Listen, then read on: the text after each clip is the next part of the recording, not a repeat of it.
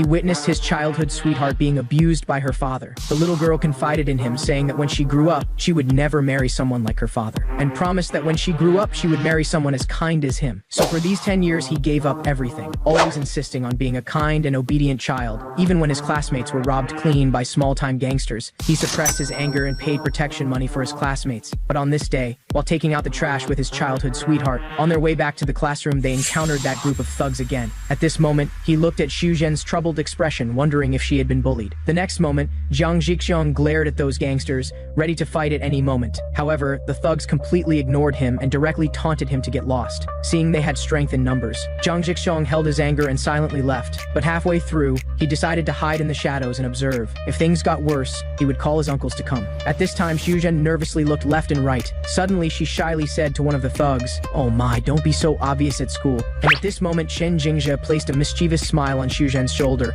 making her face turn red. Then Xu Zhen pushed him away with both hands, but they were actually teasing and playing with each other. Jiang Zixiong, hiding in the shadows, trembled. At this moment, his love for Xu Zhen seemed to completely collapse. The childhood sweetheart he had loved for 10 years now liked such a thug, and they seemed so sweet together. After returning to the classroom, he remained unsettled, looking again at the chatting Xu Zhen. Still unable to accept all this, so he shakily sent a text message to Xu Zhen. He wanted to clarify that what he saw earlier wasn't what he thought, right? Before he could finish asking, the dismissal bell suddenly rang. As he was about to leave in disappointment, suddenly Xu Zhen approached him and said, "Zixiong, we haven't walked home together in a long time." Seeing Zixiong remaining silent, she asked if something was wrong. At this moment, Zixiong suddenly stopped in his tracks. With a very depressed mood, he asked Xu Zhen, "Are you with Shen Jingjie now?" She was startled, innocently answering, "Jiang Zixiong, I was going to tell you, but in the end I don't know how it turned out this way." Instantly, Jiang Zixiong's eyes widened. "What? Xu Zhen? Didn't you like gentle and kind people?" Then Xu Zhen made an elegant turn and said, "After dating someone gentle and kind, I found it's actually not that great. Rough bad boys are more charming, Zixiong. Don't you think bad boys are cooler?" Hearing this made his face instantly turn pale, grabbing Xu Zhen's hand,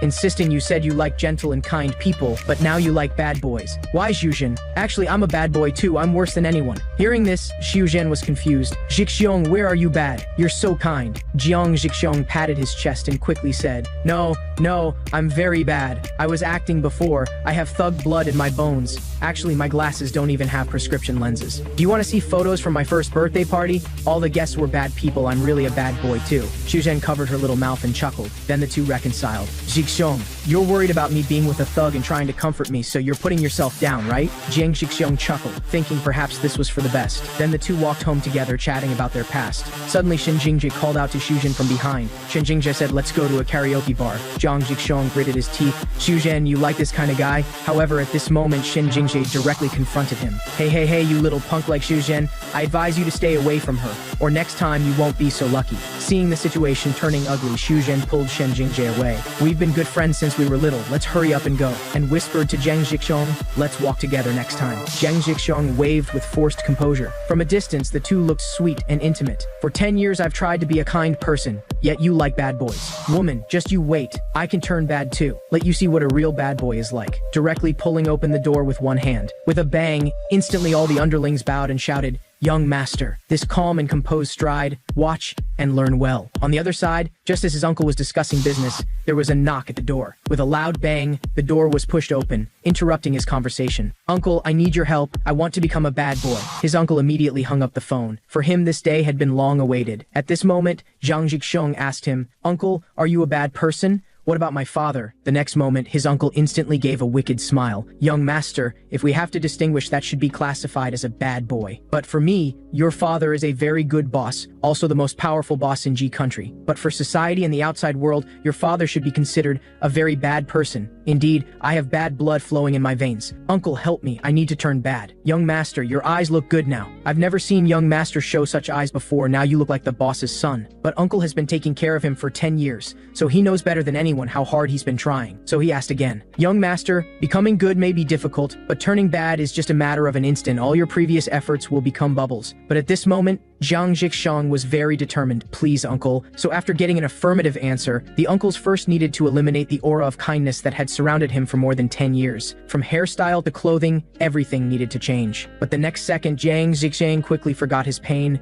and once again showed a very happy expression. So his uncle directly patted him on the shoulder and told him, from today on, you can't smile so brightly. Yes, like this. Very good, young master. From now on, you must always remain deep and mysterious. Then his uncle asked him to go back to his room and wait for a while, opening the door, looking at the public welfare awards on the wall for charity work. At this time, it reminded him again of their affectionate scene, making Jiang Zhixiang even more angry. At this time, a minion came to knock on the door. Young master, may we come in? After getting an answer, a bald man with a smile said, young master, we will make you into a fashionable man. Don't look at me like this now. My nickname used to be Whirlwind Fashion Man. Then a series of rapid transformations. Top Nike, a complete Gucci outfit, flashy gold chains. Tada, the legendary street punk appears. The uncles, seeing their young master finally getting on track, cheered inwardly. Damn, young master, so handsome. The next day, Jiang Zhixiang followed what his uncle said. Eyebrows forceful, corners of eyes raised, eyes wide open. From the moment he left the door, he had to walk with confident and imposing strides, watch and learn well, showing off like only our brother Xiong can, instantly triggering discussions among the crowd.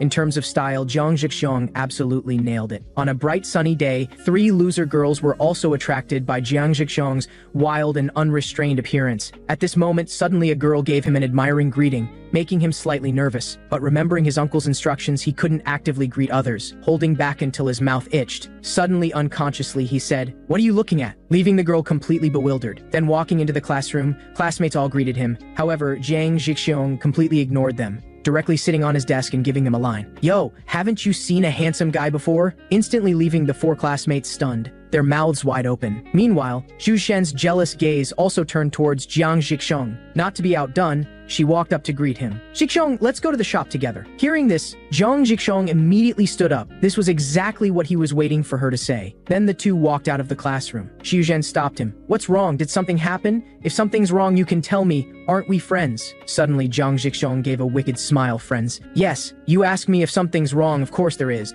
You better go to the shop by yourself. Xu Zhen was stunned, never expecting Zhixiang would reject her. Zhixiang, what's wrong with you? You seem like a completely different person. Jiang Zhixiang stopped in his tracks, turning coldly. If I don't seem like myself, that's even better. Besides, you changed first. I was the one who misplaced my feelings. 10 years ago, because of one sentence from you, my life changed. Now my life has changed again because of you. Then while skipping class, he encountered that group again, secretly observing where they would go, planning to follow them and learn. So he followed for a long way. At this time, he saw a suffocating scene. The girl directly hugged Shen Jingzhi's arm. The two seemed to have a very sweet relationship. Jiang Zhixiang immediately clenched his fists. This guy is just a jerk. Xu Zhen, is this the type of person you like? On the other side, the girl kept complaining. Jingzhi, do we still have far to walk? There doesn't seem to be any restaurant around here. Soon, Shen Jingzhi indicated they had arrived. They came to a hotel. Those who know understand. Instantly, his face turned into a wicked smile. Jiang Zhixiang, hiding in the shadows, was gritting his teeth in anger. But the girl also felt this was very inappropriate. Just as she was about to leave, Shen Jingzhi grabbed her hand, saying it would be quick. The girl yanked her hand away, telling Shen Jingzhi to handle it himself. Suddenly, Shen Jingzhi's expression changed drastically.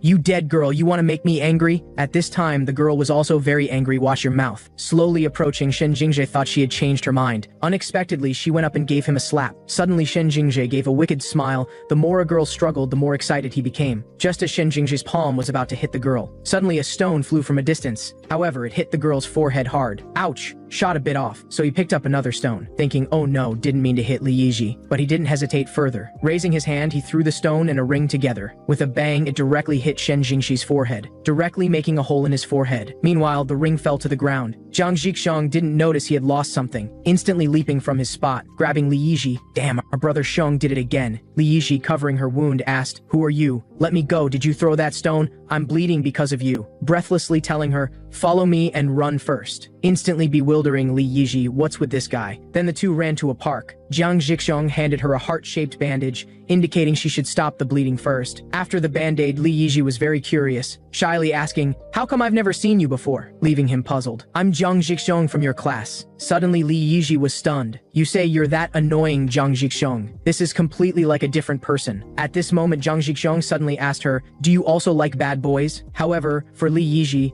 Rather than saying she liked bad boys, it's more that she was attracted by that kind of free and unrestrained charm. But she didn't expect Shen Jingjae would be that kind of person. And at this time, Zhang Zhixong began to ponder how he could be worse. Suddenly, Li Yixi's phone buzzed, trembling as she saw Shen Jingjae's incoming call. But to avoid getting involved in other matters, she also answered his call to hear what he wanted to say. On the other end, Shen Jingjae directly started cursing. Damn, who was that guy just now? I saw he was wearing our school uniform, don't try to fool me. Leaving Li Yixi's ears ringing, directly grabbing the phone and shouting back, damn it, who are you yelling at? Do you want to get beaten to death? Then with a click, she angrily hung up the phone. Who does he think he is? Jiang Zhixong was completely bewildered and gave her a thumbs up. The next moment, smiling at Jiang Zhixong, she asked if he could keep today's matter a secret. After saying this, the two planned to return to school separately. Then Jiang Zhixong went alone to the cafeteria to eat, so his two good buddies gave him strange looks, telling him his skipping class was discovered and the homeroom teacher was looking for him. At this time, the watermelon boy suddenly asked, Zhixong, why do you look like Shen Jingjae now? With a bang, Jiang Zhixong slapped the table and immediately stood up.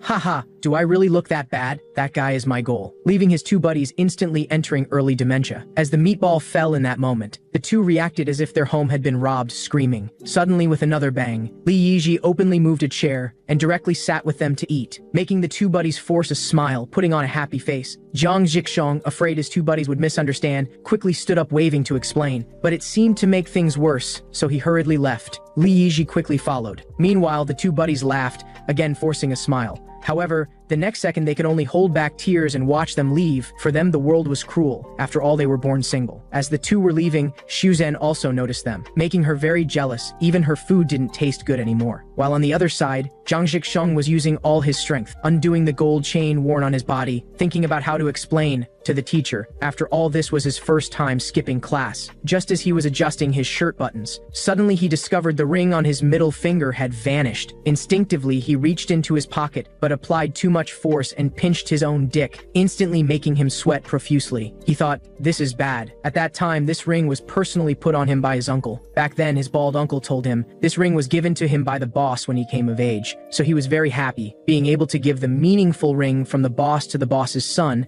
made him very happy. But when I die, you must return it to me. I want to take it to my grave. At this moment, Jiang Zhixong clutched his hair in panic. The words his bald uncle had said kept appearing in his mind. Then he ran to the classroom to search everywhere. But meanwhile, the school bully was already behind him. The bully who had been hit by the stone was looking for somewhere to vent his anger, directly giving him a kick. Good dogs don't block the way, flamboyantly flipping his hair. Seeing Jiang Zhixong's back looked very much like the person who threw the stone at him, so he went up and gave him several flying kicks. However, coincidentally, Shuzhen was in the classroom, but didn't stop Shen Jingjae. Shen Jingjae kept kicking Jiang Zhixong until he couldn't get up. Shen Jingjae still stroked his chin, very dissatisfied. Fortunately, Li Yixi called out to him in time. Shen Jingjae suddenly walked up to her, instantly showing a wicked smile, mercilessly grabbing her clothes. You think I won't hit you because you're a woman? At this time, Li Yixi looked at Jiang Zhixong again, thinking he was beaten for helping her. So she deliberately told Shen Jingjae, it was Song Zhongxi who pulled me away that day. Hearing Song Zhongxi's name made him shudder. But Song Zhongxi just wanted to sleep peacefully,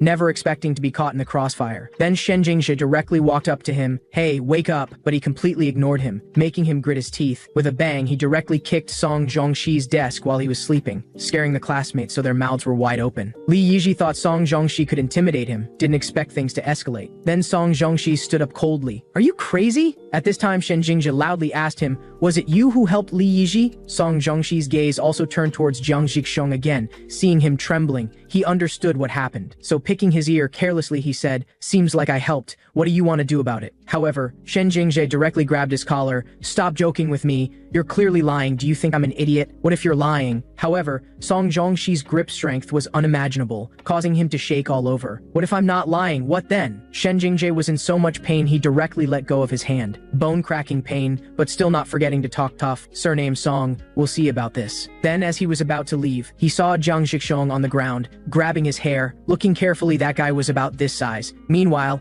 Jiang Zhixong saw the gold ring on Shen Jingjae's hand, wondering how it ended up on his hand. But Shen Jingjae thought it couldn't possibly be such a coward who did it. With a bang, he directly left. Jiang Zhixong also gritted his teeth, silently vowing, no matter what, he must get the ring back. Walking with heavy steps, he left school. After returning home, a row of uncles greeted him at the door. but seeing the young master's injured face and footprints, directly making their expressions change, Scarface Uncle shouted, "This is challenging our Fire Bear gang! Get your weapons ready to fight!" Bald Uncle had just come downstairs when he heard the commotion. At this time, Scarface Uncle told him, "Report to Big Brother, young master was beaten up outside." The gold on Bald Uncle's head exploded. "Damn it, which bastard did this? Young master, you lead the way. Exactly which guy did this?" At this time, their boss stopped them, coldly saying, "Young master is the future pillar of our gang. Young master is just starting to fight. We shouldn't intervene." Everyone instantly understood. "We weren't thinking clearly. Boss, please forgive us." They prepared to give their young master a bone-breaking devil's training, but before that, to ensure their young master wouldn't be bullied by school bullies again, they directly convened an underworld meeting. But at this time, Zhang Jixong was also shocked, never expecting that after being beaten, his uncles would care so much about him. So after everyone's discussion, Uncle Shu very seriously told Zhang Jixong, "Young master, the most important thing for you now is to develop the habit of winning. So young master, first go find someone weaker than you and beat them up." Seeing their young master very hesitant, the uncles all encouraged him, "Young master, the stronger you become, the more people weaker than you. We all came up this way." The next day, preparing to go to school. After last night's brainwashing, Zhang Jixong looked much more spirited. Suddenly at this time, Bald Uncle called out to him, making him freeze, thinking, did Uncle discover the ring was missing? At this time, Bald Uncle just told him to tuck his shirt into his pants. After Zhang Jixong tucked his shirt into his pants, he nodded with great satisfaction. Seeing the young master becoming more and more on track made him very gratified. Meanwhile, on Zhang Jixong's way to school, he increasingly let himself go, becoming someone who spat anywhere. But it seemed he never succeeded once. However, as he was feeling pleased with these attempts, suddenly Xu Zhen also passed by him. He wanted to go up and say hello, but realized the joke was on him. Xu Zhen just wanted to go to school sweetly with Shen Jingzhe, and Xu Zhen looked so happy. This made Zhang Jixong more determined to be a bad boy. And at this time,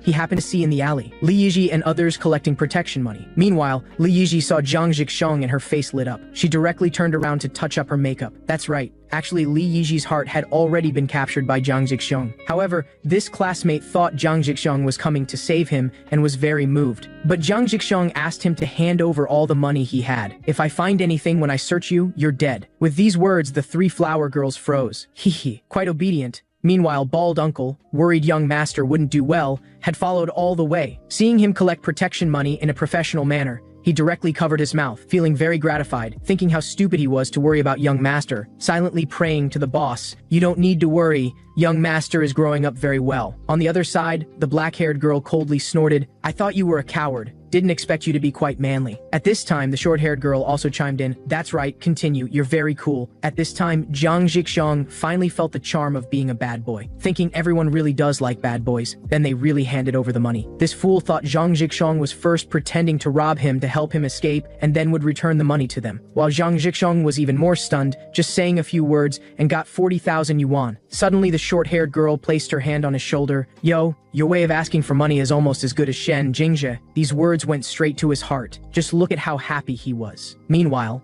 the short-haired girl proposed, "We have a total of 40,000. Let's split it evenly, 10,000 each. I don't need money." So he distributed all the money to them. And at this time, the three flower girls simultaneously invited him to eat together. This sudden invitation caught him off guard. Indeed, bad boys are more popular. However, Bald Uncle hiding behind the wall kept watching all this, again moved by it, not only naturally robbing money, but also fairly dividing it into 4 shares, silently shedding tears, as if seeing himself as a child, walking and thinking that giving his soul ring to young master was absolutely right. He, moved to a mess, suddenly bumped into Shen Jingzhe. Shen Jingzhe gave him some lip. "Hey bald guy, don't you know how to watch where you're going?" Suddenly Bald Uncle also saw the soul ring worn on his hand, wearing the same school uniform as young master, thinking, did young master lend it to him? Is he young master's friend? Instantly making his mind chaotic. And at this time, Shen Jingzhe was even more on the edge of death. "Hey bald guy, why are you staring with such big eyes?" Bald Uncle suppressed his anger, really wanting to hammer him to death with one strike, looking at the departing Shen Jingzhe. "You better not be young master's friend,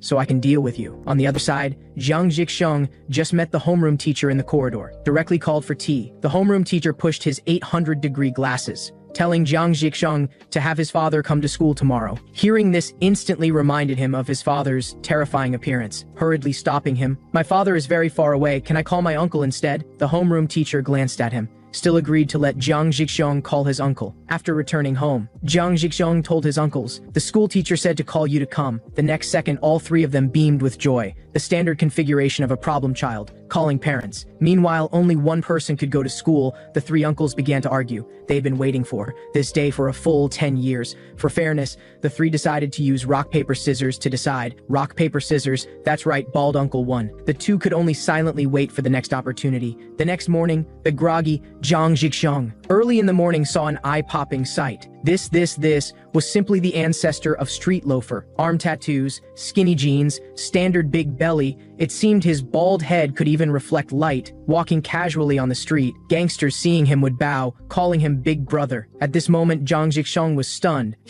Indeed, my bald uncle is still the most powerful. Suddenly, bald uncle very seriously asked Jiang Zhixiong, "Young master, have you been doing bad things lately?" Making him instantly nervous, then indicated he had practiced spitting, but wasn't very good at it. The next moment, my man bald uncle directly gave an on-site lesson. "Young master, come. Like this, open your mouth in a horizontal shape. Then with this feeling, push your tongue outward. Like this, fut through the gap in your teeth." But left Jiang Zhixiong in awe, so he immediately imitated. Fut twice, saliva spraying everywhere. Reality told him, spitting is also a kind of knowledge. Bald uncle scratched his head, looking a bit embarrassed, so patting his shoulder to comfort him, "Young master, continue practicing until you reach school." Then Jiang Zhixiong went all the way fut to the end, relying on his social bald uncle. Meanwhile, bald uncle also taught him the imposing manner of walking. Take a deep breath, chest out, breathe in again, belly in, straight waist, arms swinging, walk with bow legs, sloppy and casual. A real man should walk like this. Yes, young master, just like that. Then the two walked imposingly all the way to school. Classmates were all scared sweaty by this aura. Indeed, my social bald uncle can walk sideways anywhere, walking to the school gate then suddenly stopping. At this time asking Jiang Zhixiong, "Young master, have you taken good care of the soul ring I gave you?" Nervously answering bald uncle, "I've kept it well in my room." Suddenly bald uncle understood everything. Indeed, it was stolen. In the blink of an eye, walking into the classroom corridor, classmates all cast admiring gazes. Meanwhile, Li Yiji was also very surprised. Then,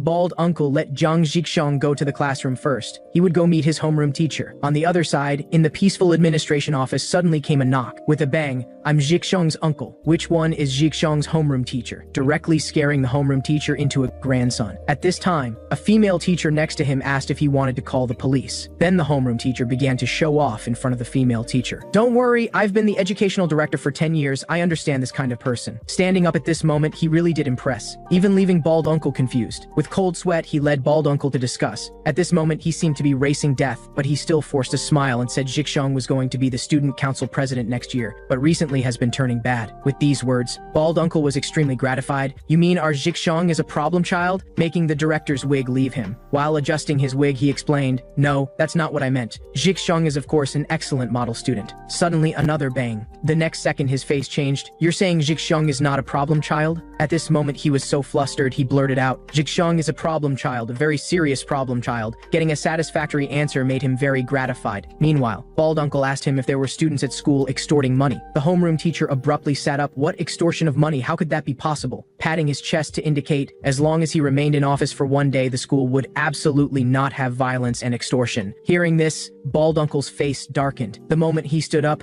the homeroom teacher thought he was going to be beaten badly. However, bald uncle didn't give him a second glance, directly turning to leave, thinking, whether when we were in school or when teachers were around, it's all the same. At this time, bald uncle was very angry, planning to take back the ring from Shen Jingzhe's hand and beat him up, strutting around looking everywhere. Coincidentally, bald uncle saw a very familiar back figure. "Hey kid, we meet again, this time you're dead." But unexpectedly, when the person turned around, it was a four-eyed nerd. Damn, making our social bald uncle a bit embarrassed. Although he was an underworld person, our bald uncle was still very polite and said sorry. Although bald uncle now just wanted to find that guy and kill him. But remembering the boss's instruction, that young master is the future pillar of our gang. Just starting to fight, we shouldn't intervene. Instantly making him rack his brains, thinking he should listen to the boss first. Walking and pondering that he shouldn't ruin young master's future with his rashness. Meanwhile, Shen Jingzhe outside the campus was living it up with his cronies. proudly looking at the shining soul ring, thinking of selling it to buy himself a car. The shrewd red-haired man immediately estimated a price of 2 million. Shen Jingjia himself hadn't expected that being hit by a stone would bring him 2 million. While on the other side, the homeroom teacher began to be a bit afraid of Jiang Zhixiong, avoiding his eyes, even when raising a hand to answer questions in class. It was as if he saw the suffocating shadow of bald uncle on Jiang Zhixiong. The homeroom teacher thought he wanted to leave, immediately smiled and indicated, "You can go out." So Jiang Zhixiong wanted to ask bald uncle about what happened, immediately calling bald uncle. However, the uncles were preparing a banquet for him, being considered a problem child by the teacher. At this time, the phone on the table suddenly rang. Scarface uncle was the first to see young master's call, immediately handing the phone to bald uncle. Bald uncle was happy the first time he received young master's call, but hearing young master was asking about the teacher's matter, so he told him not to worry, indicating he had handled everything. But hearing the word handled, Jiang Zhixiong instantly froze. Meanwhile, learning it was young master's call, Uncle Shu hurriedly urged bald uncle to let him talk to young master. The next second, Uncle Shu instantly turned black-faced. "Quick, I'll take it, hear me?" Uncle Shu ignored him, snatching his phone. "Young master, you haven't forgotten what I told you? You need to beat up someone weaker than you." So Jiang Zhixiong nervously asked, "Do I have to beat someone today?" But Uncle Shu's answer was to act immediately. Uncle Shu reminded Jiang Zhixiong again, "Make sure to find someone weaker than yourself to beat up," then directly hung up the phone, handing it back to bald uncle. Bald uncle felt very wronged, having been hung up on before he could finish speaking, thinking it was only because you're the big brother. Meanwhile, Jiang Zhixiong was no longer wasting time, so he began to search for someone weaker than himself in the hallway. But the two people before him seemed stronger than him too. He just watched helplessly as they left. He ran to the bathroom and washed his face. Just as he was at a loss, a level 70 boss suddenly appeared behind him, rolling up his sleeves. This was like an egg hitting a stone, and he was stunned with fear. Looking at the tiger-like, bear-like physique, he thought, what use is being the Fire Bear gang leader's son? Just as he was smiling bitterly, a classmate behind him poked him. "Zhixiong, you took 40,000 yuan last time, now you can return it to me." Just as he was worrying about not finding someone weaker than himself, Jiang Zhixiong grabbed his collar without hesitation, with eyes suddenly widened. "You'll be the sacrifice for my first victory." But after beating him up, he found he wasn't so happy. Instead, his heart kept pounding wildly. Afterward, he adjusted his mindset again, thinking he would gradually become bad. Before, he had tried hard to be kind for Zhuzhen to like him, but now Zhuzhen had changed her mind. When he returned home,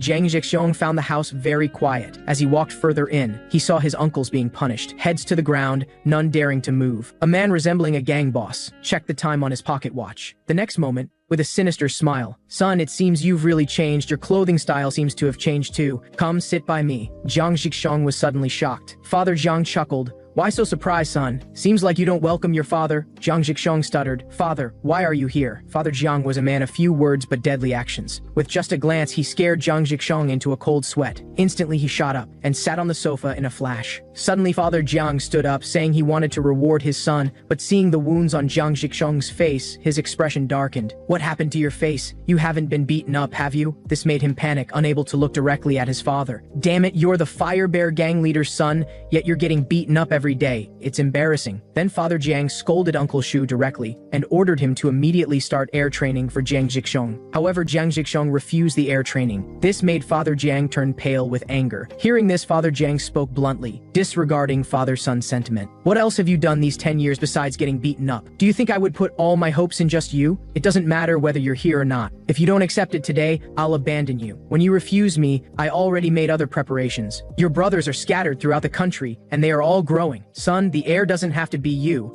I just hoped it would be you. 10 years ago you said you wanted to be a kind person for a girl, so you refused to accept air training. But I've waited for you for 10 years. You don't think you can live this luxurious life without me, do you?" After hearing this, Jiang Zhixiong was stunned. Young people are too naive, so he immediately told Father Jiang about the air training, asking for some time to consider. Father Jiang stopped in his tracks. He told him to have Uncle Shu notify him when he had made up his mind. With a thud, he fell heavily to his knees. It was unimaginable to him. Though his own father, he was too ruthless. After Father Jiang left, Uncle Shu immediately helped the young master up. Then Jiang Zhixiong walked with heavy steps back to his room and took a shower. Meanwhile, the three uncles began to discuss the next steps. At this time, Scarface uncle asked Big Brother, "Will the young master agree to accept the air training?" This question made Uncle Shu fall into deep thought, feeling they should talk to the young master first. Then he went to Jiang Zhixiong's room. Seeing the young master's helpless expression, Uncle Shu said that if the young master also accepted air training, the uncles could become his strength. As he was about to leave, he told him, "If you want to protect something,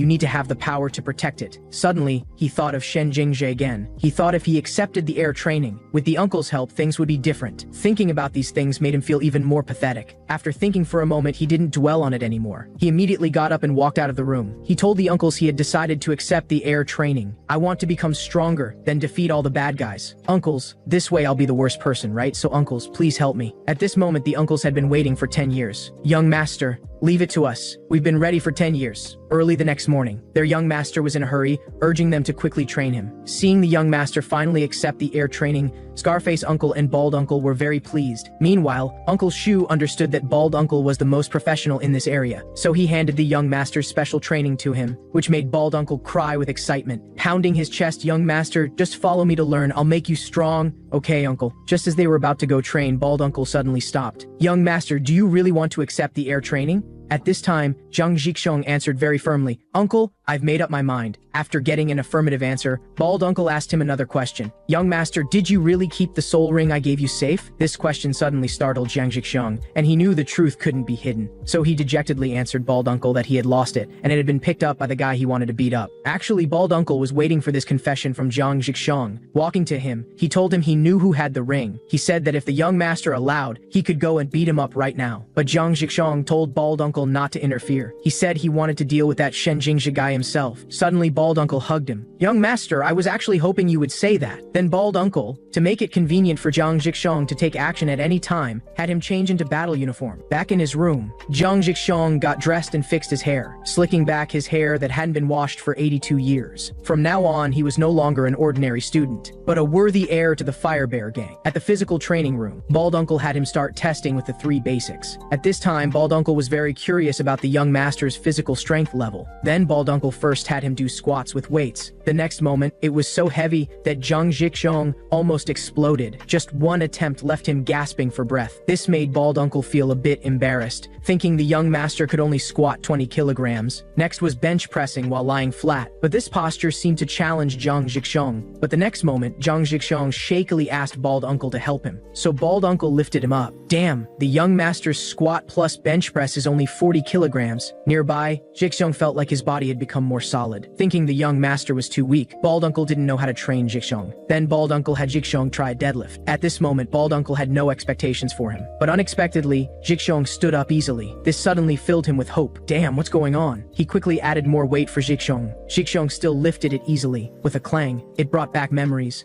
Squats and bench press together were only 40 kilograms, but his deadlift was 100 kilograms. Could it be that the young master gained this ability from helping old people lift heavy things? Then Bald Uncle said, the final test would be grip strength, competing with Zhixiong in arm wrestling. Suddenly, the uncles all gathered around to watch. With a starting signal, Bald Uncle solemnly told Zhixiong to use all his strength. With a whoosh, damn, the young master's grip strength. The other uncles thought he was going easy, but the next moment, Bald Uncle's head turned red like a walnut. Suddenly a flash of realization. Could it be that the young master's monstrous grip strength came from massaging them for 10 years? The young master's monster-like grip strength was actually trained through massage. Bald Uncle finally knew how to train Zhixiong, but he said he couldn't lose to Zhixiong, as treating a match casually was disrespectful to the opponent, so he took a deep breath using all his strength. Young master, I'm going all out. The other uncles watched in shock, but at this moment, Bald Uncle kept shouting in his heart, young master, I'm so proud of you. With a slap, that's right, Bald Uncle lost to Zhixiong. Looking at his trembling hand, the uncles slapped their foreheads. My goodness, the young master actually defeated our gang's arm wrestling champion, Uncle Zhixiong. When Zhixiong pulled him up, Bald Uncle saw the shadow of the Fire Bear gang boss in Zhixiong. If nothing else, Bald Uncle's imagination was quite impressive. Then the two men walked with manly strides to begin the next training. Meanwhile, Song Zhongxi, looking at Zhang Zhixiong's empty seat, asked Zhang Zhixiong's 2 best friends why he wasn't at school. So the 2 friends told him that there were many scary uncles at Zhang Zhixiong's door. After school, he kept wondering if something had happened to Zhang Zhixiong. Actually, Song Zhongxi was concerned about Zhang Zhixiong because of his sister. Zhang Zhixiong had helped his sister before, so that night, he went alone to Zhang Zhixiong's door. However, Spiky Uncle saw him sneaking around and thought he was sent by another gang, so he told them he was Zhang Zhixiong's classmate. The uncles immediately changed their attitude. Oh,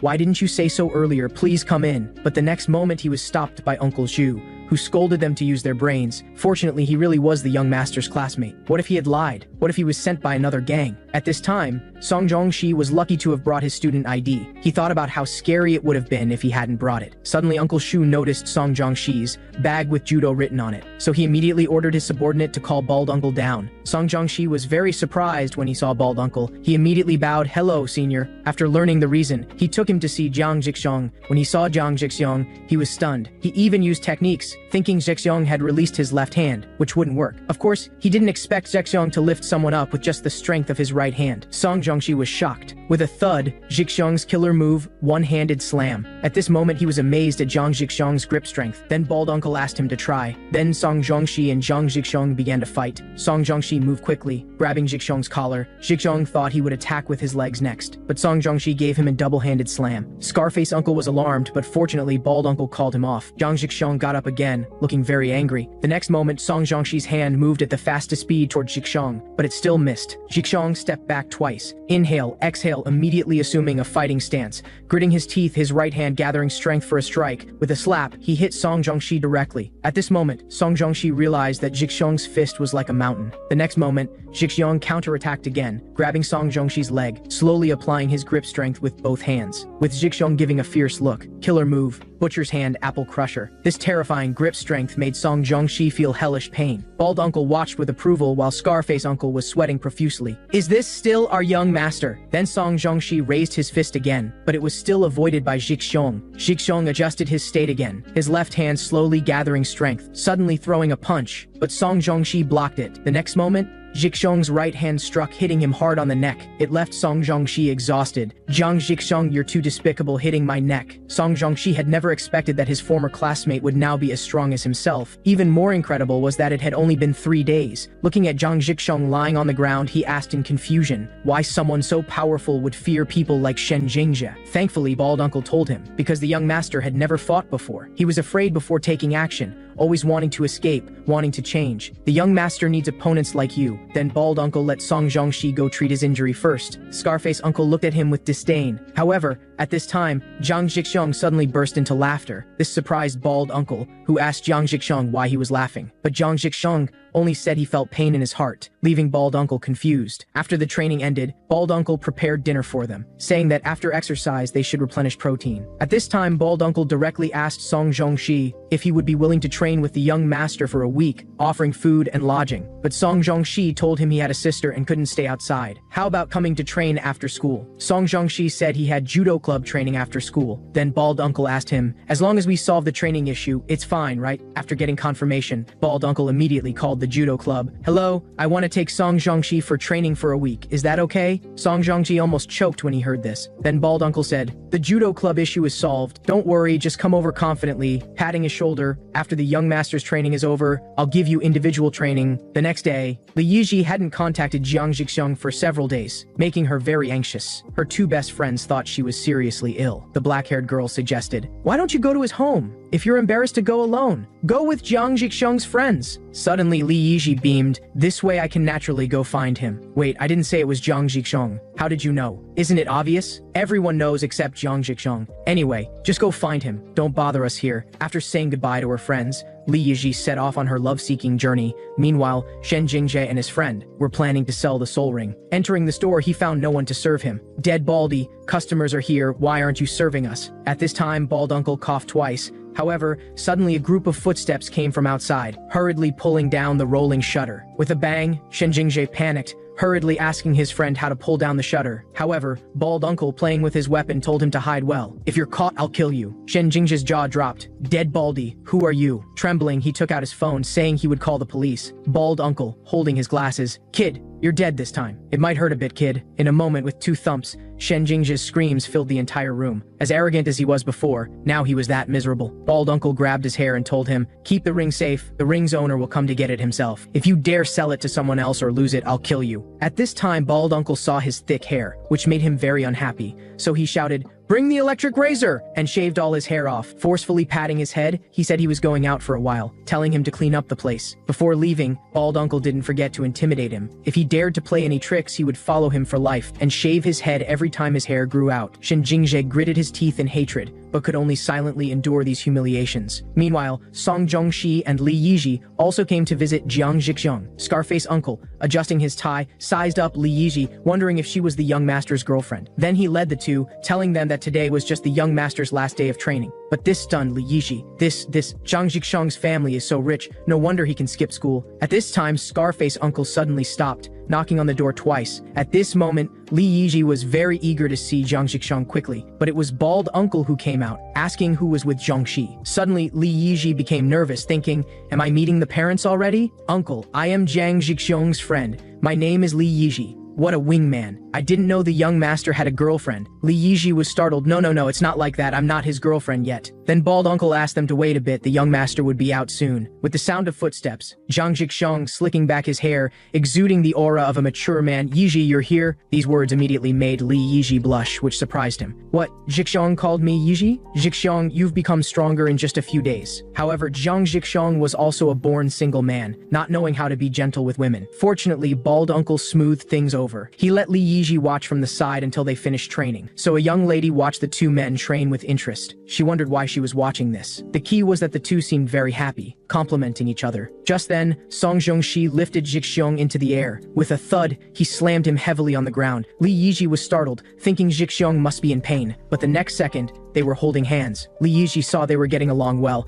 and their relationship seemed very good. She thought she felt like an outsider. The joke was on her. At this time, Jiang Zhixiong invited her to stay for dinner, again making Li Yiji blush. Okay, Zhixiong. Then the three chatted happily in the living room over drinks. At this time, Li Yiji asked Jiang Zhixiong why he wasn't at school. However, Jiang Zhixiong's answer was that he was in closed training. This made Li Yiji anxious. Training? Then why didn't you reply to my messages? Fortunately, bald uncle came to the rescue, telling Li Yiji that phones weren't allowed during closed training. Then he handed the phone to Jiang Zhixiong. Jiang Zhixiong scrolled through the messages to see what Li Yiji had sent him. At this moment, Li Yiji panicked. She panicked. Hey, are you crazy? Don't look now. Song Zhongxi covered his mouth and chuckled. Li Yiji suddenly stood up. Hey, Song Zhongxi, are you laughing at me? Bald uncle and Scarface uncle, hiding in the corner, were very pleased. This was the first time their young master had brought friends home. They hadn't seen their young master laugh so happily for a long time. After dinner, Jiang Zhixiong saw them to the door. During these days, he had also seemed very happy. At this time, bald uncle told him to rest early. Young master, you still have to go to school tomorrow. The next morning, with chirping birds, Jiang Zhixiong's aura was much stronger. Even bald uncle felt this was how the Fire Bear gang heir should be. And the moment he came down the stairs, the subordinates all shouted, "Good morning, young master!" Just at the door, 4 subordinates were ready to open it. He never did anything himself. After getting in the car, he told his subordinate, "Stop in an alley later. I need to beat someone up first." The sound of black cars rumbling filled the entire city. With a screech, the subordinate told him they had reached the alley. After getting out, Jiang Zhixiong was very pleased. He knew very well this alley was often passed by Shen Jingzhe's group. After walking a few steps, he really encountered Shen Jingzhe. Shen Jingzhe shrunk back when he saw him. However, Jiang Zhixiong smiled, thinking the opportunity had come. Now looking at Shen Jingzhe, he seemed so weak. At this time, Shen Jingzhe asked him, "What are you smiling at? I'm already in a bad mood. What the hell are you smiling at?" The two slowly approached each other, neither liking the other. Jiang Zhixiong told him to stretch out his right hand, saying he was looking for something of his. "I told you to stretch out your right hand for me to see, didn't you hear me?" Seeing he didn't speak, Jiang Zhixiong placed his hand directly on his collarbone, as his mouth coldly uttered the words, "Killer move." With a crack, Shen Jingzhe let out another scream. Suddenly, he also saw the soul ring on him. Just as Jiang Zhixiong hesitated, Shen Jingzhe gritted his teeth. "I'm already annoyed enough." With a kick, he pushed him away. "Idiot, you're provoking me too?" However, bald uncle, who had been observing from the corner, signaled to Shen Jingzhe that if he fought back, he would crack him. This confused Shen Jingzhe. Why is the dead baldy here? But then he saw the striped pattern on Jiang Zhixiong's uniform. The boy who ran away with Li Yiji also had this pattern. He finally understood everything. The ring's owner was Jiang Zhixiong, which meant the one who threw the stone at him was also Jiang Zhixiong. He thought all his humiliation was because of Jiang Zhixiong. Thinking about this, he suddenly became very angry. "I'm going to finish you," but was blocked by Jiang Zhixiong. The next moment, Jiang Zhixiong's eyes flashed, tightly gripping his fist. Suddenly another crack. Jiang Zhixiong's fighting power was off the charts. Shen Jingjae had no idea that the current Jiang Zhixiong was not the Jiang Zhixiong he knew before. Then, quickly throwing a punch. With a slap, he hit Shen Jingjae hard in the face. Jiang Zhixiong again gripped his ribs, using all his grip strength. He directly took the soul ring from his hand. "Uncle Soul Ring, I've finally got it back." At this time, Bald Uncle clapped his hands and said, "I'm truly proud of you, young master." Hearing the words young master, Shen Jingjae was even more confused. Who was this Jiang Zhixiong? Then row after row of black cars appeared at the school gate. Whoosh, whoosh, all the subordinates hurriedly got out of the cars, standing in rows at the school gate. At this time, the three flowers were shocked by this momentum, including Jiang Zhixiong's two best friends, thinking some big leader was coming. Even the guidance counselor was trembling with fear. With a click, the moment he got out of the car, Jiang Zhixiong looked at everyone coldly and arrogantly. Suddenly, all the subordinates bowed and shouted, respectfully seeing off the young master. As soon as he reached the school gate, the subordinates had already lined up. Just from his walking posture, you could tell he was extraordinary. In an instant, all the subordinates bowed and shouted respectfully seeing off the young master, but he didn't expect that. As soon as he walked into the classroom, all the classmates were discussing how his previous kindness was all an act. Even his childhood sweetheart was saying he was a liar. At this moment, Jiang Zhixiong was stunned, making him very agitated. His former classmates now made him feel sick to his stomach. This reminded him of what Uncle Shu said, becoming good is difficult, but becoming bad is just a moment's work. Now he understood that he had thought Uncle's words were too simple. Just then, he met his best friends of 10 years in the hallway. When he went to greet them, however, his friends now looked at him with fear. They walked right past him,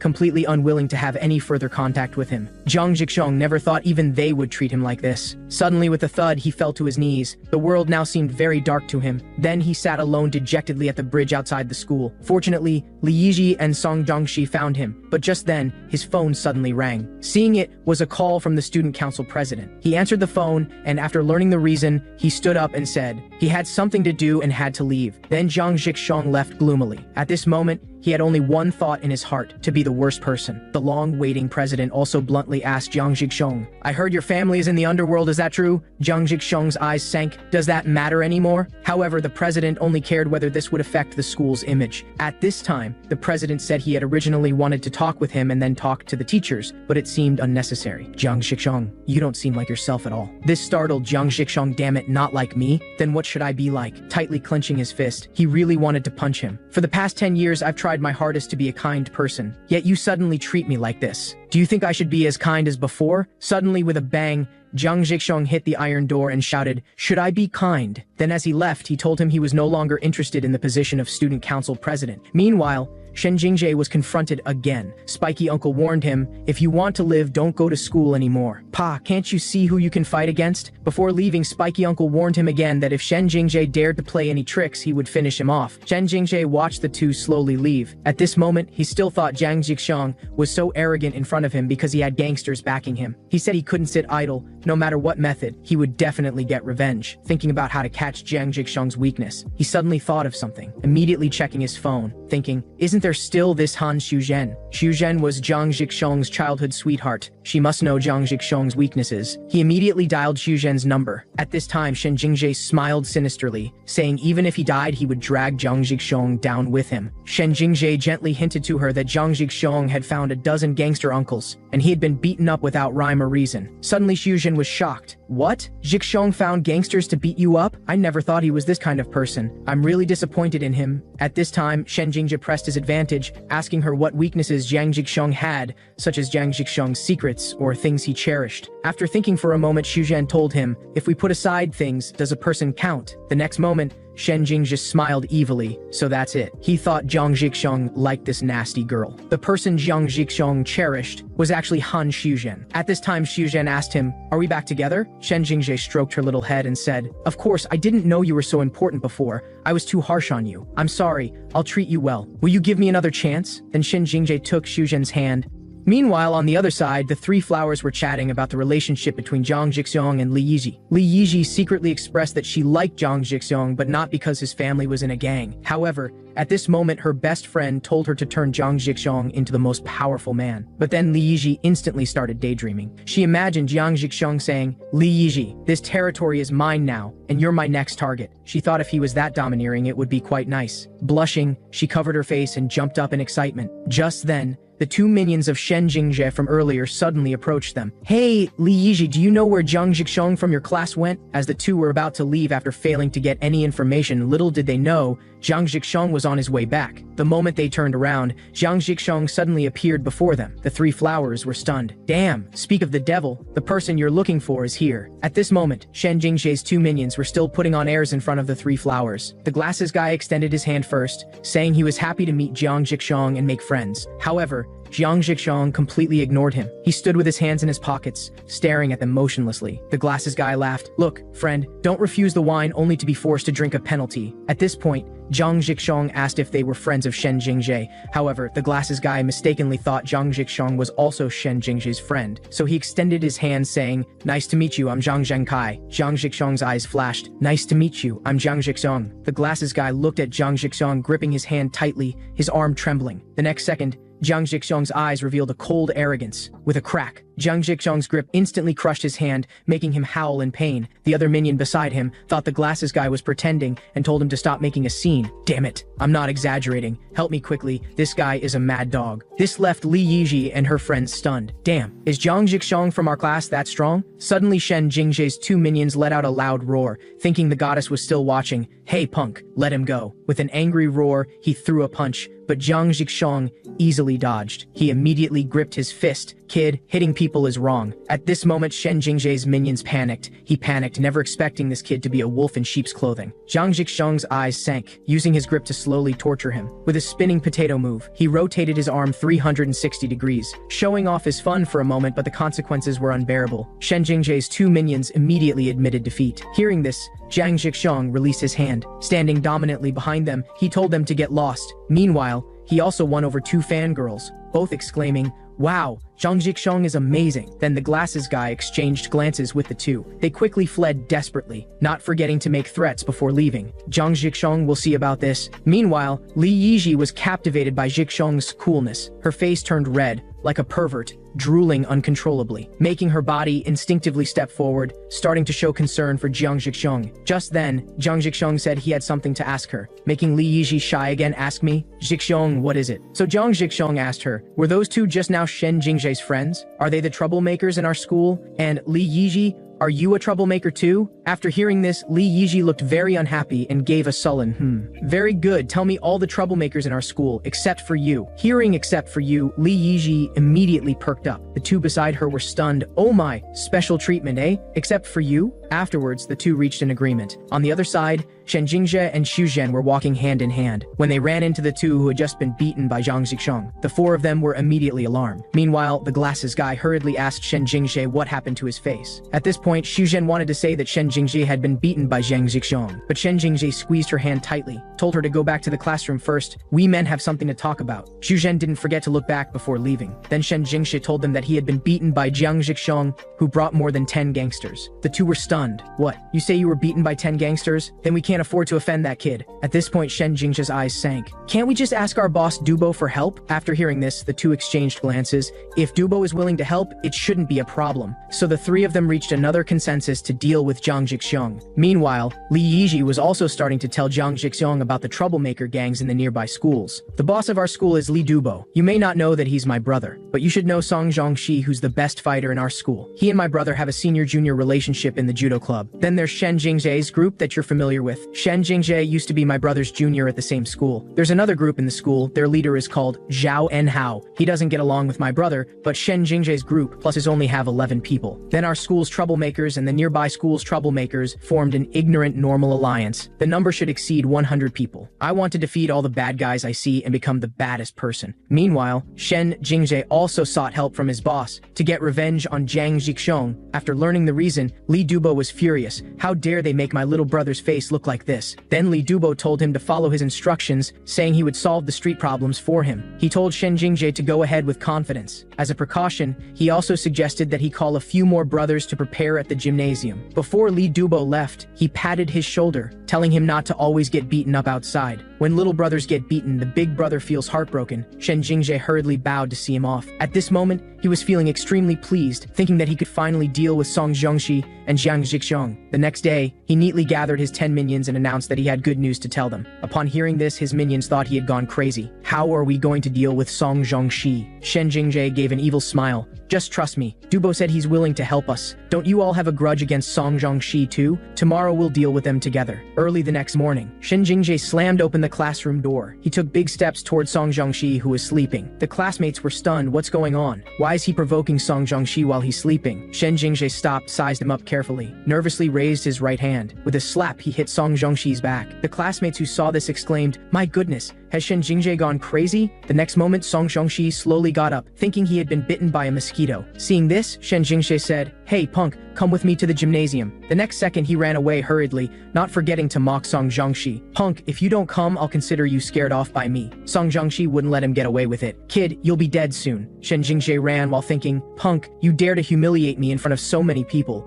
Song Zhongxi, you've messed with the wrong person this time." Then he ran panting to the sports field. Looking back, he found that Song Zhongxi hadn't followed yet, so he told his minions to prepare first. Let's beat him together in a bit. At this point, he saw Dubo. What surprised him was that Li Dubo had also brought people from the Ignorant Normal Alliance. Wujin School's Huang Dazhuang, Jilan School's Li Dubo, Mojin School's Tao Yuan, Changnan School's Park Mingjun. 4 school bullies appeared one after another, so Shen Jingjae became increasingly confident and called out Dubo. Li Dubo blinked, indicating that he should go ahead with confidence. On the other side, Song Zhongxi had also arrived at the gymnasium. The moment he pushed the door open, Song Zhongxi looked at him with disdain. After the two exchanged glances, Shen Jingjae asked with a grin, "Brothers, are you ready?" He pointed directly at Song Zhongxi and said, "Go, brothers, take him down." However, his so-called brothers didn't move. They looked at him blankly. "Why aren't you going first? Hey, what's going on? Why aren't you acting? What are you trying to do?" At this point, Song Zhongxi was already approaching step by step, just as Shen Jingjae was shouting, "Punk, I told you not to come any closer." Song Zhongxi's eyes sank, his back foot instantly exerting force. His left hand quickly clenched into a fist to buffer the force. With a bang, Song Zhongxi's fist, as heavy as a mountain, landed directly on his face. The next moment, Shen Jingjae's screams echoed throughout the gymnasium, making him slide across the floor. The floor was even scraped into sparks by him. He only managed to stop at the center of the gymnasium. This made the rest of the minions panic, all showing expressions of despair. However, Song Zhongxi looked at them expressionlessly as if they were a bunch of clowns. The 3 school bullies were alarmed after seeing this. Damn, he's simply a monster. At this point, Shen Jingjae was still shouting, "Punk, you're going down soon," still being so arrogant. At this point, Shen Jingjae hurriedly called out, "Dubo," and Dubo on the side pretended not to hear or see. Shen Jingjae panicked. "Dubo, didn't you say you would help me?" Suddenly the back door banged, making Shen Jingjae pale. "Jiang Zhixiong, why are you here?" Jiang Zhixiong told him arrogantly, "I came to deal with you personally." Upon hearing this, Shen Jingjae began to look around. Why aren't any of you helping me?" It instantly made him think, what's going on? Something must have gone wrong. Jiang Zhixiong is here too. Could it be? No, it can't be. "Dubo, what's going on? Say something." At this point, Jiang Zhixiong told him to stop talking nonsense. "Or are you afraid?" Shen Jingjae snorted. "What fear? You're just a waste who calls in gangsters to help when fighting." The next moment, he rolled up his fist. "Punk, what are you so arrogant about?" Whoosh! He rushed past Song Zhongxi like the wind, instantly jumping up. "Damn, don't think I won't hit you just because your family is connected to the underworld." But his fist was instantly dodged by Jiang Zhixiong, who then locked onto his ribs using his grip with an iron hand technique. Crack! Jiang Zhixiong made him experience what unbearable pain was like again. But this time, Shen Jingjae broke free from Jiang Zhixiong's attack and began to jump back hurriedly. Shen Jingjae adjusted his state again and pounced toward Jiang Zhixiong, gritting his teeth, slowly building power in his left hand. "Jiang, I'm left-handed." Whoosh whoosh, still dodged. Jiang Zhixiong even taunted, "Kid, too slow." The next second, Jiang Zhixiong's eyes turned white, instantly locking onto his arm. Grabbing his arm, his eyes glowing, he began to use his terrifying grip. Swaying, Shen Jingjae panicked, but Jiang Zhixiong with a grip cracked his arm into a twisted pretzel, making his face contort in pain, unable to even call for his mother. At this point, Jiang Zhixiong really didn't want to see his face anymore, so he gave him another hit. At this point, Shen Jingjae's neck should be broken. The 2 school bullies exclaimed after seeing this, so he's the heir of the Fire Bear gang, quite skilled. And on the other side, Shen Jingjae slowly got up again, fumbling for something. Slash, he took out a dagger. "Jiang Zhixiong, this was originally meant for Song Zhongxi, but it's your honor." Jiang Zhixiong was shocked. "Damn, you're going too far using a knife." But at this point, Shen Jingjae didn't care about these things, laughing maniacally. "Jiang Zhixiong, are you afraid? You should be. This is your true face." Suddenly, Shen Jingjae jumped directly, pouncing on Jiang Zhixiong like a mad dog. Just then, a microphone sound suddenly came from inside the gymnasium. Everyone turned to look and saw 2 other students kneeling there with shaved heads. That's right, the one on the podium was none other other than my social bald uncle. Shen Jingjae saw this, and his scalp went numb, thinking, why is it this bald guy again? And the bald uncle told him to put down the weapon before fighting. The bald uncle saw that he didn't react. He said if he didn't put down the weapon, he would go over and kill him. Hearing this, Shen Jingjae trembled all over. The fear of being dominated by the bald uncle was deeply ingrained in his heart. Clang, he threw the weapon on the ground. Then the bald uncle told them to continue fighting. However, at this point, Shen Jingjae said it wasn't fair. My nasal bone has been broken by Song Zhongxi. Hearing this, Zhang Jixong told him to wait. Then he asked Song Zhongxi to punch him the same way he punched Shen Jingjae. Song Zhongxi also very neatly rolled up his fist. This is the first time I've heard such a request. Bang, with this punch, Zhang Jixong's jaw should be dislocated too. This made the bald uncle terrified, and Shen Jingjae was surprised by this action, thinking that this waste was quite fierce. Wuzhen School's Huang Dashuang thought Zhang Jixong was more suitable to be the boss. At this point, the bald uncle and Li Dubo exchanged glances. The two nodded very tacitly, as if everything was planned by them. On the other side, Zhang Jixong didn't want to waste any more time, wanting to end this battle quickly. At this point, Shen Jingjae still thought Zhang Jixong was going to grab his ribs again. He thought as long as he kept his distance from Zhang Jixong couldn't do anything to him. But Zhang Jixong just exerted force with his left foot on the ground, flying up like Superman. Hey kid, see where you can run! Before Shen Jingjae could react, Zhang Jixong had already pounced on him. The next second, Zhang Jixong became ferocious. Kid, you're dead this time. But their posture seemed somewhat familiar. Even the bald uncle was watching intently, thinking he hadn't taught the young master ground techniques yet. Meanwhile, the two school bullies were also confused. Why didn't he attack when he was in an advantageous position? At this point, Zhang Jixong had no idea what to do next. Shen Jingjae kept shouting, Zhang, didn't you say you would fight fair and square? Just then, Zhang Jixong no longer cared about anything else, directly using all his grip strength. The next moment, Shen Jingjae's wrist turned blue from being squeezed. His face was full of pain, as if he was being choked. At this moment, Zhang Jixong seemed to have completely lost his rationality. Seeing Shen Jingjae's face repeatedly reminded him of Shen Jingjae and Shuzhen's intimate actions. 10 years of effort to be kind only to be met with Shuzhen saying she liked bad boys. At this moment, Zhang Jixong could no longer hold back, making him feel it wasn't worth it. At this point, Shen Jingjae kept telling Zhang Jixong to stop, telling him his arm might break. At this point, Zhang Jixong gave an evil smile. I can't stop now. The next moment, he rolled up his fist, his eyes turning white. Bang, one punch. Bang bang, two punches. Bang bang bang, three punches. Crying while beating, shouting, weren't you very tough before? Hey, don't think I'll stop beating you just because you've lost consciousness. Fortunately, Song Zhongxi called him to stop in time. Otherwise, Shen Jingjae would have been finished. Park Mingjun watched with satisfaction. This man beat his enemy, but he's in pain himself. Perhaps there's a hidden story. Nearby, Tao Yuan laughed and added, hidden story? I think he's just a psycho, as brutal as his father. However, at this point, Shen Jingjae's two minions suddenly began arguing over who would become the new boss. Hearing this, Zhang Jixong became angry. He turned his head and gave them a look, telling them that from today he would deal with all of them. Then, the vast gymnasium suddenly became very quiet. At this point,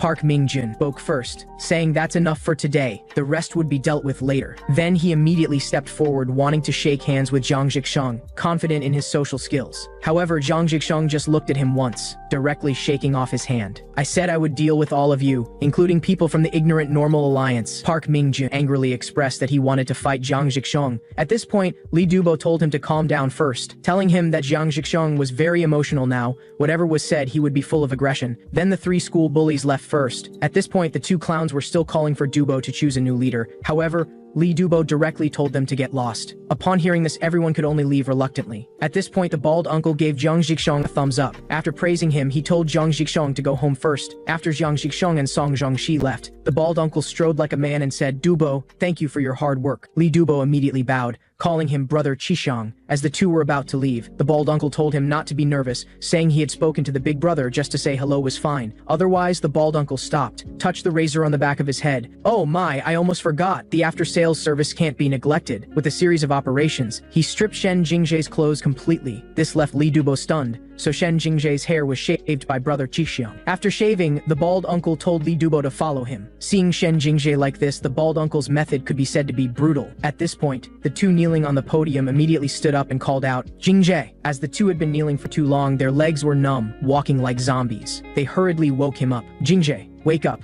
We've been tricked. When he woke up, he found his body completely naked. He gritted his teeth, never expecting to suffer such humiliation. He became very agitated. Damn it, bald bastard. At this moment, Shen Jingji finally understood that he had been tricked. He was the only one who didn't know all this. They had all colluded against him, those friends he once trusted, and Dubo, whom he trusted like a brother. He thought they had conspired to make a fool of him. The next moment, Shen Jingji laughed. The two brothers beside him thought he had gone crazy. Damn it, they've messed with the wrong person. Do they think it's over after playing me? This is even better. I will have my revenge. I will kill all of them. I've got nothing to lose anyway. I'll show them how terrifying a person with nothing to fear can be. However, on the other side, the news of Jiang Zhixiong defeating Shen Jingji had spread throughout the school. Meanwhile, the information of Jiang Zhixiong declaring war on the ignorant Normal Alliance also spread quickly. Of course, the Firebear gang was no exception. They definitely had to congratulate Jiang Zhixiong on becoming the new generation boss. Meanwhile, the bald uncle told Li Dubo to take this opportunity to greet the brothers, so he called out with sweat all over. Nice to meet everyone, I'm Li Dubo. This scared him quite a bit, and on the other side,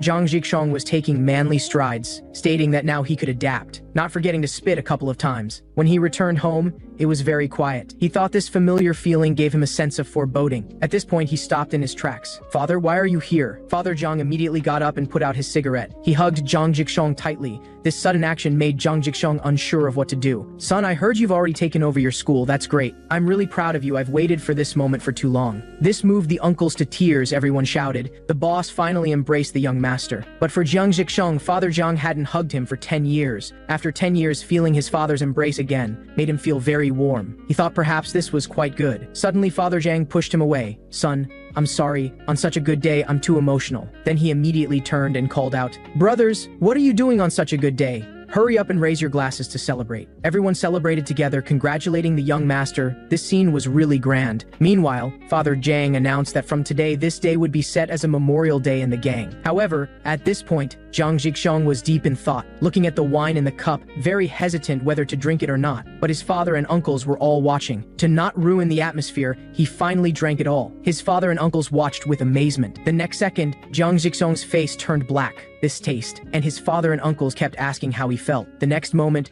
Jiang Zhixiong regretted it. This tastes terrible. Why do you drink this? Upon hearing this, the three uncles immediately showed unhappy expressions. At this point, Father Jiang pointed at him and laughed. Son, it's supposed to taste like this, just like life. This is your first time drinking, so your father specially prepared it. Ha ha ha, the son of a gangster actually doesn't like to drink. The wine I asked you to drink is worth 20 million. The rest of you enjoy. Hearing this, the minions were embarrassed, all expressing, thank you, boss. Then Father Jiang didn't say more, saying he was going out for some air, telling them to continue playing. At this point, he patted Jiang Zhixiong's shoulder. Seeing his son able to follow the right path made him very satisfied. Jiang Zhixiong saw his father and uncles seemed to be discussing him, making him curious about what his father meant. After going outside, Father Jiang said he was in a good mood today. He wanted to reward Uncle Shu properly. However, just then, a minion coming down from the car. Boss, why did you come out so quickly? Father Jiang told him he would go back in later, also asking him to go in for a drink. But Li Shiwan immediately bowed. I don't need to. I still have to drive later. You have fun, boss. After Father Jiang went in, Liang Zaishu gave him a glance. Suddenly, Li Shiwan smiled evilly. It seems the slap you got is healed. Uncle Shu's face turned black, but he completely ignored him.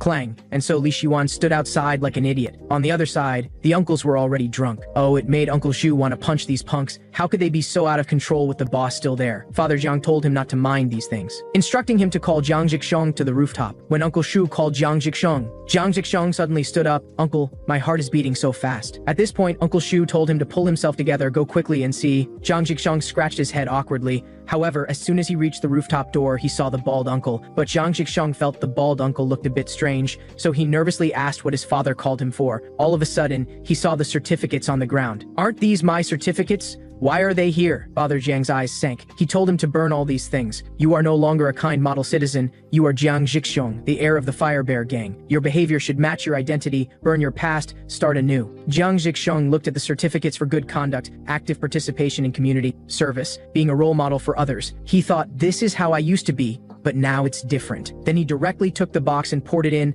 I must make a change. Father, am I doing the right thing? Father Jiang hugged him. You've done something very difficult. I'm really proud of you, son. After Father Jiang left, he became very confused, thinking perhaps this is what a filial son should do. At this point, Li Yiji suddenly called him. So late and Yiji is calling me. He immediately went downstairs and looked around to see if the uncles were asleep, thinking everything was fine. However, a shadow stood behind him. Young master, so late, where are you sneaking off to? Jiang Zhixiong told the uncles with sweat all over that he was going to meet a girl. Upon hearing this, the drunken uncles immediately pricked up their ears. Even the bald uncle kindly asked Jiang Zhixiong if he had a girlfriend. At this point, the drunken uncles hearing it was the young master's girlfriend all got excited. The uncles all expressed that they wanted to teach Jiang Zhixiong dating skills. The next moment, Jiang Zhixiong ran away. It's like a bunch of single dogs teaching another single dog. Just as he got outside, he was blinded by a bright light. Li Yiji was sitting on a small moped asking Jiang Zhixiong if she looked cool. However, it shocked him, thinking Li Yiji's moped was stolen and she was driving without a license. After Li Yiji explained to him,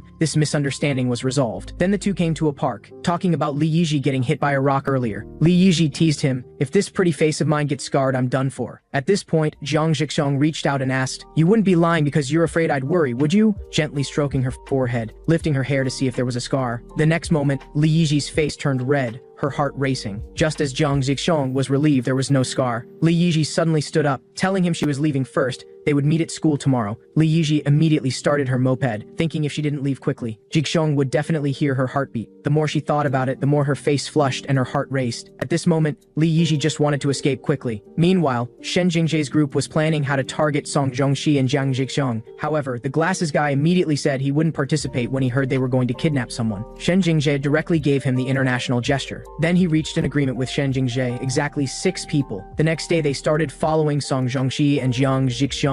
At this point, Song Zhongxi and Jiang Zhixiong suddenly stopped, scaring the three with sweat all over, thinking they had been discovered. However, they just wanted to buy something to bring back for the sister to eat. When Duan saw her brother return, she quickly threw herself into her brother's arms. After explaining everything, the two said goodbye and left. Little did they know that Shen Jingjae and his 3 men hiding in the dark had already started calculating how to kidnap his sister. Unexpectedly, following Duan, they encountered Jiang Zhixiong, thinking if they dealt with Jiang Zhixiong first, then took Duan with them to teach her a lesson too. Just thinking about it made him excited. He immediately told his brothers this was a good opportunity to kidnap both of them, but the others immediately objected. Kidnapping Jiang Zhixiong was one thing, but kidnapping a little kid was going too far. All expressed they couldn't do it. This angered Shen Jingjae, who shouted, bunch of cowards, I want to beat up Song Zhongxi too, but the 6 of us simply can't beat him. That's why I came up with this strategy. It made him grit his teeth, thinking unless Song Zhongxi suddenly became lame. However, Song Zhongxi had just finished training his legs. He was limping back on the road. At this very moment, he was spotted by this bastard, who hurriedly called Shen Jingjae to come look. Shen Jingjae looked. Oh my, it really is Song Zhongxi. But why is his leg lame? The next moment, Shen Jingjae laughed. He laughed, heaven is helping me. Is it God telling me to go deal with Song Zhongxi? Brothers, I'll listen to you. Let's not touch that little girl. Let's go deal with Song Zhongxi directly. Come on, brothers. Then everyone began picking up their weapons. Swagger, walking on the street,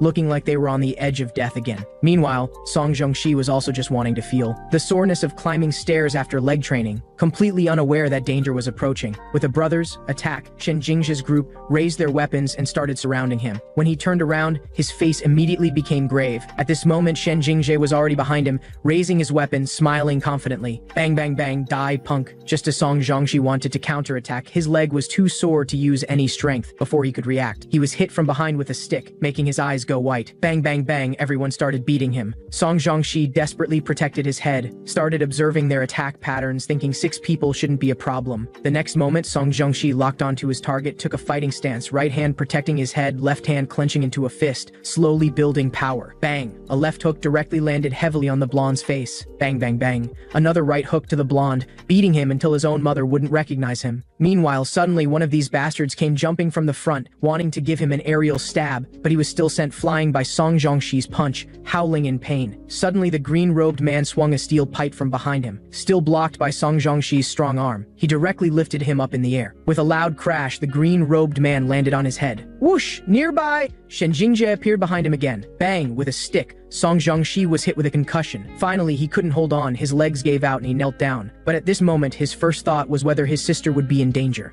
After falling down, his legs no longer had any strength, and he could only let them beat him. After a while, Shen Jingjae told him to tie up Song Zhongxi and carry him to the car. Then the men efficiently stuffed him into the car. Meanwhile, Doan and Jiang Zhixiong were just on their way back. At this moment, Doan asked Jiang Zhixiong to look over there, as it seemed like there had been a car accident. Looking carefully, it was actually her brother. Doan immediately burst into tears, thinking her brother had been hit by a car. Jiang Zhixiong roared loudly, "Shen Jingji, you bastard, you're dead this time." Shen Jingji directly gave him an international hand gesture. Jiang Zhixiong slowly comforted Doan, telling her not to worry. "I will definitely bring your brother back safely." He never expected that Shen Jingjae would now start committing crimes, so he hurriedly went home to call his uncles, saying he needed their help. But because today was a dinner gathering, the uncles were already drunk. At that moment, he saw Uncle Zhu sitting on the sofa, but after calling him several times there was no response, so he reached out and pushed him a little, and Jiang Zhixiong was stunned. Uncle Zhu had fallen asleep. He began to look around to see if Bald Uncle was there. However, Bald Uncle was sleeping soundly. Then Jiang Zhixiong decided not to disturb them anymore, thinking it would be better to call the police. Just as he was dialing the police uncle's number, Xu Zhen suddenly called him. He immediately answered the phone asking where Xu Zhen was. However, the voice on the other end was Shen Jingjae. Shen Jingjae was very smug. "Hello, can't you recognize my voice? I'm Shen Jingjae. If you want to see Xu Zhen, then come quickly, I'll send you the address. Also, if you dare to bring your uncles or call the police, watch out for Xu Zhen's life." After saying that, Shen Jingjae hung up the phone,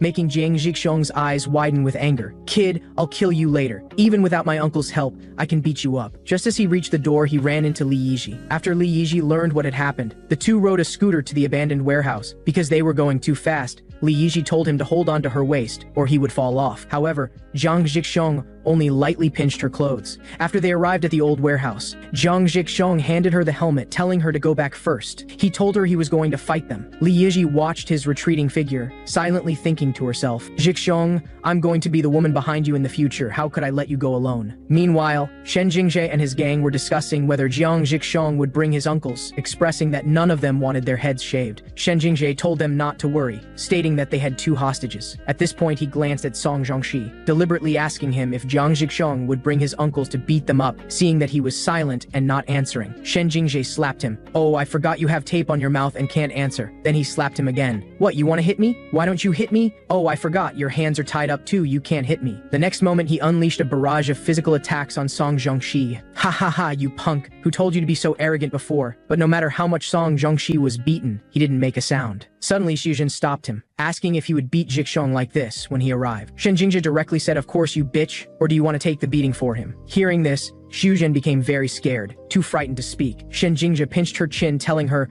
"You're just bait. If you talk too much, I'll beat you too." At this moment, she hoped Jiang Zhixiong would come quickly to save her, thinking to herself how much she hated bad people now. Meanwhile, Yellow Hair asked him what they would do if that dead Baldy came. Shen Jingjae gave an evil smile and told them not to worry, saying that there was an older guy outside waiting to help them. At that moment, a dark shadow suddenly appeared. Jiang Zhixiong arrived at their door with murderous intent, saying, "Kid, you're dead this time." When Xu Zhen saw Jiang Zhixiong, her eyes lit up. At the same time, Shen Jingjae ordered his minions to take him down. The minions laughed. "Do we all need to fight him together?" Yellow Hair said he alone was enough to handle Jiang Zhixiong. Just as Jiang Zhixiong was getting into his fighting stance, Yellow Hair was already coming straight at him with a swift strike, but Jiang Zhixiong dodged. Jiang Zhixiong immediately stepped back, one hand grabbing his arm, his right leg starting to apply force, his right knee striking directly into Yellow Hair's face, just as Yellow Hair's nose was bleeding. Jiang Zhixiong grabbed his hair, telling them to release Xu Zhen and Song Zhongxi. Otherwise, he would rip Yellow Hair's scalp off. But Shen Jingjae and his gang didn't move at all. So Jiang Zhixiong forcefully pulled out Yellow Hair's hair and threw him to the side. "Damn it, I almost forgot, you guys have no loyalty. You don't care if your friend's scalp gets ripped off, then I'll deal with all of you." Shen Jingjae laughed loudly. "If you don't have those thug uncles backing you up, you're nothing, you're just all talk. Not counting Li Guangyu, we still have 5 people, can you beat us all?" Jiang Zhixiong's eyes darkened, thinking he needed to find a way to take down Shen Jingjae first. With a roar, he began to jump, but he didn't expect Shen Jingjae to dodge his attack. Shen Jingjae returned with a series of punches. However, at this moment,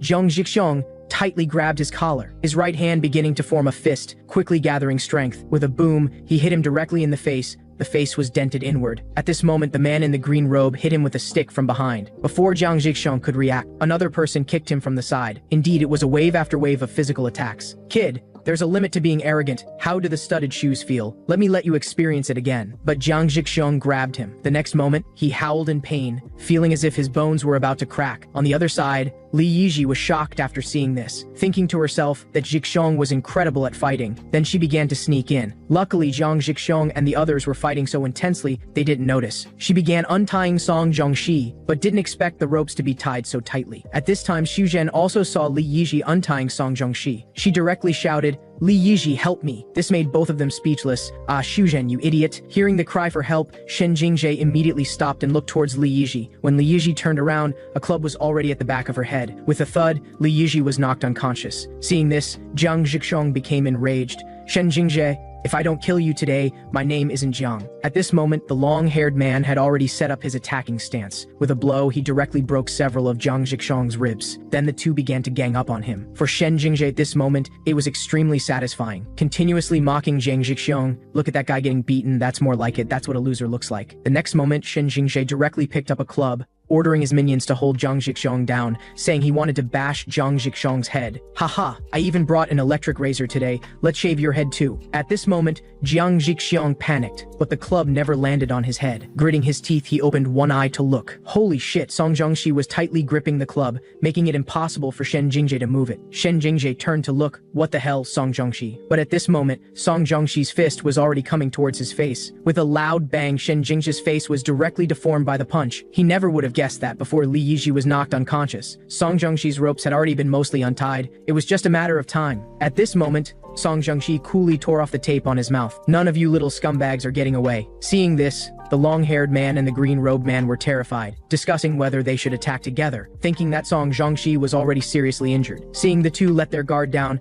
Jiang Zhixiong broke free and struck back. At this time, Song Zhongxi told him that he would handle things here, asking him to help Han Shizhen untie her bonds and then call an ambulance for Li Yiji. Meanwhile, Shen Jingjie and his gang said they would fight to the end today. However, on the other side, Han Shizhen directly threw herself into Jiang Zhixiong's arms. This instantly made Li Yiji's jealousy soar. Hey Zhixiong, my forehead is still bleeding." After Jiang Zhixiong comforted the two, he immediately joined Song Zhongxi in battle, saying, "Let's finish this quickly." Song Zhongxi smiled slightly. "Alright, but those guys all have weapons. It won't be easy to deal with them, can you handle it?" Jiang Zhixiong immediately stated, "Of course. These trash are done for." With Shen Jingjie's loud shout, "You punk, still so arrogant, brothers, let's start hunting." At this moment, Song Zhongxi was shocked, thinking Jiang Zhixiong was amazing, creating his own moves based on explosive power and grip strength in such a short time. This made the two punks completely panic. His strength rivaled Song Zhongxi's. Meanwhile, Jiang Zhixiong said his arm felt hot, like his clothes were too tight. But this feeling wasn't unfamiliar to him, and the sting was familiar. Jiang Zhixiong began to slowly unbutton his sleeve. In the past, when he often massaged his uncles, every night before sleep, his arms would feel pain. The pain from massaging was enough to make him forget the pain of growing up. This punk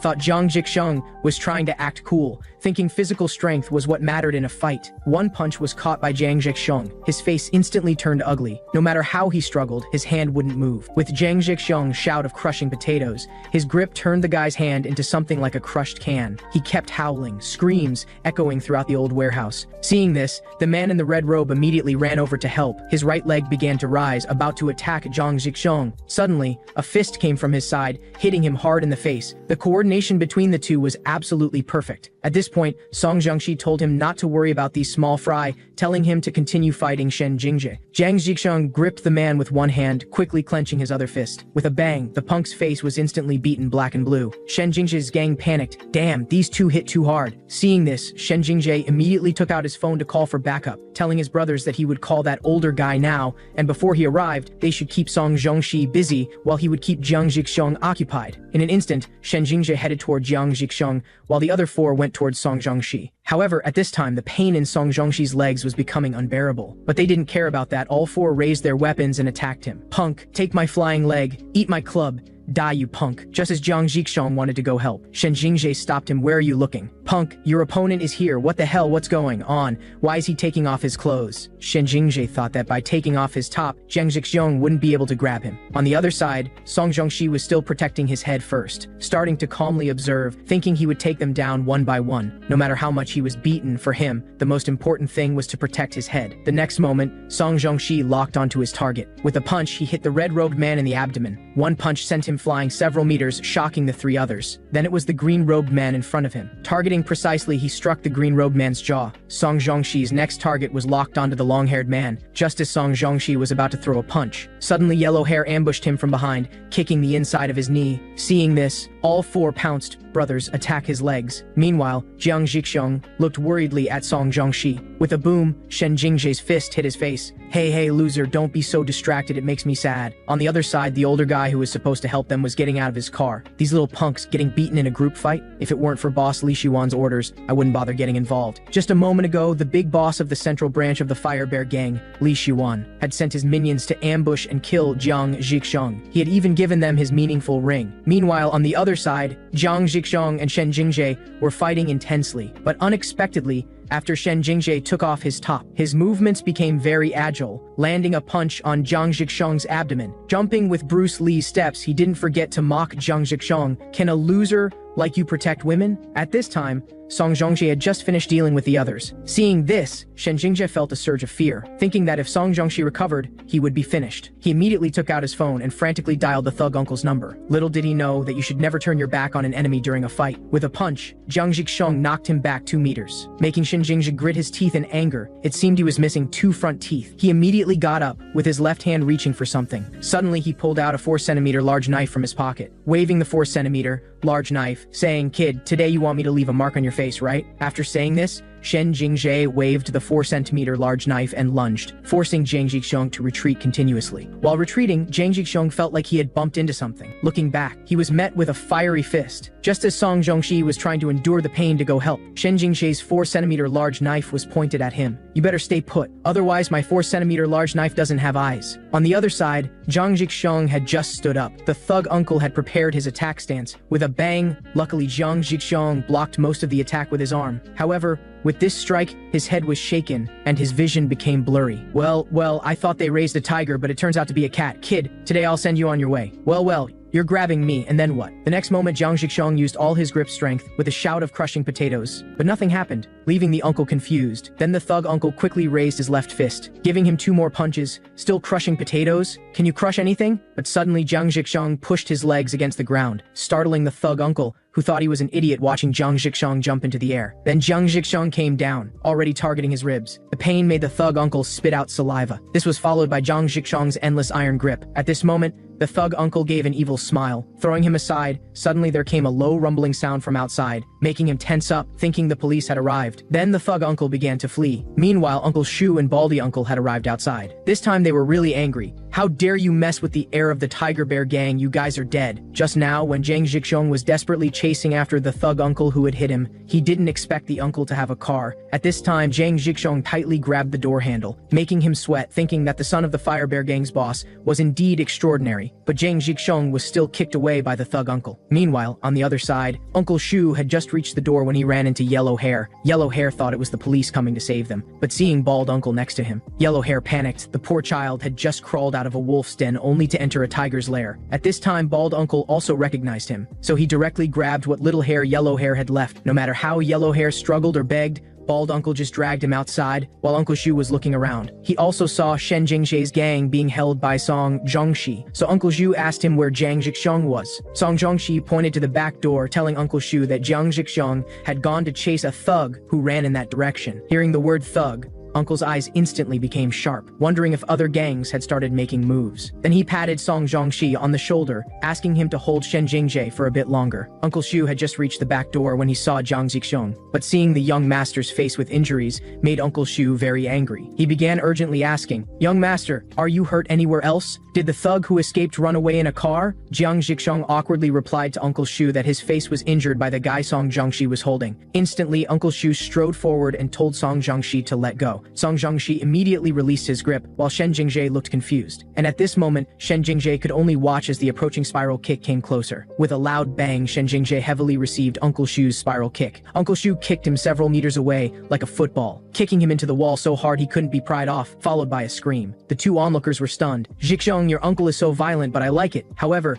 seeing this scene, the 4 punks were terrified. The next moment, the 4 punks began to quietly play dead on the ground. Uncle Shu grabbed Shen Jingzhe's leg. While looking at the 4 punks, Hey, You kids pretending to be dead, get up. The next second, the four punks quickly stood up straight. Indeed, Uncle Shu was a suited thug. Shen Jingshe's face was being dragged along the ground. Later, when they brought everyone outside, the two police officers looked horrified. What happened? So these people are all the assailants. Suddenly, a man came down from another car. You actually believe this thug's words, Yang Zaisu? Now you're not even sparing students. Just as Uncle Shu was about to answer, Jiang Zixong from behind called out, Officer Jin. Officer Jin was surprised. Isn't this Zixong? What are you doing here? My goodness, what happened to your face? Don't tell me you're the one these guys bullied. After Jiang Zixong nodded, Officer Jin slapped the green-robed man on the head. You kids dare to hit Zixong. Then he began to take all the assailants back to the police station. At this time, Uncle Shu called Bald Uncle to call Scarface Uncle, asking them to each bring a car. After receiving the call, Scarface Uncle rushed over in his Benz. Young master, who did this to your face? I'll go take care of them. Jiang Zixong waved his hand, indicating that Scarface Uncle should take Song Zhangxi back first, then come back for him, telling him he still needed to wait for Li Yizhi and Xu Zhen. Just as Jiang Zixong was taking out his phone to call them, the two had just walked up from behind. Suddenly Han Xu Zhen hugged Jiang Zixong. The next moment she put on a pitiful look, saying, Zixong, hold me. I'm shaking badly. Then she hugged Zixong tightly. I was so scared just now. I really hate bad men now. Bad men are so scary. Li Yizhi was speechless hearing this. I'm the one who's injured. Why is she crying? At this time, Xu Zhen was still crying non-stop,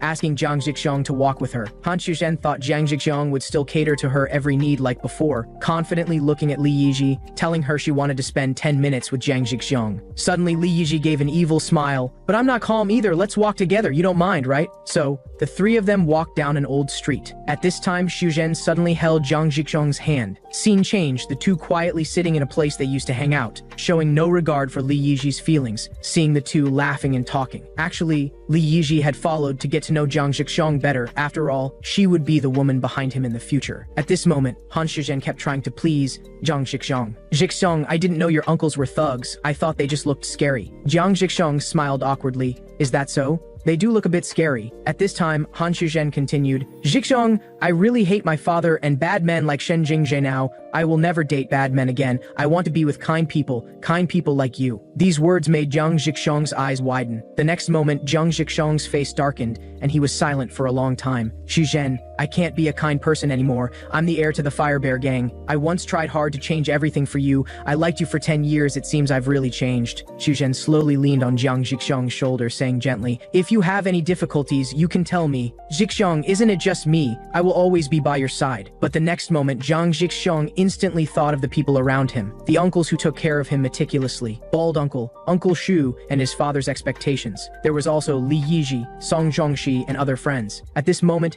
Jiang Zixong finally understood that now he had many people around him, and he was now the heir to the Fire Bear gang, not an ordinary gang. At this time, Han Xu Zhen still hadn't noticed anything wrong with Jiang Zixong, continuing to say that after experiencing this incident, she finally realized that Jiang Zixong was a good man. Zixong, I like you. What do you think of me? Zixong, I finally gathered the courage to confess to you. Why aren't you answering? The next moment, Jiang Zixong stood up, telling her, we'll talk about this next time, surprising Han Xu Zhen. Watching Jiang Zixong's retreating figure, she cried, Zixong, do you hate me? I'm sorry for dating Shen Jingzhe. Zixong, I will treat you well. We've been close for 10 years. Being together in the future won't be a problem. Zixong, I like you. I will try hard, so please don't leave. You're not dating Li Yizhi, are you? I will treat you better than her. Suddenly, Jiang Zixong stopped, turning to tell her, trying hard is really tiring. And so Han Xu Zhen stood there watching Jiang Zixong leave, never expecting that Jiang Zixong would reject her. Jiang Zixong walked towards Li Yizhi, who was waiting, saying, let's go to the police station together. Li Yizhi happily rode her scooter and set off. At this time, two parents had arrived at the police station. They still had no idea who they had offended. Meanwhile, Shen Jingzhe and his gang also began to stand up, thinking they could all leave. Seeing this, Uncle Shu immediately told them they were suspected of driving without a license. Hearing this, Officer Jin became angry, driving without a license. But suddenly, a parent foolishly spoke up, saying Uncle Shu was speaking out of turn in the police station. If Uncle Shu hadn't stopped Bald Uncle, he would have almost killed him with a hammer. He even arrogantly asked Uncle Shu which gang he belonged to. Uncle Shu's eyes darkened. I'm Yang Zixu from the Fire Bear gang. What?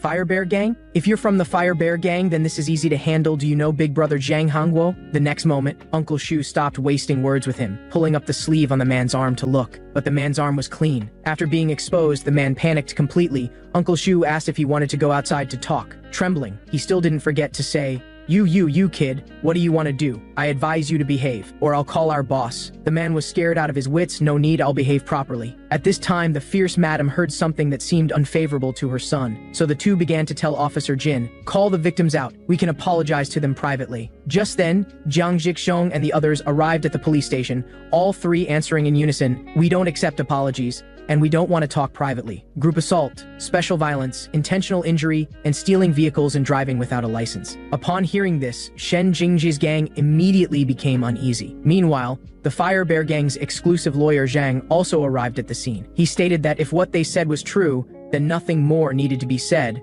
According to the 8th and 9th provisions, the 6 of them would face criminal charges for stealing vehicles and driving without a license. This made Officer Jin very happy, as he had been wondering what reason to use to deal with these punks. Bald Uncle also finally showed a satisfied smile. These kids' lives were over. Hey, where did you get the car? Who stole it and who was driving? At this moment, Shen Jingji became anxious. If he sold out that uncle, he would be dead, as the uncle had instructed him that if they were caught, he should take all the blame. Over and over, he recalled the uncle's words, if you dare to sell me out, even if I have to chase you to prison, I will kill you. Just then, yellow hair next to him told the police officer it was Shen Jingji who did it. Suddenly, all his so-called brothers began pointing at him, thinking that since they were finished anyway, might as well confess early and get some money. It was me. I stole the car, and I was the one driving. But Uncle Shu could see at a glance he was lying. It must have been the thug the young master mentioned who had silenced him. Then Officer Jin also called the 3 of them over to give their statements. At this time, Uncle Shu quietly instructed him, young master, just tell the truth, don't say anything unnecessary. After all the instructions, the 2 walked out and waited again. Uncle Shu and Bald Uncle thought that even if other gangs knew about the young master's existence, they wouldn't act so quickly. Although they didn't want to admit it, the enemy was probably within.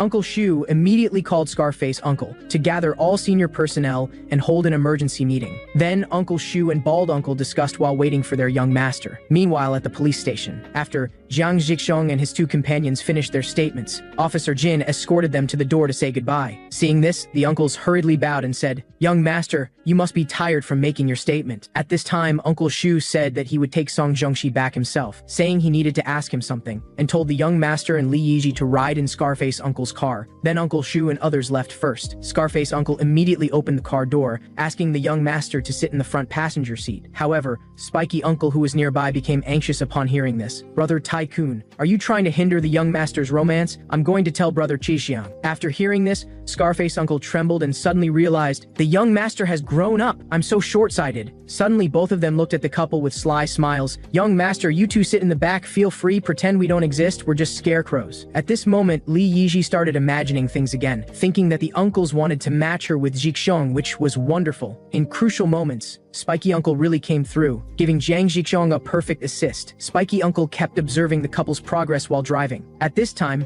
Jiang Jixong asked Li Yiji if she wanted to ride his scooter back with him later. So the 2 uncles once again helped Jiang Jixong by saying, young master, you 2 look very compatible. Jiang Jixong covered his mouth shyly and told the uncles, don't be like that, just focus on driving. But Li Yiji was secretly delighted, thinking that the uncles were indeed trying to match them up. Suddenly, Spiky Uncle asked, Miss Yiji, what do you like about our young master? Scarface Uncle was shocked, never expecting this old fellow to be so smooth. Hearing this, Jiang Jixong was stunned, his mind going completely blank. The question also caught Li Yiji off guard, but she became even more convinced that the uncles were trying to match her with Jixong. In the blink of an eye, they arrived where the scooter was parked. Before leaving, Spiky Uncle didn't forget to help one more time, young master. If you need the car anytime, just call me. I'll wait until you come back. Of course, if you don't come back, I'll explain it well to Big Brother. Young master, I'm leaving now. After Spiky Uncle left with a rumble, the next moment Jiang Jixong smiled awkwardly, saying the uncles were too unreliable, but Li Yiji didn't think so. Then the 2 got on the scooter, and after putting on their helmets, Li Yiji shyly asked Jiang Jixong if he wanted to hold her waist. Jiang Jixong also shyly wrapped his arms tightly around Li Yiji's waist. The next second, Li Yiji's face turned red and her heart raced. The blood in her body surged, causing blood to splatter from the wound on her forehead. Excited, she revved the scooter to 120 kilometers per hour, completely unaware that the wound on her forehead was still bleeding. However, after reaching Jiang Jixong's home, Li Yiji temporarily stopped the bleeding. Meanwhile, Jiang Jixong said he was relieved that stitches weren't needed. Otherwise, he would feel very guilty if Li Yiji's forehead was scarred. At this time, Li Yiji joked, hey, I've been hit by stones before, don't know who threw them, with quite some force. Suddenly, Jiang Jixong became nervous. I'm really sorry about that incident. The next moment, Li Yiji laughed. Since you feel so sorry, then fulfill one wish for me. After getting an affirmative answer, Li Yiji seriously told him to kneel down and apologize. Zhang Zhixiang didn't hesitate at all, asking if this was enough. Suddenly, Li Yiji was startled. Hey, I was joking. How could I possibly use my wish like this? Don't kneel. Hihi. I was joking too. You bad girl, how could you use up your wish so easily? Upon hearing this, Li Yiji angrily gave him 2 punches. A moment later, the two sat on the steps and burst into laughter. Then Zhang Zhixiang earnestly told her that he had learned a lot from her. Yiji, you may be a bit bad, but you also seem very kind. However, at this moment, Li Yiji fell into a romantic state, thinking that Zhang Zhixiang was expressing his love for her, so she slowly moved her pink lips toward him. Unexpectedly, at the crucial moment, Zhang Zhixiang messed up, asking if she was angry. Well, now Li Yiji was really angry. He had no sense at all. Indeed, Zhixiang was a born single king. Just then, a little girl hit Li Yiji's knee. Li Yiji thought she had kicked something. Looked down. Yes, the little girl was Duen. Duen directly scolded Li Yiji. You dare to scold my brother who is kind but weak. You are a devil sister who looks beautiful but is very bad. Seeing this, Song Zhongxi, who was limping, was also very helpless. Duen was crying and making a fuss about wanting to see Zhang Zhixiang. Then Duen pulled Song Zhongxi's arm. Brother, quickly call that sister, hit her. The next moment, Li Yiji jumped on the scooter and sped away. Zhang Zhixiang was stunned. He was confused. Damn, she just left like that. At this time, Duen pulled Zhang Zhixiang's arm. Brother, are you okay? Being scolded and beaten, can't you even beat her? Zhang Zhixiang crouched down and told Duen, brother is fine, don't worry. But Duen looked at the wounds on Zhixiang's face with concern. Suddenly, Duen hugged Zhang Zhixiang's leg and burst into tears. Her biological brother said he never got such treatment, even though Duen had insisted on coming. But I also have something to tell you. It's about the ignorant normal alliance. While Zhang Zhixiang was discussing with Song Zhongxi, meanwhile, Bald Uncle saw Li Yiji speed away. Bald Uncle was very anxious, wondering why the young master would let Miss Yiji leave like that. So the 3 uncles began to discuss how to make a dating plan for the young master. At this time, Spiky Uncle said that Song Zhongxi seemed to have something to tell the young master, asking Bald Uncle if he wanted to play with his sister first. Bald Uncle nodded, telling them he would go make some food. Just then, when Scarface Uncle was about to say something, Bald Uncle looked at them, suspiciously, asking if they had ever played with children before. The next moment, the 2 uncles immediately showed cunning and treacherous expressions. Angered, Bald Uncle slapped them both, telling them to stay aside, saying he would go get her. Then Bald Uncle, wearing a pink apron, asked Duen, little one, would you like to play a cooking game with Uncle? However,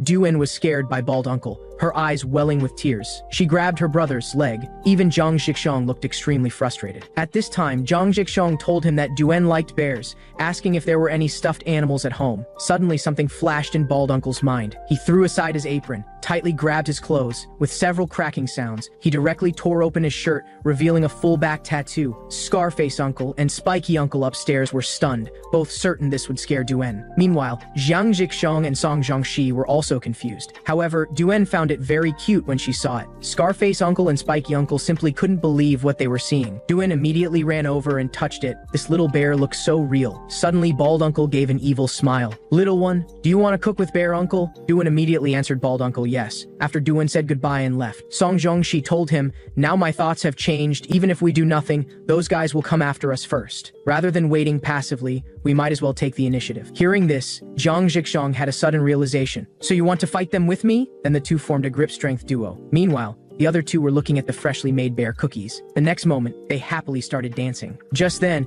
Uncle Shu saw this scene. Suddenly, Uncle Shu, with a dark face, asked him what he was doing shirtless in front of a child. Just as Bald Uncle was alarmed and trying to explain something, Uncle Shu directly rolled up his fist, thinking Bald Uncle was bullying the child. Big Brother is indeed Big Brother. Regardless of right or wrong, he directly ordered Bald Uncle to stand with his hands behind his back. Fortunately, Duen hugged Uncle Shu's leg, making him very puzzled. He said he would take Duen home after teaching this shameless uncle a lesson. Bald Uncle hurriedly explained, Big Brother, this little one is Song Zhongxi's sister. Oh, so she's the young master's friend, Song Zhongxi's sister. Then he picked up a bear cookie from the table, gave it to Duen, saying sorry for ruining the atmosphere, have a cookie, don't be angry. Duen also obediently accepted the cookie, telling Uncle Shu not to hit Bear Uncle. At this time, Bald Uncle asked Duen, why am I uncle and Tenyu his brother? Duen pointed at them, Uncle, Bear Uncle. Suddenly, Duen asked Uncle Shu with a smile if he had a little bear on his back. Then the three began dancing again. Suddenly, Uncle Shu sighed, I remember we used to dance with the young master many times before. However, the two who just returned were stunned. Uncles, what are you doing? Uncle Shu and Bald Uncle looked back with slight embarrassment. Hee hee, young master, you're back. Ha ha ha, it's been a long time since the young master danced. let's dance together, Duen loves it. At this time, Song Jongshi asked, do I have to dance too? Yeah, of course, do you want to make Duen unhappy? So, with her power, Duen successfully persuaded 2 brothers and 2 uncles to dance awkwardly with her. 3 hours later, the 2 uncles, panting heavily, said, if the young master is happy, we're happy. However, Song Jongshi sighed, oh my, what did I just do? Meanwhile, Jiang Zhixiong stood up and told them he would take Duen home first. At this time, Uncle Shu stopped Song Jongshi, telling him to come back after sending Duen home, saying they needed to have a meeting about the young master's matter. After Song Zhongxi calmed his sister down, several people began discussing in the conference room about the thug who attacked Jiang Zhixiong. Young master, the thug who attacked you might be someone from our gang. Hearing this, Jiang Zhixiong looked horrified. Suddenly, with a bang, Bald Uncle was very excited. Young master, think carefully about his appearance and clothes, any distinguishing features. At this time, Scarface Uncle told him to calm down, banging the table and shouting won't help brother Qixiang. After thinking for a moment, Jiang Zhixiong and Song Zhongxi told the uncles that the thug had a very large scar on his face. A large scar on his face? My goodness, Tycoon, was it you? Damn it, brother Qixiang, that's too far-fetched, if we're talking like that. You and big brother also have scars. Uncle Shu immediately said, mine doesn't count as a very large scar, right? Bald Uncle also added, mine can only be considered a cute scar, right? The next moment, Jiang Zhixiong stood up abruptly. How could I not recognize Uncle Tycoon? It's not that kind of scar, it's on the cheek. Suddenly, the 3 uncles' eyes sank simultaneously, as if they all thought of the same person, suddenly making Bald Uncle very sad. Never thought the person who attacked the young master was someone from within the Fire Bear gang. Scarface Uncle also angrily said, big brother, it must be someone from brother Shiwan's side. Shall we go settle scores with them? Suddenly, with a bang, Uncle Shu said not to mention this matter anymore. It's still uncertain, so don't talk as if it's true. And don't say things you can't be responsible for, understood? Scarface Uncle and Bald Uncle stood up and bowed. Sorry, big brother, we were too emotional, we'll listen to you. Then Uncle Zhu said, that's enough about the person who attacked the young master. Meanwhile, he asked Bald Uncle to explain to the young master about the Ignorant Normal Alliance. Bald Uncle told them about the origin of the Ignorant Normal Alliance. These 4 schools were previously in opposition and often had fights. Later, a legendary fight king united the 4 schools, making the 2 listen with great interest. This legendary fight king and the first leader of Ignorant Normal was me, Jin Xixiang. Upon hearing this, both were very shocked. So the Ignorant Normal Alliance was created by you, Uncle? Bald Uncle nodded, continuing to tell them that the original name was not Ignorant Normal Alliance. Hearing this, the 2 became even more curious. The next moment, Bald Uncle immediately called Li Dubuo. Meanwhile, Li Dubuo was watching a show, complaining about being hungry. Complaining, why hasn't Li Yiji, that stinky girl, come back yet? Just then, Li Yiji arrived home, but Li Yiji seemed to be in low spirits. With a bang, she directly slammed the door and went into her room. Li Dubuo thought his sister was having one of her moods again. Her bad temper. Suddenly, the phone on the sofa rang. Looking closely, it was from brother Qixiang, making Li Dubuo feel a bit flattered, wondering why brother Qixiang would call him so late. Bald Uncle instructed him to tell Jiang Zhixiong everything about the Ignorant Normal Alliance. The next moment, Li Dubuo smiled, thinking this was a good opportunity. Meanwhile, Li Yiji, who had just returned to her room, kept replaying her scenes with Jiang Zhixiong, making her feel very shy, wondering why that stinky Jiang Zhixiong hasn't contacted her yet. Just as she was about to send a message, suddenly the door banged open, startling her. Behind her, Li Dubuo said, Li Yiji, do you want to be with Jiang Zhixiong? Li Yiji turned and yelled at him, calling him crazy and asking how he knew. Damn it. Li Dubuo laughed. The news has spread already, but let's not talk about that. Give me paper and pen first. Li Yiji directly threw a pillow at him, hitting him in the face. The next moment, Li Dubuo told her to calm down, saying he had received orders to explain the situation of the Ignorant Normal Alliance to Jiang Zhixiong, so he'd have to stay by Jiang Zhixiong's side. If you also know about these situations, after thinking for a moment, Li Yiji made a 360-degree turn. Then I can stay with Jiang Zhixiong all the time, giving him one-on-one explanations. Exactly, that's it. No wonder you're my sister. Your brain works so fast on these useless things. The next moment, Li Yiji showed a fanatic expression again, saying paper and pen were already prepared, telling Li Dubuo to quickly tell her everything about the Ignorant Normal Alliance. Hee, but your brother is hungry now. No energy to teach you. Go make me some instant noodles first. With a whoosh, Li Yiji flashed like lightning and ran out. Hee, simple-minded girl, thinking that if Li Yiji and Jiang Zhixiong dated successfully and got married, the next moment Li Dubuo imagined limitlessly, then I'd be the brother-in-law of the Fire Bear Gang's boss. Wouldn't my days in the gang be smooth sailing? Ha ha ha ha, I'm such a genius. I'll make my sister the lady boss of the Fire Bear Gang. Watch how I create the boss lady plan. Meanwhile, on the other side, Bald Uncle had just finished explaining the situation of the Ignorant Normal Alliance, and also told them about his past. In the past, when Bald Uncle was fighting everywhere, he met a man who changed his life. Yes, it was Uncle Shu, after which Bald Uncle followed Uncle Shu and joined the Fire Bear gang. Jiang Zhixiong was stunned to hear this. Uncle, that was something you established with great difficulty, and I said I wanted to disband it. I'm sorry, Uncle. At this time, Bald Uncle told him with tears in his eyes that it was okay. Young master, if the alliance I created can become a sacrifice to help you grow, it's my honor. Seeing this, Uncle Shu said that's enough for today, instructing Spiky Uncle to first send the young master back to his room, then take Song Zhongxi home. After the three left, Uncle Shu immediately became serious, telling the two that he had a good guess about who attacked the young master, but if they continued to pursue it, the situation might be more serious than they imagined. If a confrontation was inevitable, they should strike first. Then Uncle Shu began to call the person he thought of. Meanwhile, at the Fire Bear Gang's central distribution, Li Shiwan was beating a subordinate for incompetence. With a thud, the subordinate behind him trembled in fear. Seeing this, Li Shiwan asked, "Hey, why are you shaking like that, scared?" Hearing this, the subordinate behind him completely panicked. It was his fault. But his big brother was taking all the responsibility, watching his big brother being beaten by the boss. Just as he staggered to his feet, he bowed and shouted loudly, "Sorry, boss." However, Li Shiwan still gave him a heavy blow. "Hey kid, do you know why you messed up? But he's the one getting beaten," the subordinate tremblingly replied. "Because when a little brother makes a mistake, the big brother takes responsibility. Sorry, big brother." After Li Shiwan exhaled a puff of smoke, he told them to leave first, saying he needed to deal with the aftermath. The scene changes. The subordinate threw all evidence into the sea. Li Shiwan, looking at the endless sea, said, "The aftermath has been taken care of. I wonder what their reaction will be." Suddenly, the phone in his pocket buzzed. "Hello, why are you calling me?" Uncle Shu asked if he had time tomorrow. "Time?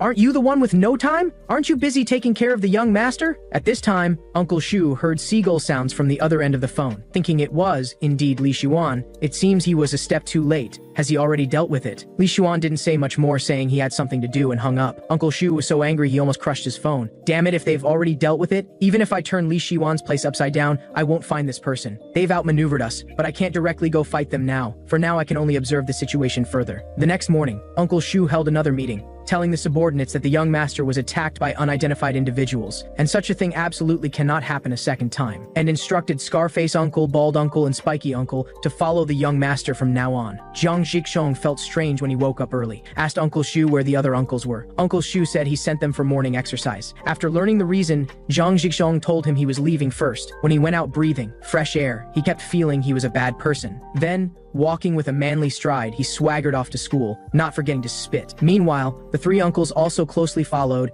Jiang Zhixiong. This silly boy still hasn't learned how to spit properly. Just at this moment, Jiang Zhixiong saw a familiar figure. After greeting each other, they walked together to school, chatting and laughing, making the three uncles sigh again. People say that even if you have just one true friend in life, it's considered successful. Suddenly, Jiang Zhixiong and Song Zhongxi heard a familiar voice and looked in that direction. Li Yiji, showing off her S-shaped figure, greeted them. "Morning, Zhixiong." Seeing their young master so close with Li Yiji, the three uncles were very pleased. Our young master not only has a true friend but also a girlfriend. Meanwhile, Jiang Zhixiong also met classmate Zhong Yun. After that, what started as one person gradually expanded to four. When Jiang Zhixiong and Zhong Yun were chatting enthusiastically, Zhong Yun accidentally bumped shoulders with a jerk. The jerk immediately glared at Zhong Yun. "Hey kid, not watching where you're walking, you wanna die?" Upon hearing this, all four turned to look at him. At this time, Li Yiji told Jiang Zhixiong he's a member of Ignorant Normal. I think his name is Li Yuan. The jerk heard this and got upset. Not Yuan, it's Yuan Yi. The jerk had no idea that he was about to face Jiang Zhixiong's wrath. Suddenly, Jiang Zhixiong extended his hand with a smile, saying he was very glad to meet him. This move confused the jerk. "So you're Jiang Zhixiong? I came to tell you something. You know Pu Mingjun from Changnan School, right? He has something to tell you. Come with me." Jiang Zhixiong said, "Okay, but aren't you going to shake my hand?" Then the jerk extended his hand, also expressing pleasure in meeting Jiang Zhixiong. The moment they gripped, Jiang Zhixiong smiled lightly. Li Yuanyi, seeing Jiang Zhixiong holding his hand and smiling so eerily, felt very uncomfortable. The next moment, Jiang Zhixiong's eyes sank, instantly gripping his hand tightly, asking him why he came instead of Pu Mingjun if Pu Mingjun had something to say. Meanwhile, Li Yiji and the other two whistled, pretending not to hear or see. Then Jiang Zhixiong didn't ask further, just told him to have Pu Mingjun come talk to him personally. Then came several cracking sounds. Li Yuanyi was in so much pain that saliva sprayed from his mouth. "And go back and tell the ignorant normal people, if they dare to hang around our school gate, I'll deal with everyone I see." At this point, Li Yuanyi seemed to painfully tell Jiang Zhixiong to go talk to Pu Mingjun himself, but was met with another crushing grip from Jiang Zhixiong, followed by a scream of pain. However, Jiang Zhixiong instinctively felt that Li Yuanyi had a point, told him to take him there, but Li Yuanyi, looking at Jiang Zhixiong's nasty face, was filled with hatred. Just then,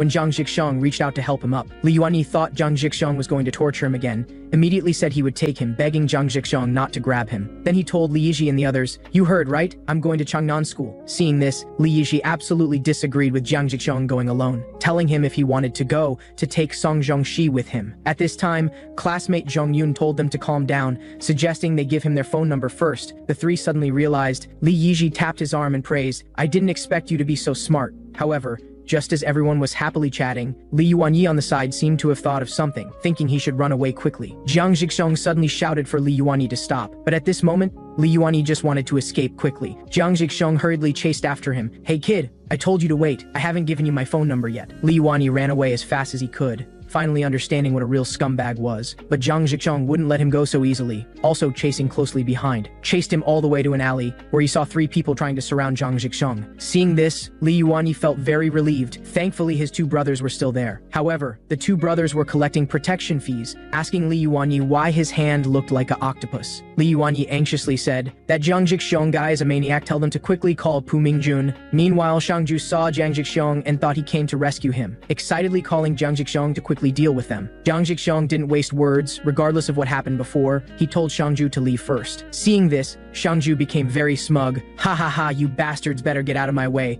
My friend is Zhang Zhixiang." Then the blonde guy prepared for a fight. Meanwhile, Zhang Zhixiang also adopted a fighting stance, while Shangju behind him kept shouting for Zhang Zhixiang to finish them. Suddenly, with a whoosh, the blonde guy said he could make Zhang Zhixiang fall to the ground in 3 seconds. The moment he swung his fist, he didn't expect Zhang Zhixiang to dodge it. Zhang Zhixiang gritted his teeth, slowly charging power in his right hand. With a smack, an uppercut hit him hard on the chin. The blonde guy was hit so hard his eyes went white. Seeing this, the two brothers began trembling. "Damn, what's going on? Wasn't he supposed to be useless?" Shangju, hiding in the shadows, was delighted. "Hehe, serves you right, you bastards." At the same time, Li Yizhi and the other two had just arrived at the alley. Shangju turned and told them that Zhixiang currently had the upper hand. Hearing this, Li Yizhi almost wanted to pin him down and rub his face on the ground. Hiding is one thing, but you're still grinning stupidly here. On the other side, the blonde guy had just spat out blood and staggered to his feet, saying he didn't get hit because he failed to dodge. "Brothers, let's go together. Hee. All three of you come at once. I still need to go to school." Outside, Song Zhongxi, watching the 3-on-1, felt it was very unfair, so he handed his bag to classmate Zhang Yun, slowly walked into the alley, telling Zhang Zhixiang to finish quickly. But the blonde guy and his group, seeing Song Zhongxi, were startled. At this time, two of them said, "Hey, bringing Song Zhongxi is cheating. We transferred schools just to avoid Song Zhongxi." At this moment, the black-haired man prayed for Pu Mingjun to come quickly. The blonde guy was no exception, thinking that before fighting, they must delay time until Pu Mingjun arrived. Just then, Li Yizhi didn't want to wait for them anymore, wanting to call her brother to come deal with them. A rumbling sound came from the street. Yes, it was Pu Mingjun from the Ignorant Normal Alliance. After stopping his bike, he coolly took off his helmet and said, "I wondered why they didn't come back or answer their phones. Turns out something interesting happened. I just asked them to pass a message. Why did you start fighting?" Zhang Zhixiang, Song Zhongxi, let's talk. Seeing Pu Mingjun, the three subordinates thought Zhang Zhixiang and Song Zhongxi were doomed. However, Zhang Zhixiang and Song Zhongxi just glanced at him. Meanwhile, the two classmates who saw Pu Mingjun looking so composed were sweating, wondering how formidable he was. And Pu Mingjun, suffering from extreme social confidence, thought he had them under control. He went up and greeted Li Yizhi but was glared at. He still asked Zhang Zhixiang and Song Zhongxi with a smile if they could greet him cordially, but was glared at fiercely by Song Zhongxi, who told him to say whatever he had to say here. Pu Mingjun very confidently said he wasn't here to fight, he had something to say, so please release his friends first. Hearing this, the three subordinates were shocked,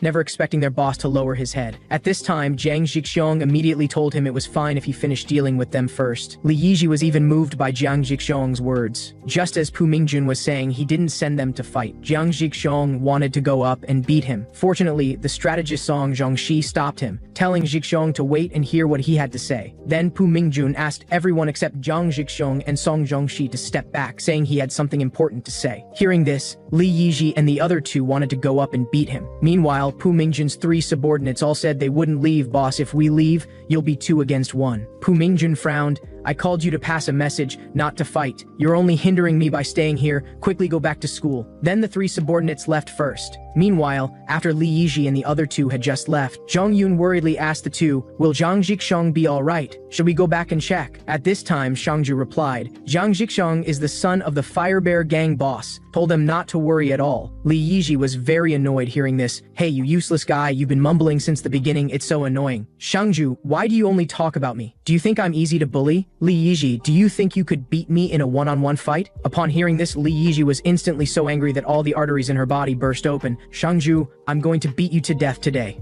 Meanwhile, the 3 people on the other side, Park Mingjun, got straight to the point and said he wanted to team up with Zhang Zhixong and Song Zhongxi. The 2 looked at him suspiciously, asking why he would betray the ignorant normal alliance and what he would gain from teaming up with them. But Song Zhongxi thought carefully that teaming up with Park Mingjun help in dealing with the remaining 2 schools. At this point, Park Mingjun told the 2 that if they agreed to team up with him, he would tell them. Song Zhongxi replied that they needed some time to consider. Then Park Mingjun left first, telling them to get back to him as soon as possible. The next moment, Zhang Zhixong asked, "Song Zhongxi, how could you decide so casually? I intend to deal with all of them." Song Zhongxi replied, "To deal with them faster and more easily, we need to consider what conditions are favorable to us." Before leaving, Park Mingjun reminded Zhang Zhixong to stay calm, saying, "How will you deal with the ignorant normal alliance if you get agitated so easily?" This made Zhang Zhixong very angry, immediately declaring that he would still beat up Park Mingjun. "Even if I team up with you, I will definitely beat you up." Park Mingjun told him that if they teamed up, he wouldn't mind being beaten up. After saying this, Park Mingjun ran away, making Zhang Zhixong extremely frustrated.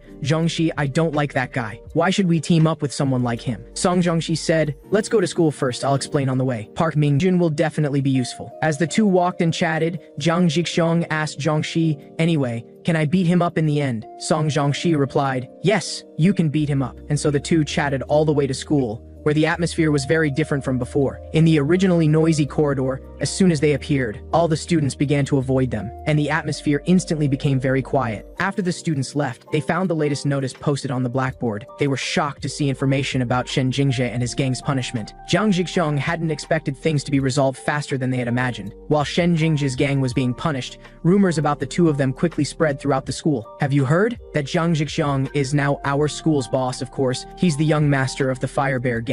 As soon as the 2 entered the classroom, they heard all the students discussing them, and so Zhang Zhixong confusedly became the boss of the second-year students at Jilan School. This rumor quickly spread to farther places. The bosses of the 4 schools also learned about Zhang Zhixong's intention to deal with the ignorant normal alliance. The rumor spread and spread until it reached places Zhang Zhixong didn't want it to reach. Although Shen Jingzhe's gang was gone, the classroom atmosphere was still as cold as before. Song Zhongxi told him, "You probably expected this, right? For them, it's just changing from one object of fear and disgust to another." "What? I've become an object of fear and disgust. It's not easy to ruin your kind Zhixong image in such a short time, but isn't this what you were hoping for? Whether you become an object of fear and disgust depends on what you do from now on. Anyway, I'm used to it." But Zhang Zhixong recalled that Song Zhongxi didn't seem to have bullied anyone, though he had always had that image. Just as Zhang Zhixong was lost in thought, Li Yiji pulled his arm, telling him to sit down quickly instead of standing, saying she had something to tell him. Suddenly, Zhang Zhixong was confused, wondering why Yiji was sitting there. The moment Zhang Yun waved to him, he understood. At this point, Li Yiji told him, "Li Dubo asked me to tell you about the ignorant normal alliance. This.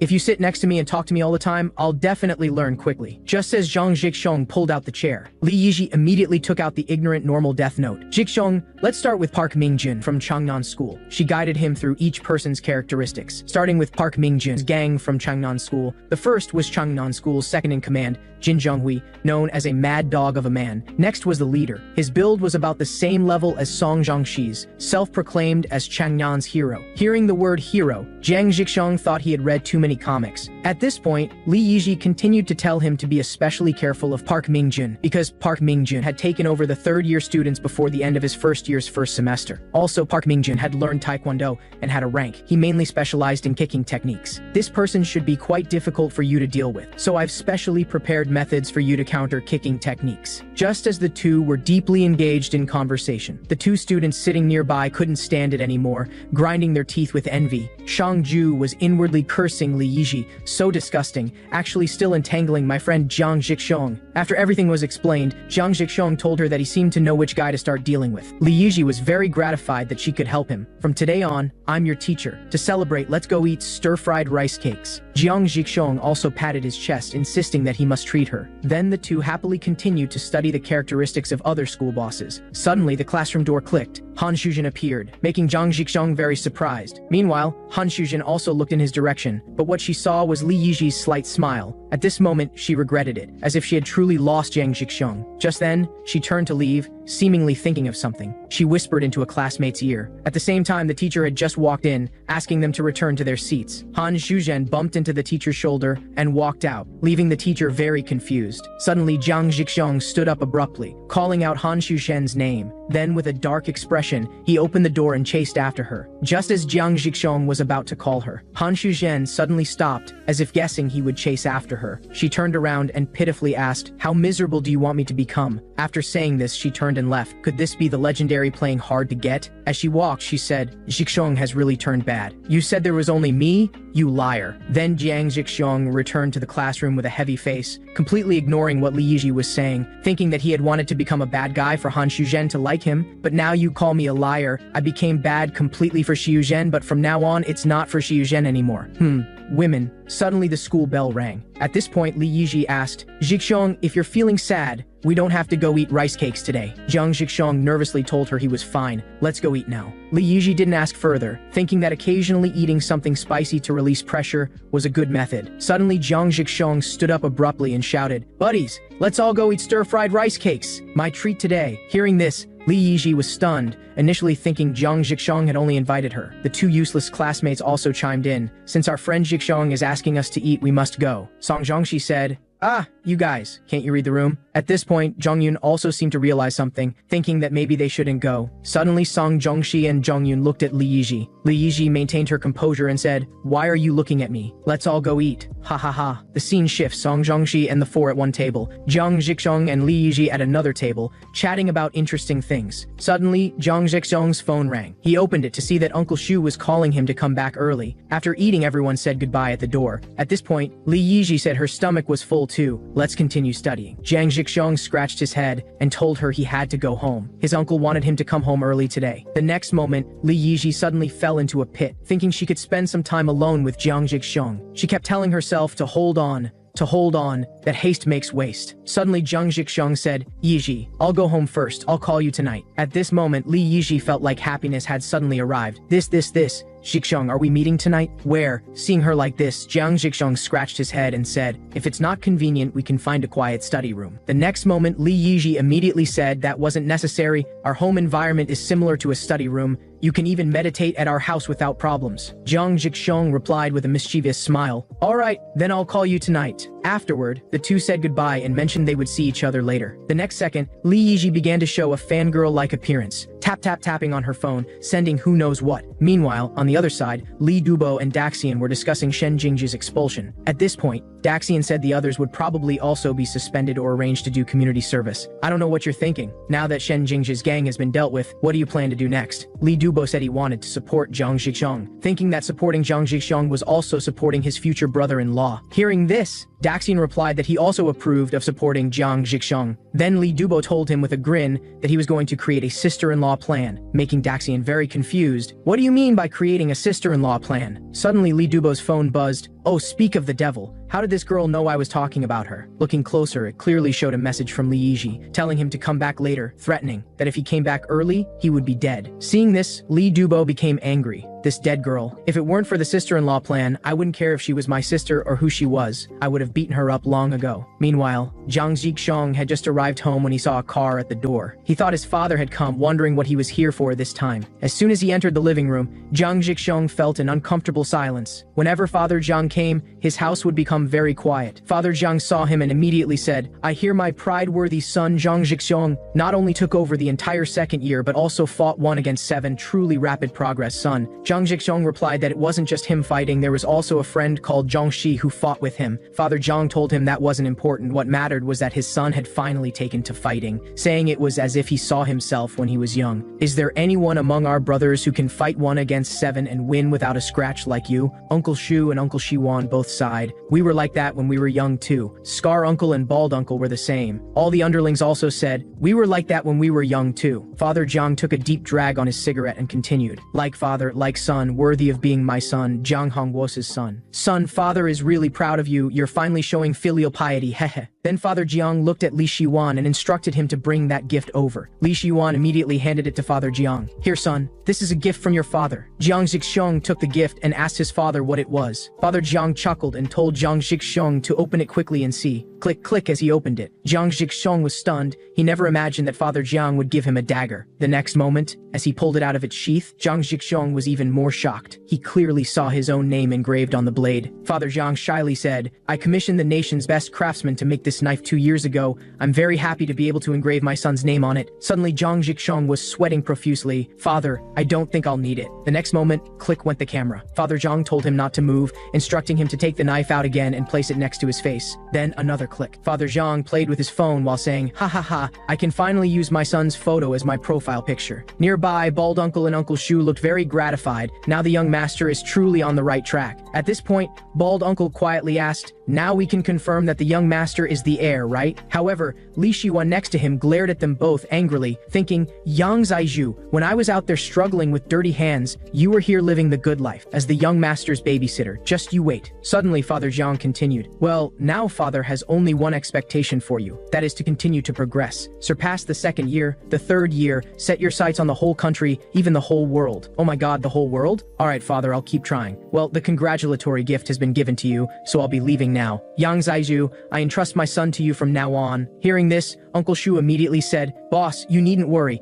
Before leaving, Li Shiwan bumped Uncle Shu's shoulder hard, saying, get out of the way. Damn, Yang Zaiju, you're so happy now. Don't worry, I won't let you off easily. At this point, Li Shiwan bowed to Jiang Zhixiong and said, young master, I'll leave first, take care of yourself. With a bang of the door, the underlings all shouted, boss, be careful on the way. After Father Jiang left, Uncle Shu asked, young master, I just want to confirm, the person with a scar on his cheek, is it Li Shiwan? Jiang Zhixiong immediately replied, of course not. How could I not recognize Uncle Shiwan? That person's scar is on the other side. Meanwhile, as Father Jiang just sat in the car, he sighed again. That knife has finally been given to Zhixiong. I've been waiting for this day for so long, now I can finally relax about the heir matter. At this point, Li Shiwan asked, boss, do you want to contact your other sons? After thinking for a while, Father Jiang told him, there's no need. Zhixiong still needs to continue growing. The killing intent in his eyes is not enough yet. Li Shiwan stammered in response, alright boss, thinking that at this rate, that guy Yang Zaiju will climb over my head. The previous plan to eliminate the young master failed. Although I don't dislike the young master, I can't watch Yang Zaiju have smooth sailing. Then he scrolled through his contacts. He sent a message to someone named Huang Daquang, telling him, about what I told you last time, start preparing. The next moment, Li Shiwan had an evil smile. I'm sorry, young master. If you want to blame someone, blame that useless Yang Zaiju. Meanwhile, on the other side, Li Yiji was diligently cleaning her home's floor. Hee hee. Zhixiong is coming to my house. I can't let him see it dirty. Alright, I need to clean up quickly, then decorate my room a bit. Suddenly, there was a knock knock knock at the front door. With a bang, Li Dubo said, brother is back. Go make me a bowl of instant noodles. Li Yiji looked at him angrily. Damn, I told you not to come back. What kind of brother are you? Li Dubo was taking off his coat while saying, why should I leave just because you tell me to? Hurry up and make me some instant noodles. The next moment, Li Yiji gave him an international gesture so annoying, Xiong said he's coming over soon. Hurry up and get out of here. With these words, Li Dubo was stunned. What? He turned around and said, sister, what did you just say? I said Zhixiong is coming over. That's why I'm cleaning so hard. What instant noodles? I just cleaned all the bowls. Suddenly, Li Dubo smiled. Sister, let me help you clean, thinking this was the perfect moment for the sister-in-law plan. Just as Li Yiji was about to say something, with 2 swift moves, Li Dubo had already put on gloves. So, brother-in-law. Ah, no, Jiang Zhixiong. When is he expected to come? Li Yiji told him he would contact her in about 2 hours. Li Dubo chuckled. 2 hours is plenty. Then Li Dubo began racing against time, working hard to clean the house. These wind-like efficient actions showed his skill. Li Dubo was truly giving his all for the sister-in-law plan. Meanwhile, Li Yiji was stunned by his actions. This.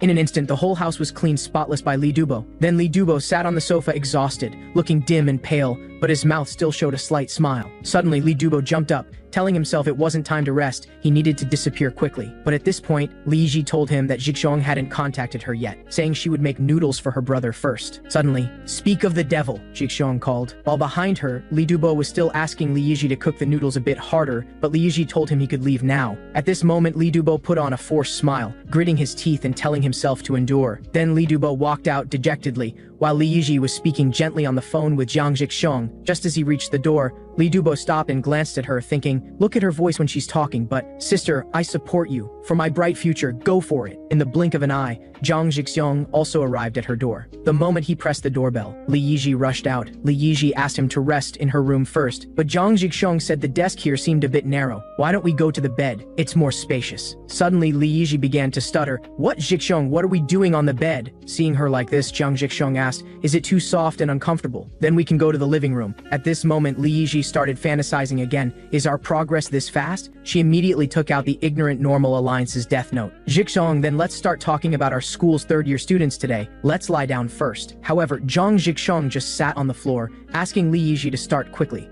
So we're not lying down to talk, but sitting there to talk, alright. At this moment, Li Yiji doubted if she had lost her charm, looking very disappointed. But she still began to explain to Zhixiong. First about Zhao and Hao, who ranked second in their school and had his own small gang. Since you've taken over the second year, he'll definitely want to recruit you into his small gang. Also, I've been thinking, when you become the boss of Jilan School, do you want to start dealing with Magic Array School first? Magic Array School has the fewest students, and the boss there, Tao Yuan Xiao, is relatively the weakest. Jiang Zhixiong nodded and said he would listen to her. Let's stop here for today. After seeing him to the door, she shyly asked if he wanted her to send him back on her little donkey. However, Jiang Zhixiong told her again, no need, I can go back by myself. This made Li Yiji want to punch him, but she still smiled and said, alright, thinking she must hold back. Jiang Zhixiong is just a straight man. Li Yiji only now realized that Jiang Zhixiong was such a difficult man to deal with. At this point, Jiang Zhixiong was also pondering that tomorrow he needed to go to school to sort out the ranking issue. With Li Yiji's help, he had already figured out in his mind what to do next. Just as Jiang Zhixiong was saying he wanted to be filial to his father, Bald Uncle was already waiting at the door. But the reflection from Bald Uncle's head under the doorway light was so bright that Jiang Zhixiong could barely open his eyes. It must be said that social Bald Uncle standing at the doorway under the light, that reflection was truly dazzling. Jiang Zhixiong, who had sneaked out,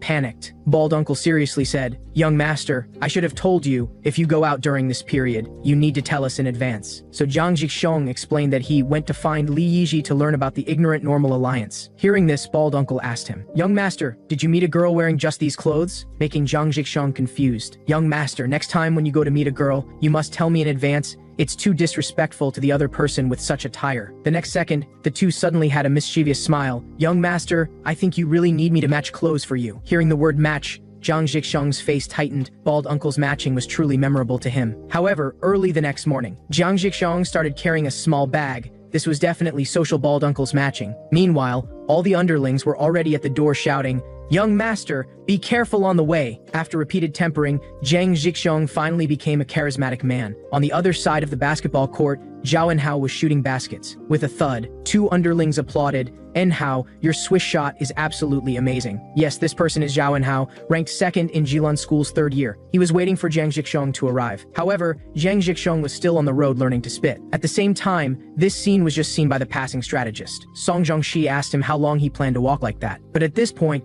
Jiang Zhixiong felt a sense of achievement from spitting. Suddenly, Song Zhongxi interrupted him. Zhixiong, you'd better look around first. While you're busy spitting, our school's students all. When Jiang Zhixiong looked back, the surrounding students were all discussing them. Gosh, why does this person keep spitting? So disgusting. Yeah, I heard they beat up Shen Jingzhe's gang. The next moment, the two had expressionless faces. Zhixiong, how does it feel to become a bad guy? Suddenly, Jiang Zhixiong laughed out loud. So that's it. My image is already bad enough. This is even better. Let's go, Zhongxi. As the two were swaggering towards the classroom, suddenly a yellow-haired guy darted out from the side, telling the two that someone was looking for them, and pointed towards the basketball court. Then the grip duo went directly to the designated location. At this point, Zhao and Hao arrogantly said, Jiang Zhixiong, welcome to my territory. Damn, are you stupid? Our school doesn't have any your territory or my territory. At these words, the two underlings beside him angrily said they would finish off Jiang Zhixiong. Hey, you're too aggressive. I called you here originally to give you some advice, but you're so impolite. So I'll have to treat you impolitely too. Meanwhile, 5 guys outside the court were discussing which side to join. However,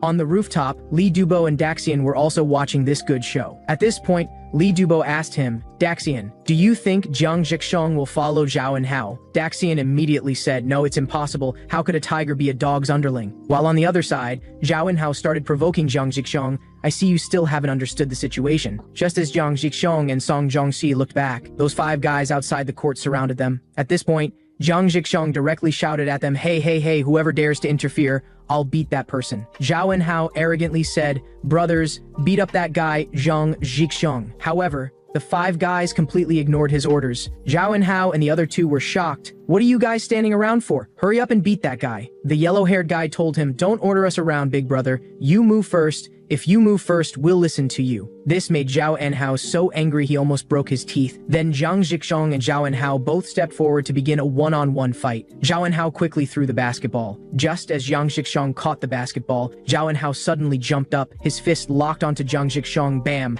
He hit Jiang Zhixiang hard in the face. The 2 underlings secretly rejoiced. In a basketball court fight, of course Enhao is the strongest. At this point, Zhao Enhao started dribbling the basketball again. Hey, how about it? Jiang Zhixiang, do you want to continue? Jiang Zhixiang didn't waste words with him. He rushed straight at him, thinking he must close the distance between them in a short time. But Zhao Enhao threw the basketball again. And once again, Jiang Zhixiang was hit. Zhao Enhao's hands were very quick. Jiang Zhixiang took another hard punch. At this moment, Zhao Enhao became even more pleased with himself. Jiang Zhixiang quickly stood up and wiped the blood from his nose. At this time, Zhao Enhao was very cocky, constantly taunting, where did that arrogant Jiang Zhixiang go? The 2 underlings became even more convinced. Enhao started spinning the basketball, indicating this game was about to end. At this point, Zhao Enhao charged forward with the basketball, but Zhao Enhao ran in another direction, making Jiang Zhixiang very puzzled. Suddenly, with a shout of blind pass, the basketball was thrown at Jiang Zhixiang again, giving Jiang Zhixiang another hit, layup hook punch. Jiang, how does this hit feel? Then Jiang Zhixiang kept retreating but showed no sign of falling down. The next moment, he stopped retreating. Zhao Enhao, do you want to die standing or lying down? The next moment, Jiang Zhixiang used all his grip strength to crush the basketball. Seeing this, Zhao Enhao and the 3 others were immediately shocked.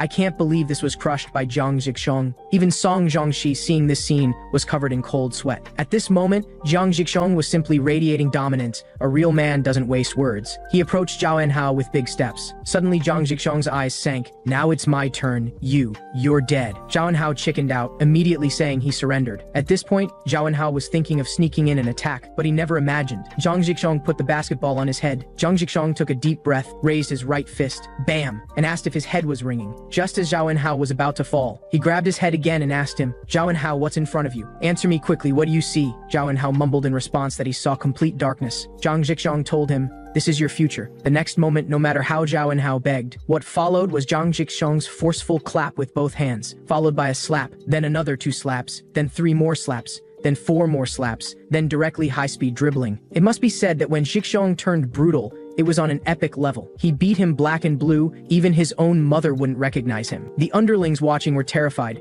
feeling fortunate they hadn't helped Zhao Enhao, otherwise their fate would be obvious. At just that moment, Zhao Enhao's right and left hands suddenly rushed out. Seeing this, Song Zhongxi blocked their way. Hey, what are you trying to do? Stay put. At this point, the fat yellow-haired guy was so angry, unable to fight Song Zhongxi, he could only watch helplessly as his boss was brutalized by Jiang Zhixiang. Suddenly, Jiang Zhixiang turned and asked them, who else wants to fight? This question nearly scared the life out of them. All 5 immediately declared, Brother Xiong, we're not fighting. Seeing this, Jiang Zhixiang picked up his small bag from the ground and told them, very good, your decision is correct. After all, we're from the same school, so I'll deal with you last. Just as the 2 were leaving, someone called out to them. The yellow-haired guy immediately bowed and said, Brother Xiong, I know you want to deal with the ignorant. Normal alliance. Let me help you and Song Zhongxi. At these words, everyone was thunderstruck. Damn, this guy didn't even discuss with us before joining Jiang Zhixiang. Seeing the situation had changed, the others also immediately bowed, saying, Brother Xiong,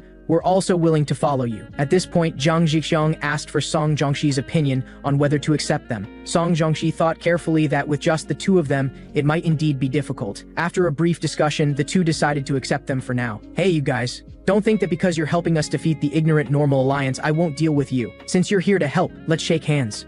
The yellow-haired guy immediately agreed and reached out his hand. His companion saw this and shouted that he couldn't do it, telling him this handshake would break his bones. The yellow-haired guy got scared and instantly pulled his hand back. He thought to himself, shaking hands would definitely break my hand, but Jiang Zhixiang was actually taking the initiative to express friendliness. As long as I follow Jiang Zhixiang, I can take down the ignorant normal alliance. Whatever, I'll risk it. So he tremblingly grabbed Jiang Zhixiang's hand. Cold sweat poured down his face. Jiang Zhixiang smiled and said, he already warned you. You're really a ruthless person who doesn't care about your life, so please take care of me from now on. The yellow-haired guy was flattered. Zhang Zhixiang's magnanimity wasn't something ordinary people could compare to. The surrounding brothers were also stunned, saying, he really dared to shake hands with Zhang Zhixiang. Then they hurriedly followed suit, saying, please take care of us. And only then did Zhang Zhixiang leave the court. Song Zhongxi looked on with admiration. Zhang Zhixiang's move of turning enemies into friends was truly impressive. With this kind of vision, he would definitely become a top figure in the underworld in the future. Along the way, the two discussed quickly gathering everyone to plan how to take down the ignorant Normal Alliance. Meanwhile,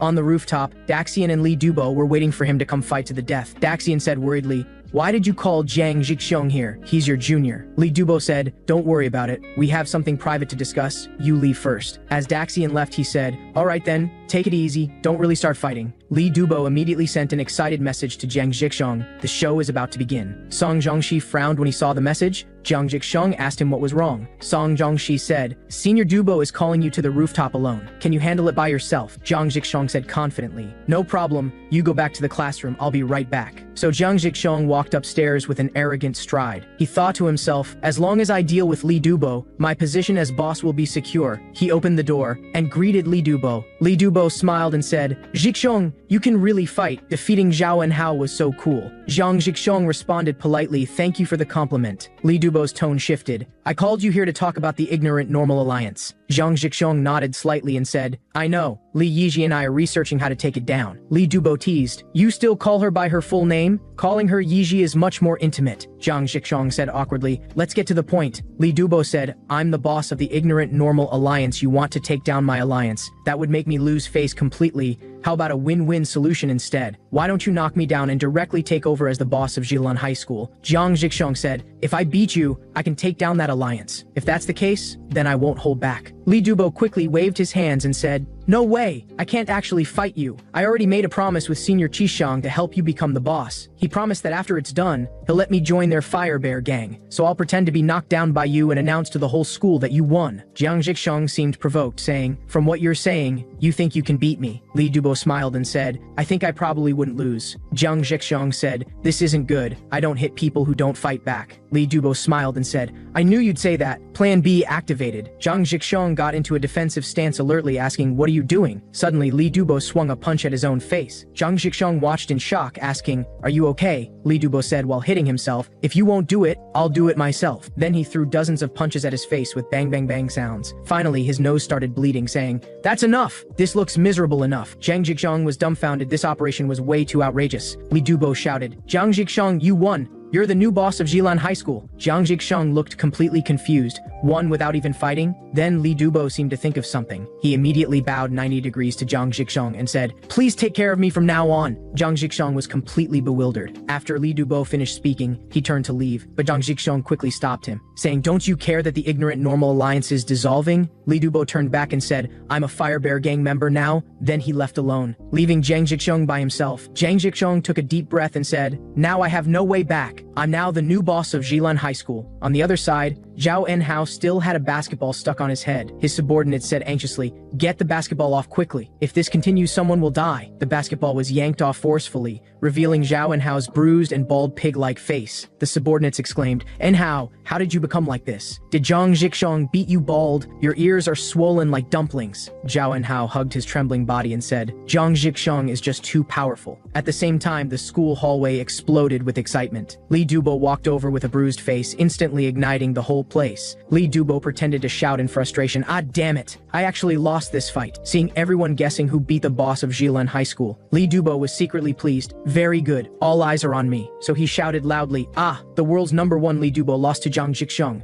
The whole place instantly went silent, then erupted in shocked exclamations. He lost to Zhang Zhixiang? Does this mean the school's boss is now the second-year Zhang Zhixiang? The students completely went wild, pulling out their phones to frantically spread the news. The second-year Zhang Zhixiang beat Li Dubo. In the alley, Yongjian saw the message and immediately cursed, damn it, he shouted urgently. We're done for. Mingjun, I heard brother Dubo lost to Zhang Zhixiang. Mingjun's lips curved into a smile as he said, Zhang Zhixiang is starting to make his move. At the same time, Zhang Zhixiang's attention skyrocketed. Rumors spreading rapidly to nearby schools. Even the red-haired guy from Wuzhen High School was shocked when he saw the message. Li Dubo was actually beaten by Zhang Zhixiang's students from Mozhen High School, also received the message and immediately ran to inform Yuan Xiao. Yuan Xiao continued calmly chanting sutras after hearing it, telling them not to run around in this sacred place. On the rooftop, Zhang Zhixiang's friend Zhang Yun witnessed all of this and was full of admiration for him. He remembered a few days ago when the underworld uncles escorted Zhang Zhixiang to school. Scarface uncle was worried that Zhang Zhixiang would get into trouble at school, just as they were all worrying. They saw Zhang Yun walking toward them. They instantly hit it off, thinking they just needed to plant a spy in the young master's class. So the uncles went forward to stop Zhang Yun, saying they wanted to ask him for a favor. From then on, Zhang Yun became a spy,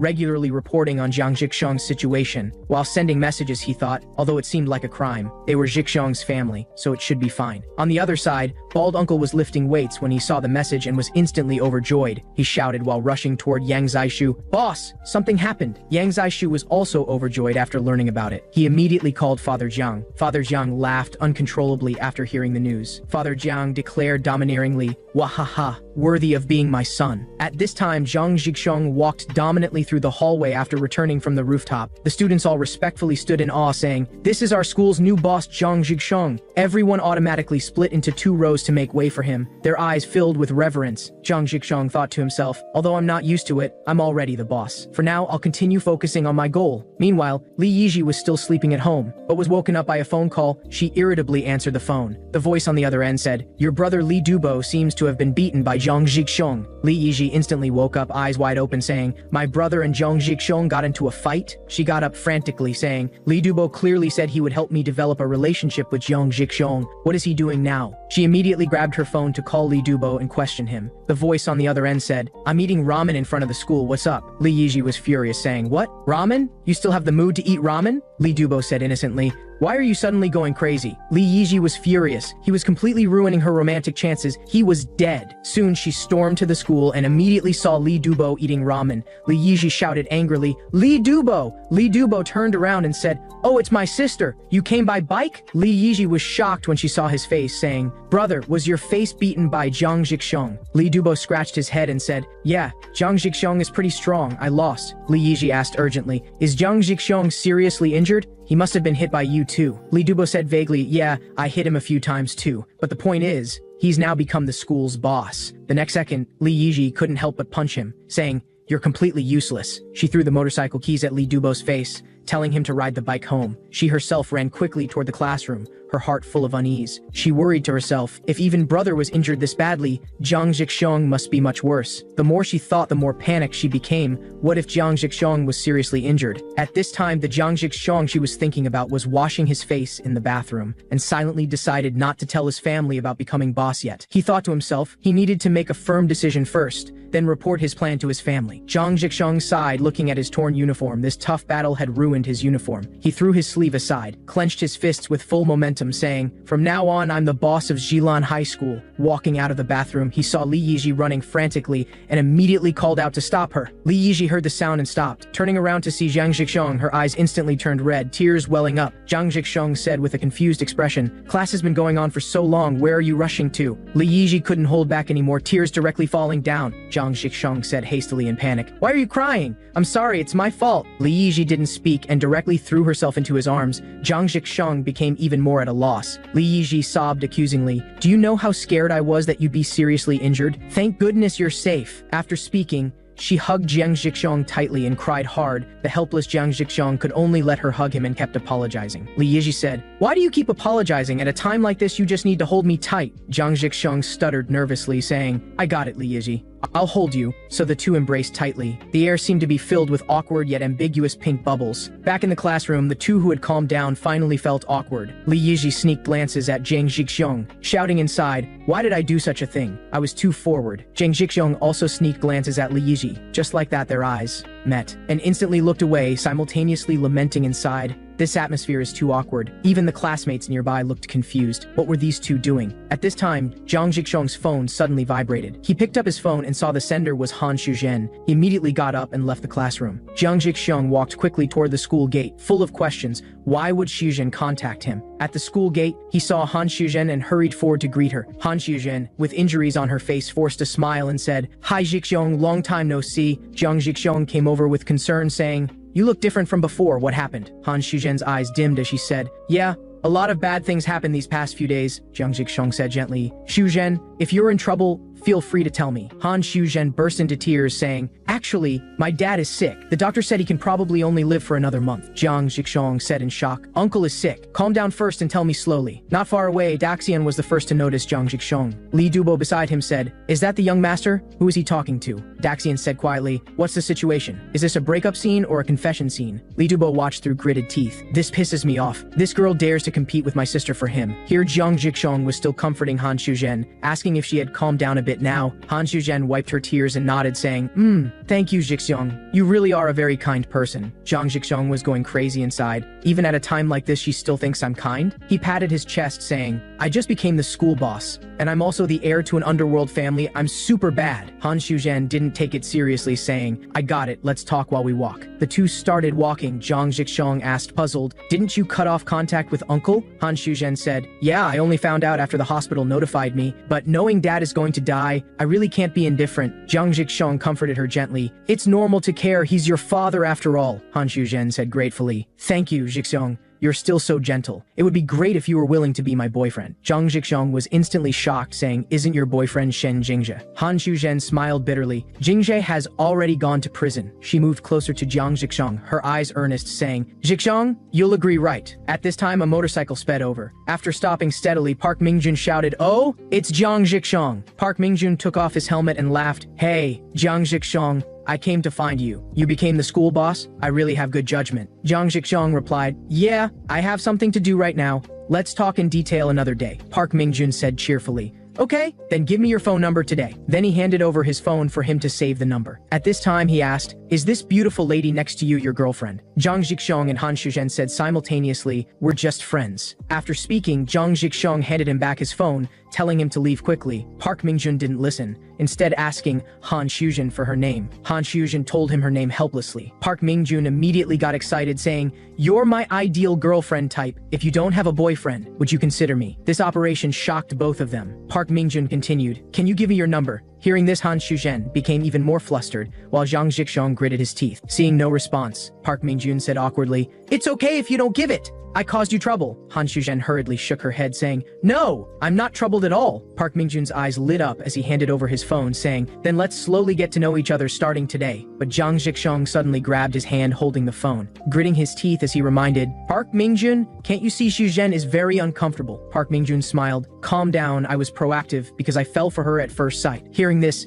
Zhang Zhixong increased his grip strength. Park Mingjun winced in pain, saying, "I already apologized, let go." But Zhang Zhixong's hand strength kept increasing, gripping tightly without letting go. Park Mingjun finally lost his temper, saying, "I don't want to fight you, but my temper isn't that good either. If you don't let go within 3 seconds, I'll take it as you wanting to fight me." Park Mingjun started counting down, but Zhang Zhixong remained unmoved, showing no sign of letting go. Park Mingjun couldn't take it anymore and directly kicked toward Zhang Zhixong. Han Shuzhen shouted in panic, "Stop! I don't want you to fight over me." Only then did Zhang Zhixong let go. The two apologized to her somewhat awkwardly for letting her see such a scene. Zhang Zhixong also apologized to Park Mingjun. Park Mingjun waved his hand, saying, "I apologize too. Being too forward made her uncomfortable, sorry." Then he said goodbye to Zhang Zhixong. Park Mingjun put on his helmet and suddenly remembered, saying, "Congrats on becoming boss. I'm throwing you a celebration party." Zhang Zhixong said in surprise, "The celebration party won't involve drinking alcohol, right?" He started getting nervous. Park Mingjun's tone changed, saying, "But can't you really give me Shuzhen's contact info?" Zhang Zhixong's expression instantly changed after hearing this.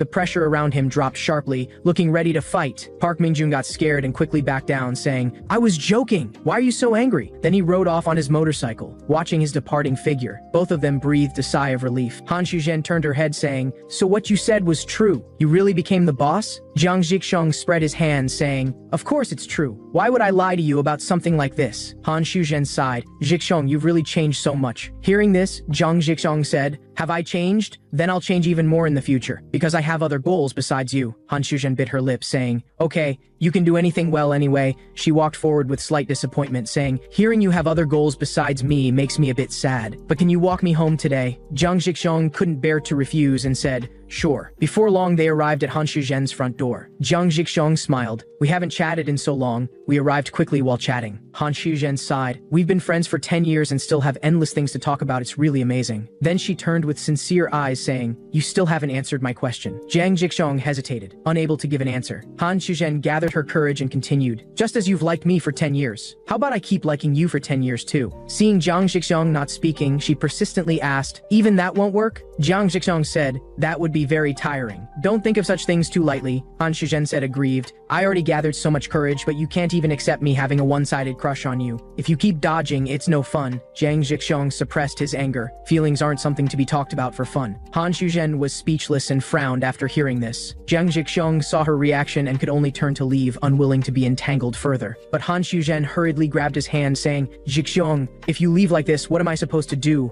Jiang Zhixiong said coldly, Shuzhen, go back and rest first. Han Shuzhen said sadly, how can you be so cold to me? You're not the Zhixiong I know. Jerk. Jiang Zhixiong said, you're calling me a jerk. Then I succeeded. I heard you say you like bad guys, so I desperately tried to become bad. But after I became bad, you changed your mind and said you like the originally kind me. So now I want to take back my feelings for you. After hearing this, Han Shuzhen got so emotional she directly knelt down, begging him not to leave. Jiang Zhixiong closed his eyes tightly and told her he now has other goals. Han Shuzhen cried painfully, no, your goal can only be me forever. I'm really tired today. Please stay with me, Zhixiong. Jiang Zhixiong directly refused. I'm sorry, Shuzhen, let go. Han Shuzhen felt completely hopeless after hearing this, tears continuously pouring from her eyes. She finally let go of the hand grabbing Jiang Zhixiong's arm. Kneeling on the ground, watching Jiang Zhixiong leave without looking back, she cried out loud, Zhixiong, do you want me to stop making you feel guilty? Then I'll make you come confess to me personally. Not far away, Park Mingjun and Li Dubo had already seen all of this. Li Dubo said, only by doing this can Jiang Zhixiong be worthy of being my brother-in-law. On the other side, Park Mingjun returned to the alley again. He showed his deformed wrists, saying, Jiang Zhixiong's grip strength is simply monster level. Good thing we didn't fight. I need to find a chance to thank Shuzhen. At this time, other subordinates gathered around, asking why he suddenly went to Jilan High School. Yongjian noticed his wrist, asking, what's with this hand mark? Bearded guy exclaimed. Mingjun, don't tell me you were also beaten by Jiang Zhixiong? Park Mingjun explained, it was Jiang Zhixiong who did it, but I wasn't beaten by him. Yongjian said angrily,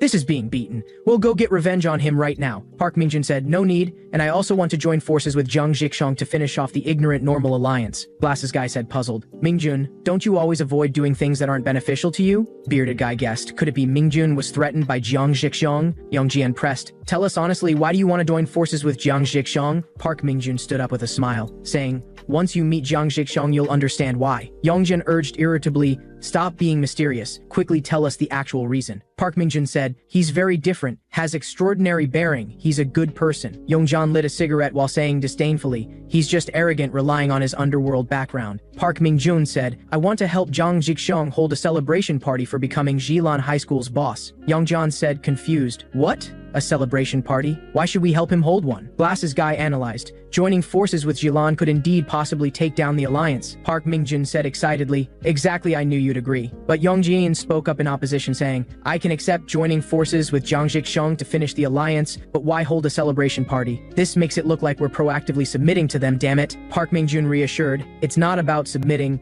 Holding a party is to make everyone closer. Plus, he's the son of the Firebear gang boss, Yongjian said disdainfully. Whether it's Firebears or dogs, it's none of my business. After speaking, he proposed quitting. Park Mingjun continued trying to dissuade him, but Yongjian still firmly left. However, he had barely walked a few steps when he saw two beauties walking toward him. These were actually those two goddesses. Yongjian went crazy inside. Damn, why didn't anyone say Kaiyan would come? Now I can't take it back. When Kaiyan said at this time, you wanted to see us for something? Park Mingjun enthusiastically said they planned to hold a party and wanted to invite them. When Kaiyan said, who are you holding this party for? Let me hear first before deciding, Park Mingjun excitedly announced. This party is a celebration for Jilan's new boss, Jiang Zhixiong. Hearing this, Hui Yinhe was dumbfounded, saying, "You've already met Zhang Zhixiong," when Kai Yon pulled out a cigarette, saying, "Looks like the man worthy of me has finally appeared." In the end, both agreed to go. Park Mingjun was overjoyed. This celebration party will be very interesting. On the other side, Zhang Zhixiong was still moving forward. He thought to himself, can't look back, can't be soft-hearted anymore. That was really close. I almost got caught off guard by Park Mingjun's kick. Looks like I must accept Li Yiji's designed personal training. Need to get back to school quickly. At the school gate, he saw Li Dubo. Li Dubo greeted him. "You're back, young master," Zhang Zhixiong said awkwardly. "What are you doing? This makes me very uncomfortable." Li Dubo said seriously, "I'll serve you for a lifetime from now on, so of course I need to start with how I address you," Zhang Zhixiong said helplessly. "But please don't call me that at school." Li Dubo readily agreed. "In that case, I'll call you Zhixiong at school from now on." Zhang Zhixiong breathed a sigh of relief, then asked why he was here. Li Dubo said, "I'll just say it directly. Zhixiong, do you have a girlfriend?" Being asked this by a man, Zhang Zhixiong was immediately startled but still answered no. After hearing this, Li Dubo grabbed Zhang Zhixiong's arm, saying, "Then what do you think of Yiji?" Zhang Zhixiong was stunned, saying, "Li Yiji is pretty good, she's a very good friend." Li Dubo praised strongly, "Yiji is a great girl, she has more good points than you imagine. She's a great girl. Repeat after me." Zhang Zhixiong stammered in agreement, "She's a great girl." Only then was Li Dubo satisfied as he left, saying, "Good, remember that." Zhang Zhixiong was completely confused. Why did he suddenly act like that? Can't figure it out. Whatever, Zhang Zhixiong simply stopped thinking about it. Better just go back to the classroom. In the classroom, Li Yiji was full of distress, thinking, it's Han Shuzhen. So what exactly is he doing with Han Shuzhen now? Why hasn't he come back? At this time, Zhang Zhixiong finally pushed open the classroom door and walked in. Li Yiji immediately looked up, glaring at him. Zhang Zhixiong felt a bit uncomfortable being stared at, pulled over a chair and sat down, asking her what was wrong. Li Yiji questioned with an icy tone, "Where did you just go?" Zhang Zhixiong answered somewhat flustered. "Something suddenly came up that I had to deal with." Li Yiji pressed, "So where exactly did you go? Are you unwilling to tell me?" She turned her head, her tone carrying a hint of grievance, saying, "If you don't want to say it, forget it." Zhang Zhixiong looked at Li Yiji's profile. A thought flashed through his mind. Was Li Yiji always this beautiful? Zhang Zhixiong asked cautiously, "Li Yiji, did I do something wrong? I'm sorry." Li Yiji sighed helplessly. "Why are you apologizing again?" Zhang Zhixiong said. "Suddenly saying this to you seems a bit strange." Li Yiji got annoyed hearing this, saying, "You want to apologize to me again, don't you?" But Zhang Zhixiong said, "You're very beautiful today." Li Yiji was instantly stunned, eyes wide in surprise, then stood up saying, "What? Really? You said I'm beautiful?" Zhang Zhixiong nodded, saying, "Yeah, I think you're beautiful. It's the truth." At this time, the homeroom teacher couldn't take it anymore and exploded in anger. "Li Yiji, go stand at the back." Li Yiji instructed Zhang Zhixiong, "I'm leaving first. Explain it clearly to me later." After speaking, she happily stood up. Li Yiji, being punished to stand, was secretly shy, thinking, do I now have hope of becoming his girlfriend? Was that just now him confessing to me? Finally, the dismissal bell rang. Li Yiji was thrilled. Now I'll go find Zhang Zhixiong and ask clearly. But the homeroom teacher suddenly appeared, telling her to follow him to the office. Li Yiji said reluctantly, "Teacher, can I go later?" The homeroom teacher got angry seeing this. "Come to the office with me immediately." Zhang Zhixiong also spoke up to persuade, telling her to go with the teacher first. Li Yiji had no choice but to comply. After Li Yiji left, Zhang Yun came over and asked Zhang Zhixiong, "Didn't you like Xu Zhen for 10 years? What's the situation now?" Zhang Zhixiong said in a heavy tone, "Zhang Yun, don't talk about Xu Zhen anymore from now on." Zhang Yun realized, asking, "You didn't just go see Xu Zhen, did you?" Zhang Zhixiong said bitterly, "I'll tell you after I sort out my thoughts." Zhang Yun suggested, "When you're troubled, you should play games. How about we go to a PC cafe after class?" Zhang Zhixiong's eyes lit up, saying, "Sure." Zhang Yun suddenly hesitated, remembering he had English class today. So he said, "Why don't you ask Li Yiji if she can take you to play? Her game rank is very high." Zhang Zhixiong was shocked she's that good. In the office, the homeroom teacher sternly warned Li Yiji not to make noise during class anymore. Li Yiji responded obediently, "Okay." The homeroom teacher said, puzzled, "Why aren't you talking back?" Li Yiji smiled, saying, "Why would I talk back to you?" Other teachers were all dumbfounded hearing this. Oh my god, Li Yiji actually didn't talk back. The homeroom teacher saw she was rarely this obedient, so he just let her go back. Li Yiji left the office delighted. Not talking back really made the teacher let me go immediately. She said excitedly again, "My name is Li Yiji. The girl Zhang Zhixiong sincerely finds beautiful is me." Li Yiji came to the classroom with her carefully prepared pose, shouting, "Zhang Zhixiong." Zhang Zhixiong immediately went up to her, saying, "Li Yiji, I've been waiting for you." Li Yiji's heart was incredibly excited, thinking he wanted to kiss her, so she immediately shyly puckered her lips, waiting for him to kiss her. But in the next second, Jiang Jixiong didn't lean in to kiss her. Li Ji got so angry that she started cursing at him directly, but Jiang Jixiong was actually praising her for being amazing at the game. Li Ji looked completely confused after hearing this. Jiang Jixiong continued to flatter her. You're so amazing, can you please carry me? I'm begging you. Li Ji said embarrassedly. I'm not that good actually, Jiang Jixiong retorted. That's not true, you're super amazing. Ji, you're really good at so many things. Li Ji blushed and said, I haven't been playing games much lately, but if I played seriously, I'd rank up quickly. Jiang Jixiong immediately bowed 90 degrees, asking her to teach him her secrets. Li Ji said, but if I have to teach you how to deal with the ignorant normal alliance and teach you how to play games, shouldn't you pay me? Jiang Jixiong readily agreed. Sure, I'll go back and tell uncle to give you proper compensation. Li Ji said, no need. Just fulfill one wish for me and that's enough. Jiang Jixiong immediately grabbed her hand excitedly, saying no problem. Then he shouted, classmates, who wants to go to the internet cafe together? Everyone raised their hands frantically, saying they could form a full team of 5. Song Zhongxi came over and smacked each of them on the head. However, Jiang Jixiong still obliviously asked Song Zhongxi if he wanted to go to the internet cafe together. So Jiang Jixiong also got punched. In the end, only Jiang Jixiong and Li Ji went to the internet cafe. In the game, Jiang Jixiong's character died again. Jiang Jixiong looked at Li Ji and said, Ji, you're really amazing. Li Ji said helplessly, you got killed by minions and you're still smiling. Jiang Jixiong said hurriedly, sorry, they were too strong. Let me try seriously once more. Not long after, he died again. Jiang Jixiong was helpless. Seeing this, Li Ji stood up to patiently guide him. She moved closer to Jiang Jixiong, reaching over to control his mouse, preparing to teach him hands-on. Realizing their hands had touched, both their faces started turning red, then they immediately separated shyly. Li Ji covered up the awkwardness, telling him to start by practicing last-hitting minions slowly. At this moment, 2 thugs walked over and saw Li Ji. These 2 were Song Renhao and Jin Zongmin. The 2 came over to greet Li Ji. Jin Zongmin noticed Jiang Jixiong beside her and asked, is the guy next to you your boyfriend? Li Ji broke out in cold sweat,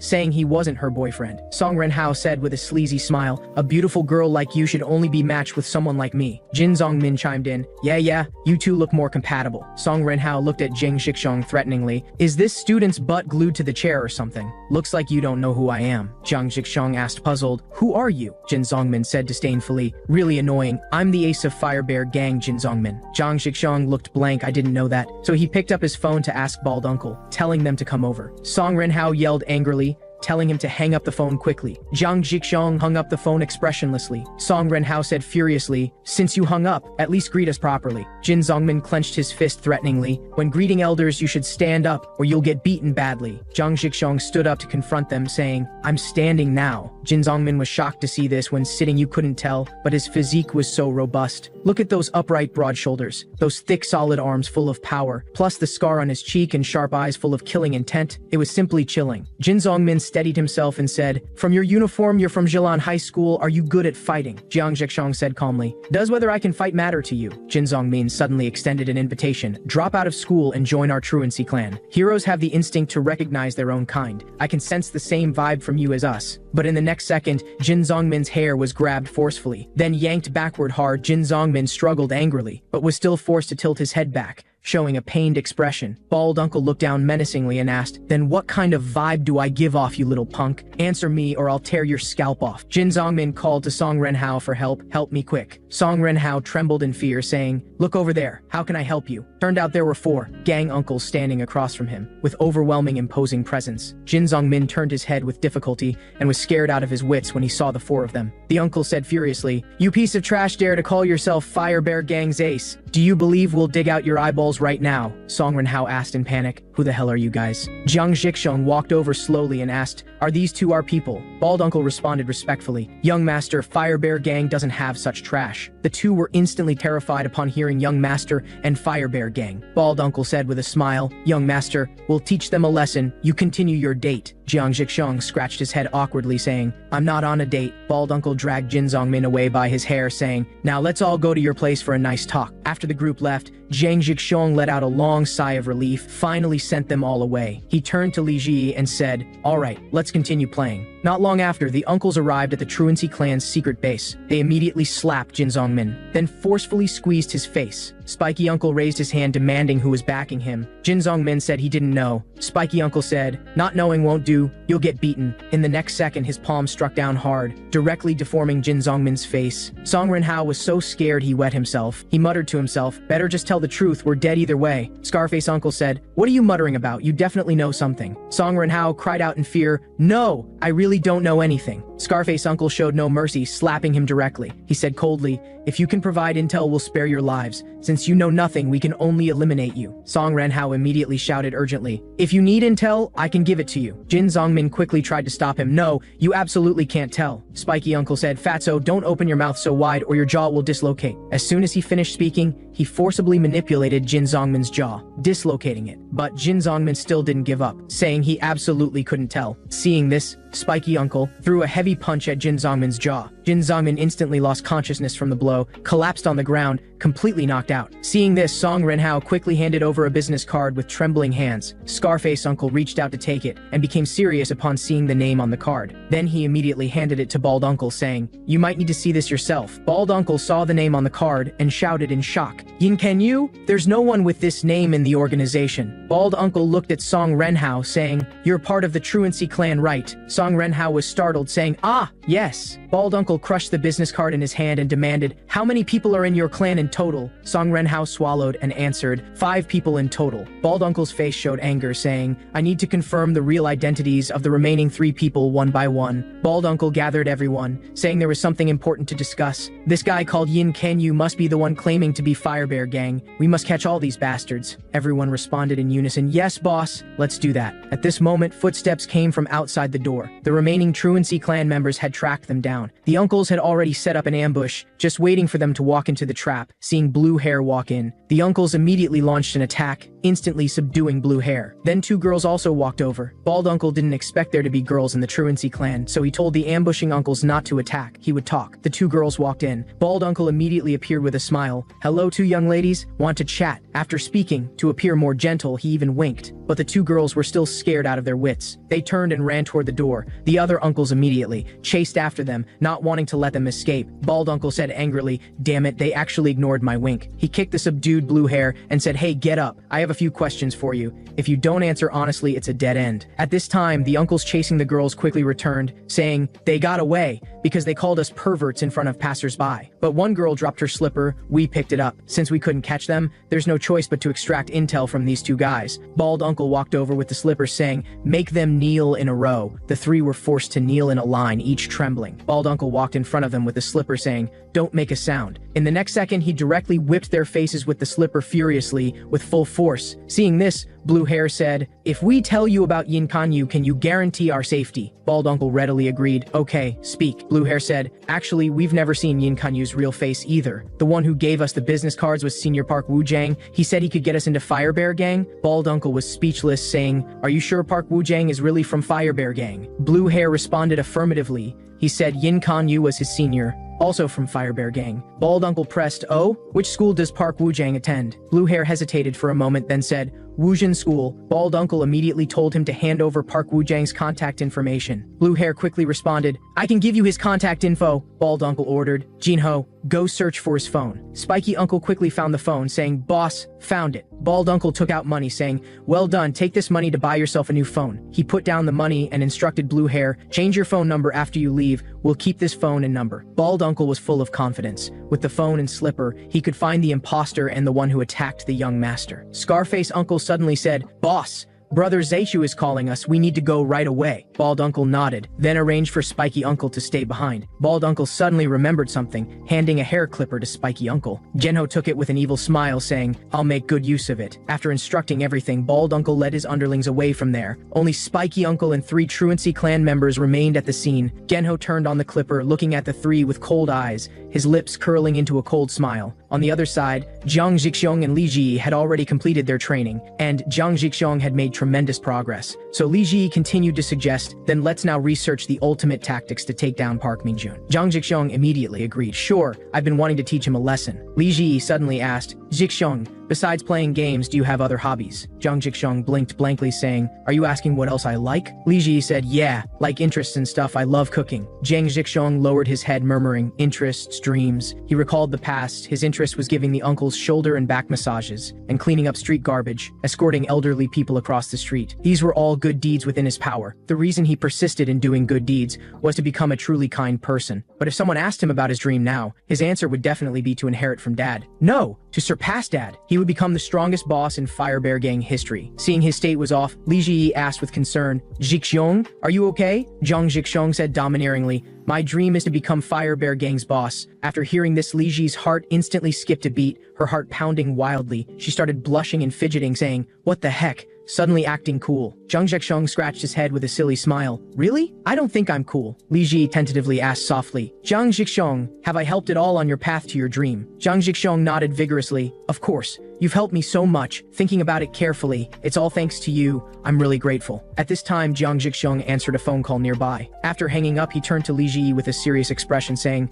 Ji. Li Ji turned back puzzled saying, You calling me? Jiang Jixong said apologetically, we'll have to research tactics next time. There's an emergency at home. Li Ji said generously, it's fine. We can meet up again next time. Jiang Jixong pointed to the right saying, I'm going this way, I'll head off first. After saying goodbye, Jiang Jixong strode away. On the way back, Jiang Jixong saw an old grandma carrying goods ahead. He started struggling internally, should I help? But during this time I've become super fierce. The old grandma recognized him at once, happily greeting him. Jixong's here, how have you been lately? Jiang Jixong was shocked. Grandma is actually so happy to greet me. He closed his eyes tightly, thinking, damn it, this makes me want to help even more. But in the end, he still smiled and went forward to greet her. Long time no see, Grandma, let me help you carry things. The old grandma nodded gratefully saying, really? Then I'll trouble you. Jiang Jixong helped while apologizing. Grandma, I'm sorry for just leaving last time. Is your back injury any better? The old grandma smiled and responded, same as before, but Jixong, what's been going on with you lately? You have injuries on your face. Have you been fighting often? Jiang Jixong was at a loss for words. He asked dejectedly, Grandma,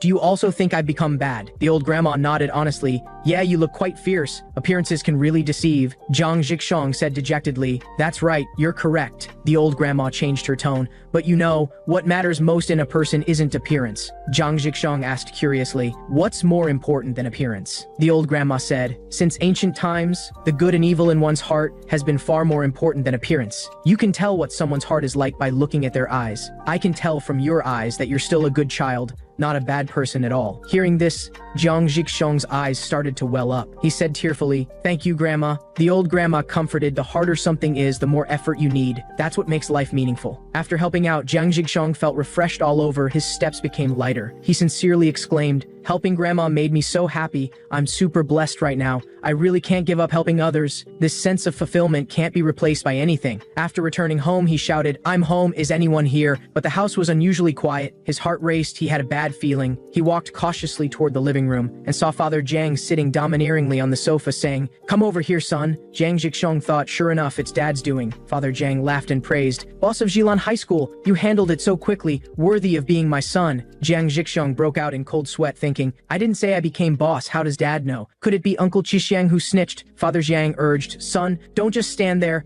Come here, Dad has an amazing gift for you. Jiang Jixong was wary. It's not going to be something dangerous like a knife again, is it? Father Jiang saw through his thoughts, saying, looking at your expression, are you worried about something? Don't worry. This time it's definitely a big gift. Zai Shu, bring up the treasure. Zai Shu responded deeply, yes, boss. Jiang Jixong's insides churned. Father Jiang announced passionately, Fire Bear Gang Iron Law. The heir must raise a battle bear. Hearing this, Jiang Jixong was petrified on the spot. Father Jiang continued introducing, this is your coronation gift for becoming boss of Fire Bear. The Fire Bear also let out an adorable sound right on cue. Jiang Jixong thanked him stiffly, thank you, Dad. The Fire Bear made another adorable sound, extremely cute. Zai Shu put down the Fire Bear and instructed, young master, don't be fooled by its cute appearance. It's the king of beasts. Jiang Jixong was dumbfounded. So this is what a fire bear looks like. Then he hugged the fire bear and exclaimed, so cute, fluffy, so healing. Father Jiang said, I knew my son would like it. The love for animals runs in the family. From now on, it's our family member, your little brother. I even gave it a name. Jiang Jixong asked curiously, what name? Father Jiang said,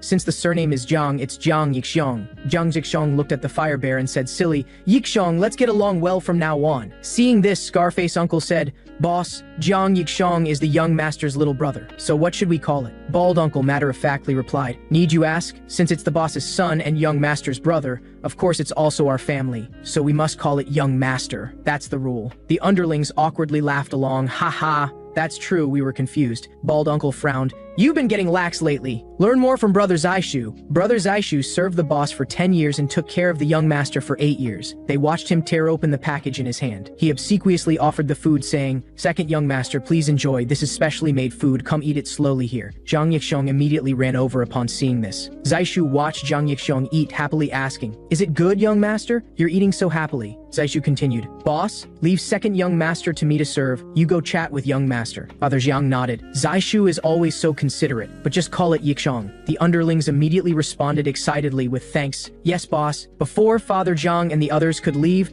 they swarmed toward Jiang Yixong, surrounding it completely, constantly praising, Yixong is so cute, want to pet it, too adorable. Jiang Yixong looked up puzzled, and saw a group of fierce-looking people surrounding it with creepy smiles, instantly too scared to move. At this time, father and son came to the rooftop. Father Jiang looked at Jiang Yixong's wound and asked, the injury on your face was from fighting the school boss, right? Jiang Yixong nodded, yes, dad. Father Jiang gazed into the distance and sighed, the weather is slowly getting warmer, son. At this time, his voice started choking up, I'm really so happy. As he spoke, tears flowed from his eyes. Jiang Yixong asked in shock, Dad, why are you crying? Father Jiang said, my son is so outstanding. Speaking, he hugged Jiang Yixong tightly, saying, I used to think you were worthless, but you actually became school boss. You've brought me such honor. To be honest, I used to think you were a rebellious, unfilial son. He recounted all the stupid things Jiang Yixong had done over the past 10 years, making Jiang Yixong mortified. Father Jiang was finally relieved now, saying, but that's all in the past. You're a filial child. Jiang Yixong laughed awkwardly, ha ha ha ha, okay, Dad. Father Jiang said, I've already started looking forward to it so much, son. Your next step is to dominate the entire region, right? I'm already eagerly anticipating my proud son, the world's #1 filial son. Jiang Yixong's scalp tingled under this earnest gaze, saying he would work hard. After speaking, Father Jiang suggested, all right, let's go downstairs, don't keep everyone waiting. So father and son went downstairs. Zaishu quickly came forward with the underlings to greet them, finished chatting with young master, boss. Father Jiang smiled and responded, yeah, we had a passionate father-son talk. The underlings were deeply moved hearing this. A passionate father-son conversation, so touching. Everyone bowed, saying, congratulations, boss. Young master is truly exceptional talent. Father Jiang laughed, not that exaggerated. This is just the beginning of my son's filial piety. Am I right, son? Jiang Yixong nodded helplessly. Yes, Dad. Father Jiang then left, saying, I have business to attend to. Zaishu, come out with me. The underlings bowed in farewell. Please go carefully, boss. On the road, Zaishu said, puzzled, boss, why didn't Shiwan come with you today? Father Jiang said seriously, Zaishu, you know about that guy Kim Minwoo under Shiwan, right? Zaishu nodded. Yes, I know, boss. Father Jiang pulled out a cigarette gravely. I heard someone recently saw him at the underground arena. Zaishu said, shocked. The underground arena, isn't that Danryong gang's territory? Father Jiang said, I thought he was brought in by Shiwan, so I didn't pay much attention. But he's been doing things lately that make me uneasy. Need to investigate. Zaishu, you're in charge of investigating Kim Minwoo's background. Zaishu accepted solemnly. Yes, sir, boss. Father Jiang patted his shoulder and sighed, thinking about it. I always assign you difficult tasks. Speaking, he took out a stack of money. Although your contributions can't be measured in money, please accept this. Zaishu respectfully accepted it, saying, yes, boss. Father Jiang instructed, use this to eat something good with the brothers. After speaking, Father Jiang waved goodbye. Zaishu quickly said, boss, let me see you back. It's my duty. Father Jiang declined. I haven't walked outside in the wind for a long time. You go back. Zaishu watched Father Jiang's back, thinking, whenever the boss has worries, he habitually walks alone. Zaishu remembered something, deciding to use this money to buy things for the young master and brothers. He started counting the money. He counted in shock, ones, tens, hundreds, thousands, 10,000s, 100,000s, millions, 10 millions. Is this 100 million? He said in disbelief, boss, you're too generous. At this moment, at the Truancy clan's secret base, all 3 Truancy clan members had their heads shaved bald, looking miserable. Spiky Uncle made a call. Boss, I've already extracted important intel from them. I'll bring this key intel back to help you, boss. I guarantee not to disappoint your expectations. In the villa, the uncles were still madly petting Jiang Yixong. Zaishu came over saying, everyone prepare for the gathering. The boss gave enormous funding. Everyone cheered in response. Yes, we'll prepare right away. Zaishu added while preparing the gathering, take turns coming to my room, Qishang first. Bald Uncle said, Yes. The two then went upstairs. In Zaishu's office, Zaishu gestured for him to sit casually. He had important matters to discuss. Bald Uncle responded respectfully, "Please sit first, I'll make coffee." While making coffee, he muttered to himself, "Better not tell the boss about that matter yet." Bald Uncle brought over coffee, saying, "Boss, let's chat about business while drinking." Zaishu took the coffee and sighed. "The boss really cares about the brothers." Bald Uncle agreed, "I think so too, he's been coming to the house more frequently lately." Zaishu analyzed. "Looks like the expectations placed on young master have greatly affected the boss." Then he changed his tone, "But the boss coming often isn't necessarily a good thing. This means he doesn't trust the brothers in other places." Bald Uncle said, shocked. "You mean?" Zaishu nodded gravely. "The boss is now starting to suspect Shiwan." Bald Uncle said incredulously, "But isn't brother Shiwan the boss's confidant?" Zaishu said, "Currently can't see anything from Shiwan,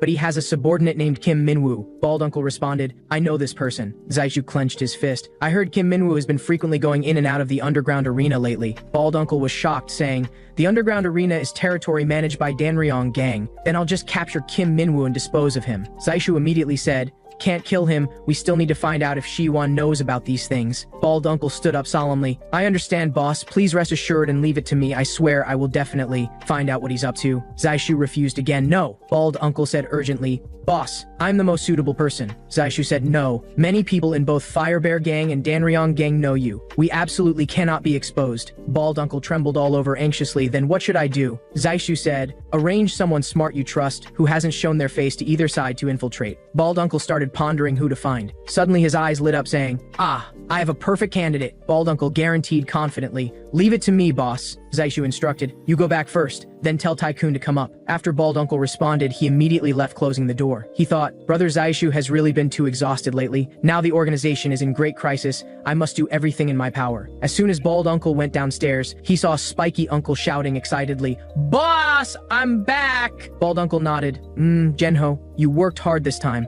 Then he told Tycoon to go to Brother Zaishu's room. After instructing, he started exchanging information he just learned with Genho. Bald Uncle asked, "What's that photo you sent earlier?" Genho explained, "This photo is of Yin Kan Yu and the Truancy clan together. So now we just need to find those two escaped female students to find him." On the other side, the gathering was almost ready. Zhang Yixong wanted to help but was stopped by the uncles. "Young master, really no need for your help. Just stay beside and keep Zhang Yixong company." Zhang Yixong said helplessly, "All right, then I'll go play with it." Zhang Yixong was currently lying on the sofa napping, its belly round and super cute. Zhang Yixong's eyes sparkled. "Ah, that belly, want to touch it so bad." At this moment, a phone sound suddenly rang. Zhang Yixong started panicking. This would wake Zhang Yixong. Unfortunately, it was too late. Zhang Yixong had already opened its eyes. Zhang Yixong apologized guiltily to Zhang Yixong. "But since it was already awake, let's video call then." So he pointed his phone at Zhang Yixong, saying, "Zhang Yun, look, this is our new family member." On the other end of the video, Zhang Yun exclaimed, "Wow, it's really super cute. The Pomeranian is too adorable." As soon as he said this, all the uncles froze. They surrounded him menacingly to explain, "This is a bear." After speaking, they greeted him through gritted teeth. "Hello, student Zhang Yun." Zhang Yun responded nervously, "Hello." Then the uncles kept emphasizing, "It's a bear, really a bear." Zhang Yun was helpless. What is this uncle doing? But could only go along. So he cooperatively said, shocked, "It's actually a bear." Only then did the uncles happily say, "Correct. It's a fire bear." Zhang Yun laughed awkwardly. "Can I come to your house to see it next time?" Zhang Yixong readily agreed. "Of course, Yixong will welcome you too." Zhang Yun suddenly remembered the main business, saying, "Yixong, I'm calling because I want to ask you a favor. I have plans with female classmates tomorrow. There are 3 of them and only 2 of us. Can you come with me?" Zhang Yixong paused, saying, "Sure, I'll go with you." After speaking, he hung up the video call. Bald Uncle and Genho came over puzzled. "Why is everyone gathered around young master? Aren't you preparing for the gathering? Why are you here?" The uncles excitedly shouted, "Brother Qishang, the point isn't the gathering right now. Young master is going on a 3-on-3 group date tomorrow." Zhang Yixong quickly explained, "It's just simply meeting with cram school classmates." But Bald Uncle immediately stepped forward, saying, "Young master, let's go to the dressing room right now." Zhang Yixong hurriedly explained, "This really just a group date." But Bald Uncle wouldn't take no for an answer, saying, "Head to the dressing room right now." Zhang Yixong helplessly followed him, saying, "Uncle, I don't need to dress up specially, do I?" Bald Uncle responded sternly, "Young master, the group date is important, and dressing up is the key. However, there's something more important than dressing up that needs to be confirmed right now." Zhang Yixong asked in confusion, "What is it? Why so serious?" Bald Uncle took out some photos and asked, "Young master, do you recognize any of these people?" Zhang Yixong examined them carefully, saying, "These 2 are the ones I ran into at the internet cafe before, but I don't recognize this long-haired one or the blue-haired one at all." As he spoke, he scrutinized them closely. closely, then suddenly exclaimed, "Huh? Wait a minute." Bald uncle pressed nervously, "What is it? Did young master discover something?" Zhang Zhixiong pointed at a black short-haired man in the photo, saying, "I remember this guy." Bald uncle asked repeatedly, "Could he be Yin Kanyu?" Zhang Zhixiong said, "Yin Kanyu? I don't know that name. But the thug who specifically came after me that I mentioned before, it was him." Bald uncle said in shock, "This guy was the one who attacked you." Jiang Zhixiong nodded firmly, saying, "Yes, he was the one who attacked me." Bald uncle frowned. This made things seem to get complicated. If the long-haired one was Yin Kanyu, they just needed to investigate Shi Yuan and the Danryong gang. But if the one with the scar was Yin Kanyu and had connections to Shi Yuan, then they could confirm the attack was done by insiders of the Fire Bear gang, or even Shi Yuan's conspiracy. His head hurt from thinking, damn it. He thought it was just small-time thugs causing trouble, never expected it to run this deep. His brain couldn't come up with any solution. Zhang Zhixiong saw this and asked him what was wrong. Bald uncle thought to himself, young master will be busy enough later, can't let him worry about this too. So he changed the subject, saying, haha, I suddenly remembered what happened the day you were attacked. What was the name of that kid who fought with you? Jiang Zhixiong responded, ah, you mean Shen Jingzhe. Bald uncle nodded, saying, that's right, Shen Jingzhe, got it. Then he immediately switched gears, saying, now let's officially create the 3-on-3 group date outfit. Young master must have an overwhelming presence. Jiang Zhixiong looked confused. Did a group date also require overwhelming presence? The next day at the meeting spot, Zhong Yun and Junmin had both arrived early. Zhong Yun praised Junmin for looking super handsome today. Junmin said proudly, of course, a 3-on-3 date, how could I embarrass myself? How about it? Don't I look totally like a celebrity? Zhong Yun nodded, saying, yeah, super handsome. Junmin worried, will Zhixiong really come? Zhong Yun reassured him, don't worry, Zhixiong personally said he'd come. The surroundings suddenly became noisy, Zhong Yun said in confusion, huh? Why did it suddenly get so loud? He looked into the distance, saying, could that person be Zhixiong? Sure enough, Zhang Zhixiong made a dashing entrance, big gold chain with a suit, presence completely maxed out. Zhong Yun and Junmin were instantly dumbfounded. This outfit was way too exaggerated. Zhang Zhixiong came over to them saying, brothers, I'm here. Haven't the girls arrived yet? Junmin quickly pulled him aside, saying, Zhixiong, come into the alley with me first. Then he said anxiously, even if you're in the underworld, you can't dress like this. Zhang Zhixiong scratched his head, saying, right, I also think it's a bit exaggerated. Junmin roared, you'd better change clothes or the girls will be scared away. Zhang Zhixiong said, you want me to change my clothes? Junmin said firmly, of course, the ones we're meeting are all model students. They hate the underworld style the most. Jiang Zhixiong said apologetically, sorry, I didn't think that much about it. So they went to a clothing store to change outfits. Jiang Zhixiong took off his suit and asked Zhong Yun, how about it? Is this better now? Zhong Yun answered, not bad, then put the accessories in your bag. Jiang Zhixiong immediately did so. Finally, the two returned to the meeting spot. Junmin looked them over, very satisfied, saying, this works. The girls are almost here too. Zhixiong, you've been too famous lately. When you introduce yourself later, use a different name. Zhang Zhixiong nodded. Then the three finally set off. At the date location, Junmin suggested again, Zhixiong, from now on call yourself Jiang Dongju. Remember, Jiang Zhixiong said, don't worry, I'm now Jiang Dongju, a second-year student at Jilan High School. Junmin pointed into the distance, saying, oh, they're here. Get ready. He excitedly waved and shouted, Kaiyun, over here. Come quick. The girls came over and greeted them. Hi. At this point, the 3-on-3 date participants had finally assembled. Zhong Yun began introducing Zhang Zhixiong as their friend Jiang Dongju. Zhang Zhixiong immediately greeted them cheerfully. Hello everyone. I'm Jiang Dongju. The two girls next to them both introduced themselves as Yunji and Kim Yunji. Zhang Zhixiong turned to the girl in the middle, saying, hello there, classmate in the middle. The girl looked annoyed, seeming unwilling to respond. Zhang Zhixiong greeted again. Hey, I'm Jiang Dongju, and you are. Only then did the girl get a clear look at his face and physique, her heart racing wildly. Look at those calloused hands, like bear paws, and those bulging veins on his arms. Was he really friends with these losers? It was so incongruous.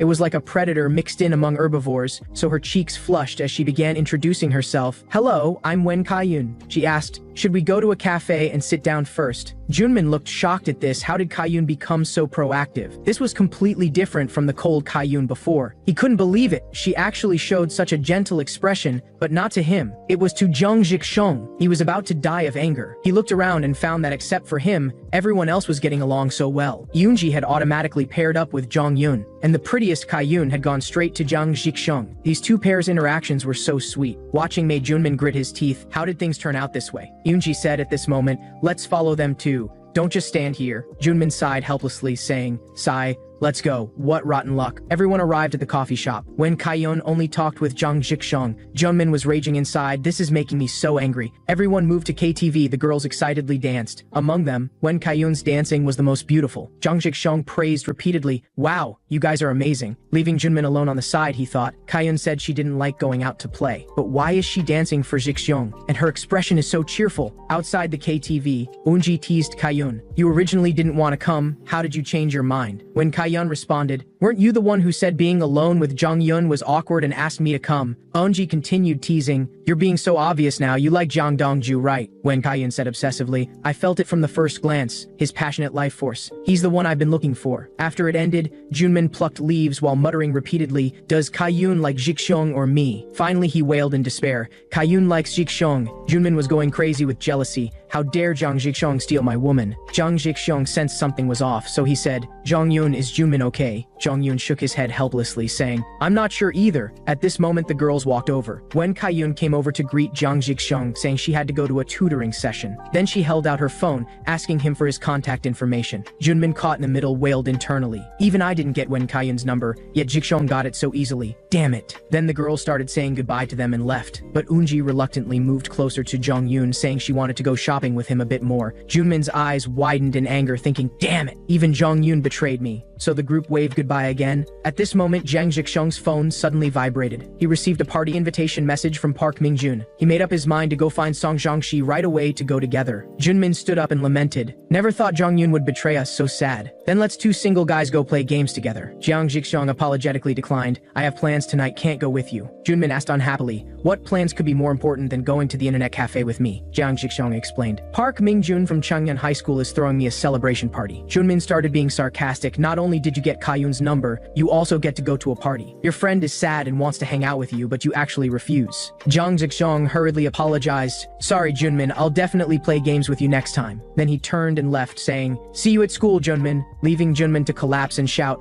damn it, I'm so miserable. Soon Zhang Zhixiong arrived outside Song Zhangxi's house. Song Zhangxi appeared with a baseball bat, saying, you're here. Why didn't you call me? Zhang Zhixiong explained, it was better to just wait for you here. Zhang Zhixiong looked at the bat and said, we're going to a party. Why are you bringing that? Song Zhangxi responded seriously, suspicious people sending strange invitations. Better to bring this for safety. Zhang Zhixiong said in confusion, they said themselves they're throwing a celebration party. They probably don't have bad intentions. Song Zhangxi said, whether I'm overthinking it or not, we'll know when we go. Where's the party location? Zhang Zhixiong read out the address, Binson Apartments, Unit 201. Song Zhangxi became suspicious, saying, they're throwing a party in an apartment. Then I didn't bring my bat for nothing, let's go. The two arrived downstairs at the apartment building. Zhang Zhixiong observed the surroundings, then said, seems you were right to bring the bat, the atmosphere here feels off. The two walked upstairs side by side. Song Zhangxi asked with concern, how's your mental state right now? Zhang Zhixiong responded, it's alright. The two arrived at the door. Zhang Zhixiong was just about to raise his hand to ring the doorbell, but was stopped by Song Zhangxi. Wait, don't ring the bell yet. Then he swung the bat, saying, okay, ring it, I'm ready. Zhang Zhixiong took a deep breath, then rang the doorbell. After pressing the doorbell, Park Mingjun's voice came through, they're here. Go open the door for the boss. A girl roared angrily, don't boss me around. Zhang Zhixiong said in surprise, sounds like there's a girl inside. Song Zhangxi said alertly, don't let your guard down. This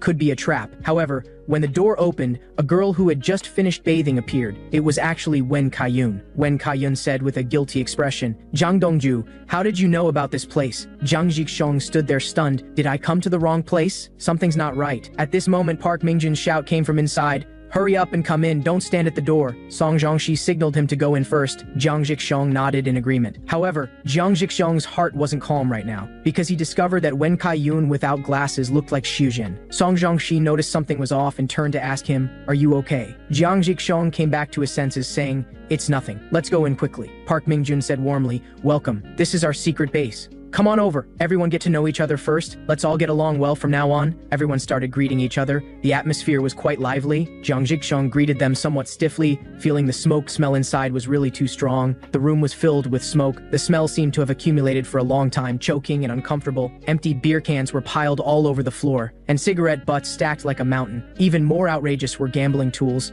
This was simply a nest of delinquent students. Jiang Zhixiong complained internally. Alcohol, tobacco, and gambling all present. They were way too rebellious. Park Mingjun said, "Don't just stand there, make yourself at home, relax." Jiang Zhixiong asked, "Park Mingjun, are we having the party here?" Park Mingjun said proudly, "Yeah, isn't it great? The AC is powerful, and if it gets stuffy, we can go to the rooftop. The room's already crowded. You guys sit down quickly, I'll introduce you to my friends." Everyone came specially to congratulate you. Jiang Zhixiong felt somewhat embarrassed, saying, "It's really not that big a deal." Park Mingjun pointed at someone and said, "This is Kui Chenmu, an elite from Changnan School. This is the goddess of Changnan School, the million-view dancer Kui Yinhe. And this is the blonde witch of Changnan School, Wen Kaiyun." Park Mingjun said with a smile, "This one everyone should know, Jilan Song Zhongxi. And today's main character is Jilan's new boss Jiang Zixiong." Wen Kaiyun said in shock after hearing this, "What? He's not Jiang Dongju, he's Jiang Zixiong." Park Mingjun turned to Wen Kaiyun and asked, "Kaiyun, you've already met Zixiong." Both responded vaguely,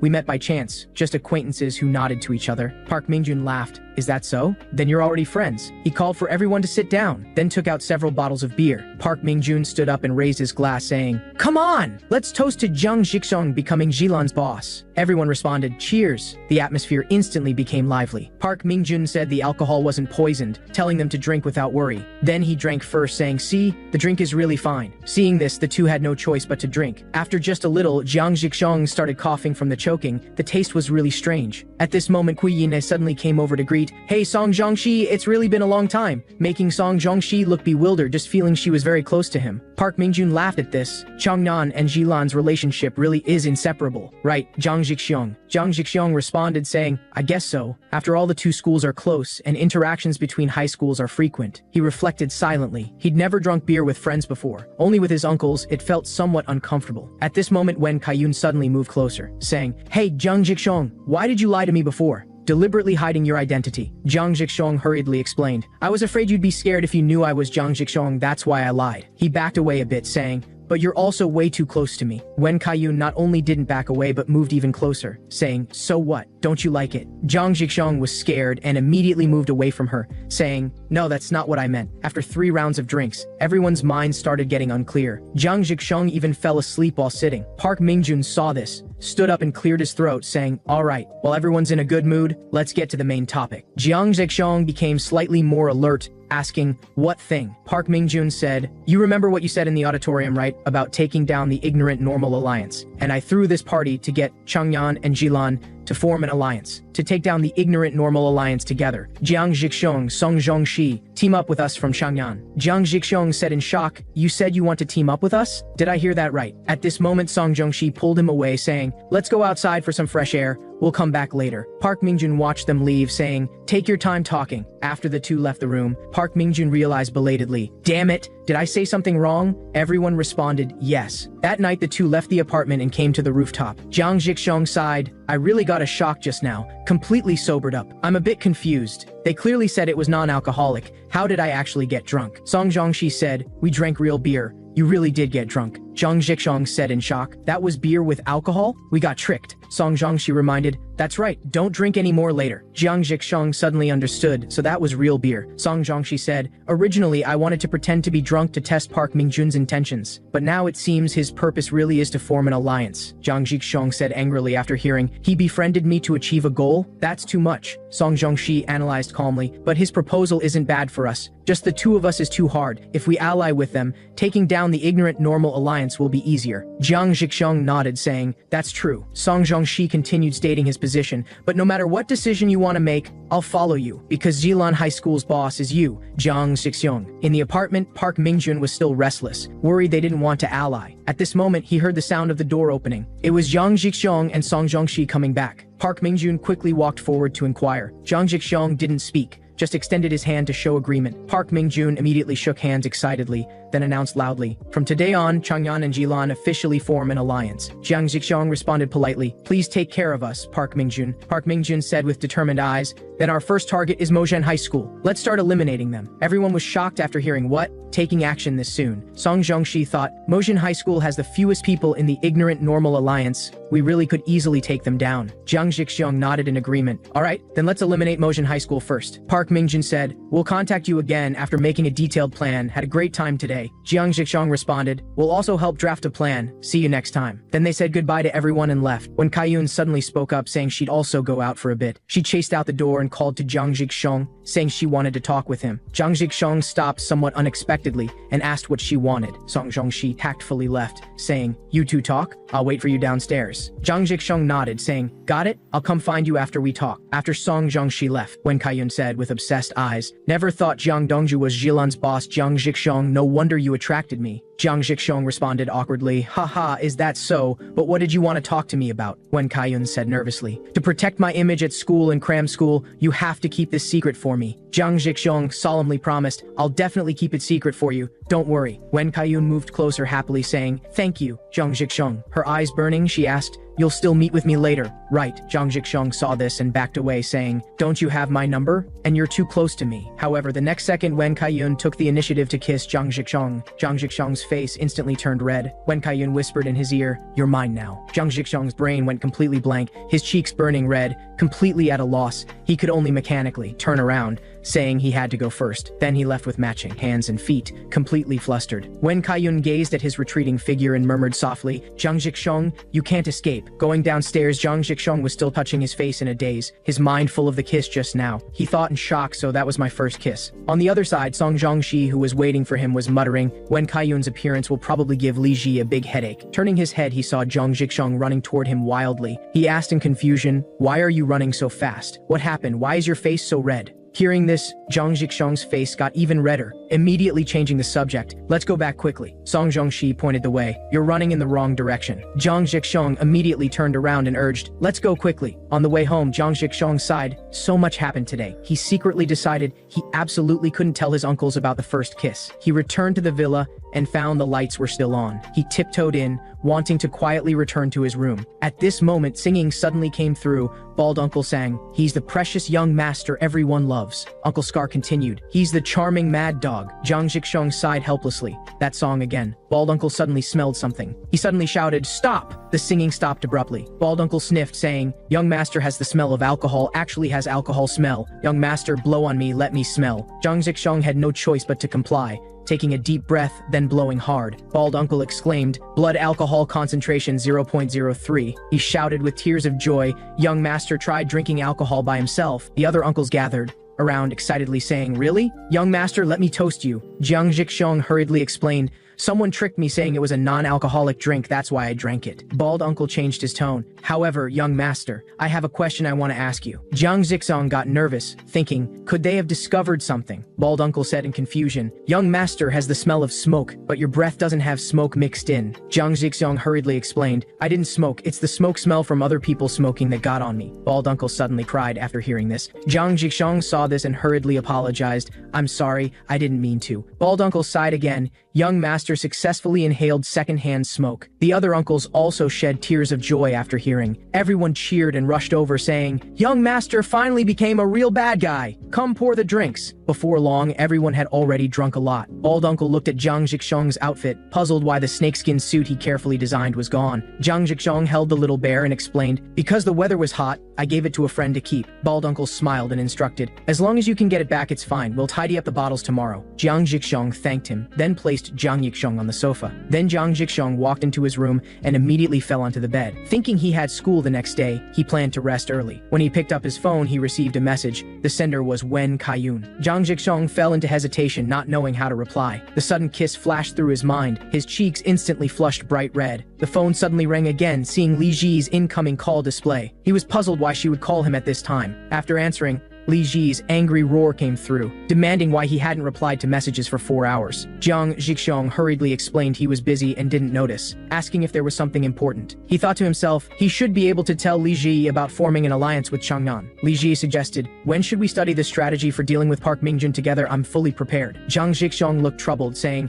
no need to target Park Mingjun anymore. Li Ji asked in confusion why. Jiang Zhixiang answered, I've already formed an alliance with Park Mingjun, and the people from Changnan High School even threw a celebration party for me and Song Zhongxi. Li Ji asked who the participants were. Jiang Zhixiang listed truthfully, Park Mingjun, Kui Chenmu, Kui Yinhe, and Wen Kaiyun. Li Ji heard Wen Kaiyun's name. Her tone instantly became displeased. How is that crazy woman there too? Zhang Zhixiong said they would first cooperate to take down Mozhen High School. After speaking, he said goodbye to her and hung up. On the other side, Li Ji was very upset, worried that Wen Kaiyun really fell for Zhang Zhixiong. On this side, Zhang Zhixiong thought Li Ji was unhappy because she wasn't invited. He made a firm resolution that in the future when holding any party, he must invite Li Ji to participate. In the training room, Bald Uncle was deep in thought. The enemy targeting young master still hasn't been identified. The enemy will definitely wait in the shadows for a chance to strike young master. At this moment, Genhao came to visit. He opened by asking if he was troubled about the girl who escaped. Bald Uncle stood up saying tomorrow they'd take action to confirm the attacker's clues from the girl. Uncle Genhao praised the brilliant strategy, immediately volunteering to offer assistance. The next morning at the prison, the guard's voice came,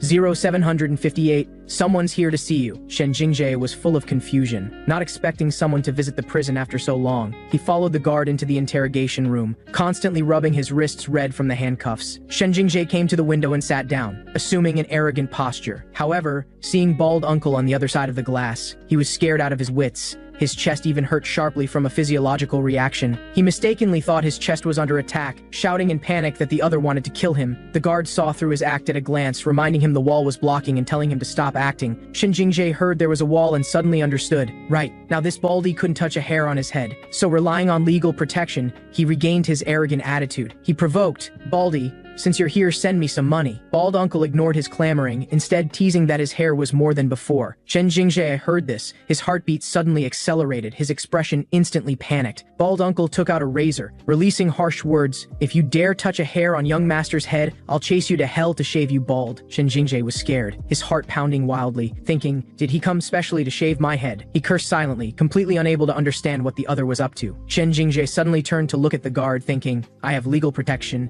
and the guard is here backing me up. So he deliberately provoked, Stinky octopus, are you here to deliver food? Bald Uncle heard him call him octopus and instantly became furious. Shen Jingjie continued being extremely arrogant and clamoring wildly, if you dare, come in and hit me, shave me bald like you. Shen Jingjie saw Bald Uncle stand up and provoked again, what do you want to do? I'm so scared. Can an octopus drill through holes? Do you want to pass through glass too? He laughed convulsively, wildly provoking, if you dare, come in, stinky baldy stinky octopus. Bald Uncle's fury rose again, saying, I originally just wanted to ask a few questions, then go back. Shen Jingjie continued mocking with a smiling face. What questions? Is it an octopus recipe? Bald Uncle's killing intent revealed, preparing to throw a punch, saying, you're still laughing now, laugh all you want? Shen Jingjie pointed at the glass, mocking wildly, this is bulletproof glass. The next second, Bald Uncle fiercely smashed his fist toward the glass with a loud bang. Shen Jingjie trembled all over, thinking, is this Baldy crazy? The guard saw this, stood up, and sternly rebuked, what are you doing? Don't make a disturbance. Do you want to be locked in here and eat prison food? Bald Uncle grinned an evil smile at this, while Shen Jingjie's face turned deathly pale. Bald Uncle said, that's right, I came to prison today. Shen Jingjie was terrified. If Bald Uncle came in, he would definitely die today. Bald Uncle sneered and said, I'm in the underworld, why would I be afraid of prison? Shen Jingjie screamed internally. Could this Baldy want to force his way into prison? Bald Uncle coldly smiled and threw out his trump card, saying, you think there aren't Fire Bear Gang people in this prison? Shen Jingjie was instantly dumbfounded hearing this. Bald Uncle took out his phone and showed a photo, saying, I'll give you a chance to live. Quickly tell me his name. What's the name of this thug who attacked young master? Shen Jingjie said, trembling. Just saying the name is enough. Bald Uncle responded, yeah. Shen Jingjie hurriedly said, his name is Park Wujang. Bald Uncle thought to himself after hearing, so the one who attacked young master wasn't Yin Kanyu. After getting the answer, he turned and left. After leaving the prison, Bald Uncle started planning. Now he needed to check out the Danryong Gang's arena. At this moment, Genhao also finished and came to join him. Bald Uncle smoked and asked, did you handle what I asked you to do? Genhao responded, I've already arranged for the brothers in prison to get to work on it. We'll definitely make him remember it for life. Bald Uncle said with satisfaction. Very good. No time to waste. Let's go back now. So the two rushed back to the villa. A new storm was about to slowly unfold. Bald Uncle picked up the blue-haired guy's phone again to make a call, but still no one answered. Genhao suggested, if that's the case, then let's go directly after the parents. Bald Uncle immediately understood, saying, this move is absolutely brilliant.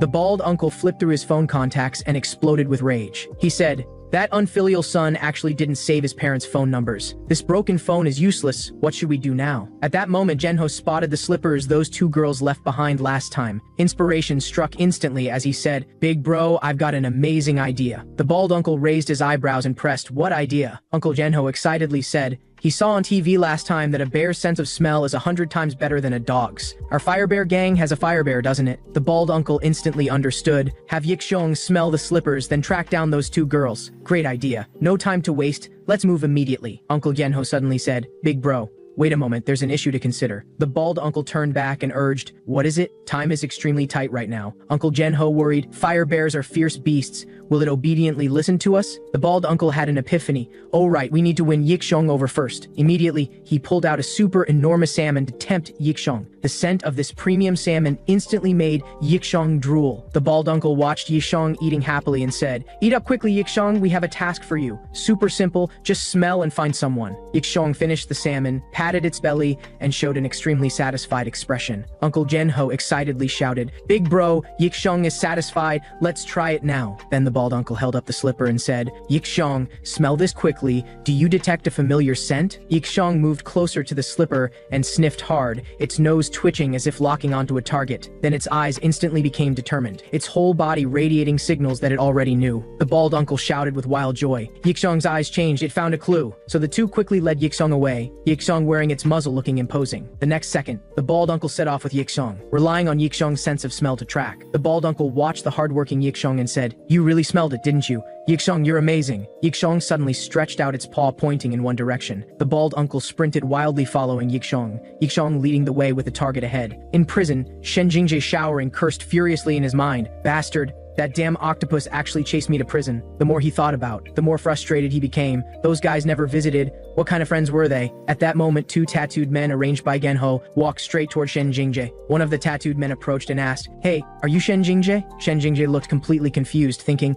what do these two guys want with me? The tattooed man stared at his chest and said, 4 holes? That's right, you're Shen Jingjae. The tattooed man grinned wickedly and said, my hand can't reach my back, help me scrub it. Shen Jingjae was both scared and angry, saying, why should I scrub your back? The tattooed man held up soap and said, there are many inexplicable things in this world. Of course, most things still have reasons for happening. Shen Jingjae instantly caught on. Damn it! These are people arranged by that bald bastard. Judging by this situation, tonight wouldn't go well for him. On the other side, Yixiong had already stopped. The bald uncle shouted with delight, did you find the person, Yixiong? Looking in the direction Yixiong indicated, they actually found an old grandmother. The grandmother kindly asked, you're Yixiong's uncle, right? What do you need from me? The bald uncle smiled. Hello, grandmother. Nothing really. I was just passing by to check. I'll go now. But Yixiong didn't budge, stubbornly refusing to move from that spot. The bald uncle's heart trembled. Could the end of the clue be this place? He tentatively said, grandmother, could I look at your cart? After the grandmother readily agreed, the bald uncle immediately rummaged through it, frantically pawing through the cart's miscellaneous items. Then he suddenly pulled out the other slipper belonging to that girl. The bald uncle urgently pressed, grandmother, where did you find this slipper? The grandmother recalled, I picked it up on the road a few days ago, just one. The bald uncle said, can I take this slipper with me? The grandmother smiled and agreed. The bald uncle was overjoyed, bowing in thanks. Thank you so much, grandmother. In the villa, the bald uncle sighed. Looks like we still can't find the person herself, although our Yixiong has already tried very hard. He suddenly wondered, bear's sense of smell is 7 times better than a dog's. Could it be that Yixiong stayed home too long and lost all its wild nature? His eyes instantly became determined. Then I must preserve Yixiong's wild nature. Once the wildness returns, Yixiong will definitely be able to sniff out the target. At the classroom on the other end, Junmin was still upset about the failed date last time. He couldn't express how much he regretted bringing Jiang Yixiong along. Zhongyun noticed something was wrong and leaned over with concern to inquire. Junmin, what's wrong? You look listless. Junmin suppressed his rage, thinking, how could I possibly be fine? At that moment outside school,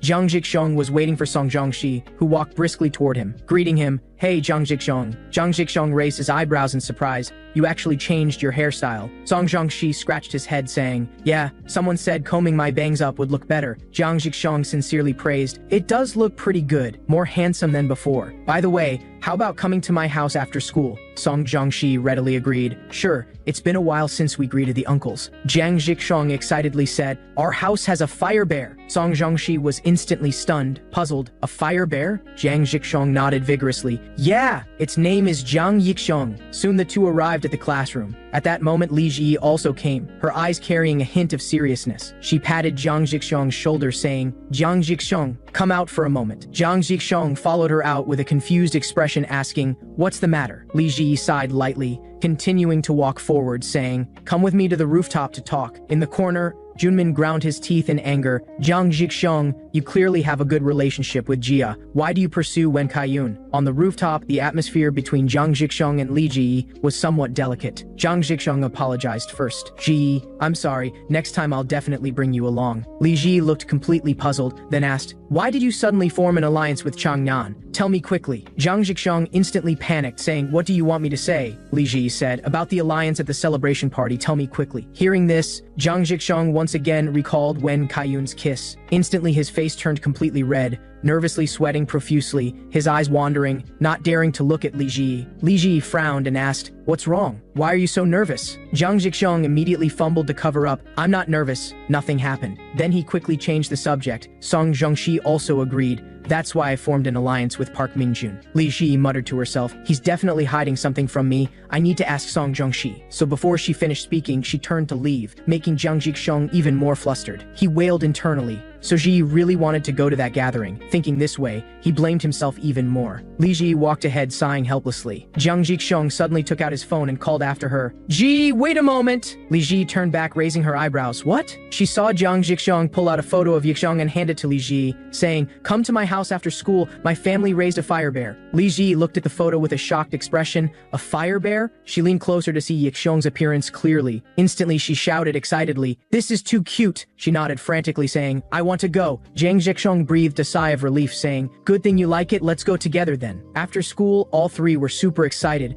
running straight toward Jiang Zhixiong's house to see the fire bear. However, when they arrived at the villa, they discovered Yixiong was gone. Jiang Zhixiong urgently shouted, where did Yixiong go? Geno quickly explained, Brother Qixiang took it to Fire Bear Mountain for special training to exercise it. At the same time, on Fire Bear Mountain, the bald uncle was slowly moving forward with Yixiong. When an elderly man walked toward them, he curiously looked at Yixiong in the bald uncle's arms. Smiling, he struck up conversation. Your dog is so cute, the pet cafe is on the other side, don't walk into the mountain. The bald uncle responded, we're going the right way, we're not going to a cafe. After speaking, the bald uncle bid him farewell and left. He walked deeper into the mountain while thinking, this trip isn't for me, it's for Yixiong. When they reached flat ground, the bald uncle put Yixiong down, letting it walk on its own. From now on, it needed to find its wild nature. So one person and one bear continued forward together. The bald uncle smiled and asked, doesn't it feel great to come out and experience nature? Yixiong made a happy sound after hearing this. The bald uncle looked at the sky and said, we need to reach the shelter before sunset, then make a fire and cook. Yixiong made excited squeaking sounds upon hearing this. Soon the sunset slowly descended, and the sky gradually darkened, but the bald uncle still hadn't found the shelter.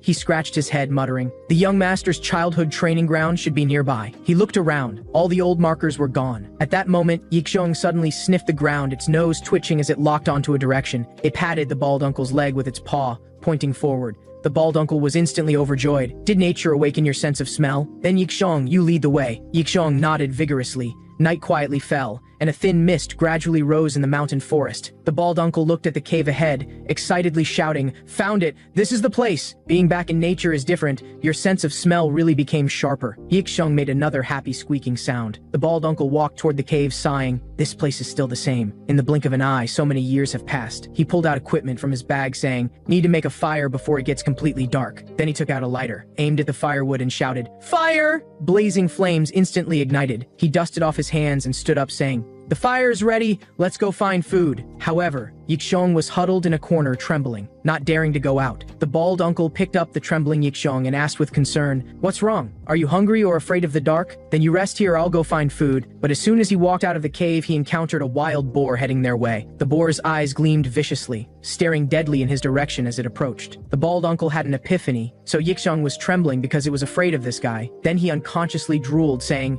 I just happen to need food. This is a feast delivered to my door. The bald uncle taunted the boar, what? Want to spar with me? Meeting me is your bad luck. Just like that, one person and one boar began their standoff. The boar attacked first, suddenly leaping up, opening its mouth wide as it lunged at the bald uncle. The bald uncle's reaction was also super fast, instantly jumping up. Then, on all fours crawling forward, staring at the prey like a beast. The boar instantly panicked seeing this. It didn't expect this human would use this move. The bald uncle took the opportunity to quickly crawl over, closing in on the boar. The boar became furious with humiliation, letting out a piercing shriek as it charged at him. In a flash, one person and one boar collided head-to-head with a bang. The boar's head was instantly hit with severe pain. The bald uncle clearly had the upper hand, saying, still won't admit defeat even like this? He suddenly reached out, firmly grabbing the bristles on top of the boar's head. The boar struggled desperately, letting out pitiful squeals but couldn't break free. The bald uncle sneered, "You better just surrender." As soon as he finished speaking, he again used his head to slam hard into the boar's head. The boar's forehead instantly bled, making it squeal in pain. The bald uncle also sustained some minor scratches. But that boar was obviously in much more pain than him, currently lying on the ground holding its head crying. The bald uncle shouted toward the cave, "See that, Yixiong? This is a real man's fight!" Yixiong peeked from the cave entrance, looking at the bald uncle with eyes full of admiration. The bald uncle laughed proudly. "Tonight's dinner will be wild boar meat." Just as he was about to go forward, suddenly a sharp pain came from his forehead. Then his legs went weak, and he collapsed sitting on the ground. The boar seized the opportunity and quickly fled deep into the forest. The bald uncle shouted angrily, "Stop right there, damn boar!" He struggled to get up but could only watch helplessly as the boar escaped into the distance. Yixiong ran over, nuzzling his arm, eyes full of worry. The bald uncle looked at Yixiong apologetically. "Sorry, Yixiong, I let the boar get away." In the cave, he pulled out a tuna-flavored can for Yixiong to eat. Yixiong ate very happily. The bald uncle gazed at it, sighing. "Yixiong, this place holds memories of me and the young master. The days of special training here still feel like yesterday. I never imagined the young master could grow to what he is now. A few years ago, he was still clamoring about doing good deeds in the forest. Back then, he ran off when no one was watching to pick up trash in the mountains and encountered a wild boar. At that time, I didn't hesitate to face the boar head-on. Although I was scared, I knew if I fell, the young master would be in danger, so I successfully defeated the wild boar. After winning, the young master begged me not to kill that boar, so I let it go. Then he touched his forehead scar, saying, "This is the medal I earned protecting the young master. The soft-hearted young master back then has now become the school boss. It's really great." At that moment, a certain beast's low growl came from outside the cave, shaking the surrounding tree leaves until they rustled down. Yixiong shuddered in fright. It turned out to be that wild boar from before coming back for them. The bald uncle also noticed the boar at the cave entrance, and beside it was an even larger boar. Yixiong seemed to sense something, its whole body trembling uncontrollably. Then a giant boar slowly emerged from the cave entrance, its face carved with several fierce scars. Seeing this, the old scar on the bald uncle's forehead faintly transmitted a sharp pain. He immediately stood up and sternly rebuked, telling that damn boar to get lost quickly. But the boar just drooled, then let out a piercing roar. The bald uncle stared at the bald patch on its head, full of doubt, finding it familiar. The missing tusk, the grayish fur, and that bald spot on its head. The bald uncle pulled out the tusk it had dropped back then, and exclaimed in amazement, "Just a short time apart, and it's grown this big." That giant boar saw the tusk and instantly let out an angry growl. The bald uncle's heart tightened. He quickly spoke, trying to ease the atmosphere, reminding the boar that he had spared its life back then. But these words were completely useless. The giant boar immediately erupted with an earth-shaking, furious roar. The roar was extremely intimidating. The deafening sound exploded within the cave. The bald uncle's forehead instantly broke out in sweat. This guy simply refused to communicate properly. He gritted his teeth, thinking if he easily backed down, Yixiong would be in danger. He turned to look at the trembling Yixiong beside him, his eyes instantly becoming determined. Although he was afraid, he absolutely couldn't let anyone threaten Yixiong, so his eyes revealed a fierce light, full of killing intent, saying, "Damn boar, today I will definitely slaughter you." The next second, he crouched down, lowering his stance, calculating in his mind that he must first lure this beast outside. Immediately, his whole body shot out like an arrow released from a bow. Without a word, he charged straight at that giant boar. He nimbly dodged around the boar and sprinted toward the open area ahead. The giant boar was indeed completely enraged, furiously turning to chase after him. The bald uncle's lips curved upward. "Good damn boar, follow me quickly." He suddenly braked hard, stopping steadily in the center of the clearing, battle ready. The bald uncle stared at the charging boar, shouting in a deep voice, "You stupid pig!" The giant boar came charging at him, carrying a foul wind. The bald uncle sneered and rushed to meet it, thinking to himself, "It wants to fight directly?" He used all four limbs to lower his center of gravity, like a crouching beast fiercely charging at the boar. One person and one boar collided with a thunderous crash. The deafening sound instantly exploded through the forest. The giant boar grunted in pain, its body swaying slightly, yet it still stood firm without falling. But the bald uncle's head was bleeding non-stop. This collision's pain was 10 times stronger than the last. The giant boar, seeing this, leaped up again. The bald uncle immediately used all his strength to block this deadly impact. A tremendous bang shook heaven and earth, but the next second he was instantly sent flying far away. The bald uncle crashed heavily to the ground, severe pain assaulting his whole body, his bones nearly falling apart. The giant boar pressed forward step by step, its blood-red eyes full of intense hatred. The bald uncle cursed "damn it" under his breath, struggling to get up, but his whole body was powerless. The giant boar pursued its victory, using its head to ram him flying again. Yixiong, hiding nearby, nearby saw everything clearly, tears streaming down in anxiety. Meanwhile, the small boar suddenly darted out, blocking its path, baring its teeth with a ferocious expression. The small boar let out fierce cries, clearly ready to fight Yixiong to the end. On the other side, the bald uncle struggled to his feet, thinking, now I must use the forbidden technique I normally can't use. The giant boar let out another earth-shaking roar, opening its bloody maw and charging over. At this critical moment, the bald uncle touched his forehead scar, a fierce flash appearing in his eyes. He roared, activating his ultimate technique. Red Walnut. The giant boar instantly sensed danger, abruptly stopping with a look of alarm. It didn't dare show the slightest negligence, leaping up again, roaring as it charged at the bald uncle. The bald uncle held his breath and gathered his strength, all his power converging at the top of his head. The next second, he shot out like a cannonball, charging straight at the giant boar, the red light atop his head growing ever more dazzling, carrying thunderous momentum as it slammed into the boar. The giant boar looked utterly shocked, completely not expecting his speed to be this fast. The instant they collided, the world seemed to fall silent for a moment. The giant boar's head instantly split open, blood spilling out. The bald uncle collapsed, sitting on the ground, gasping for breath, while the boar staggered backward repeatedly. The scar on his forehead kept bleeding, his nose also seeping bright red blood. The next second, the bald uncle's vision went black. He lost consciousness completely. With a bang, he fell heavily to the ground, utterly passing out. The giant boar looked at him lying there, standing in place, not daring to advance another step. After a moment, it drooled greedily again, its eyes fixed deadly on the bald uncle. Yixiong looked at the unconscious bald uncle, anxiously pacing in circles, but was blocked by the small boar. Yixiong was thoroughly enraged, revealing its sharp claws. It suddenly charged over, opening its claws to attack the small boar. The small boar was clawed and fell to the ground, its wound bleeding profusely. Yixiong couldn't care about anything else, quickly running toward the bald uncle's direction. Seeing the giant boar about to deal a death blow to the bald uncle, it shot forward like an arrow, charging at the boar, then leaped high into the air. The giant boar stared in shock at this little creature. Yixiong revealed its sharp fangs, carrying unstoppable momentum, frantically ramming into the giant boar. The giant boar's flesh instantly tore open. Yixiong's head was struck and bled, yet it remained conscious. The giant boar could no longer hold on, crashing to the ground with a thunderous fall, completely lifeless. Finally, Yixiong ran crying to the bald uncle's side, desperately shaking his body. It exhausted all its strength, the next second losing consciousness and collapsing on top of the uncle. The next morning, after all the commotion, Fire Bear Mountain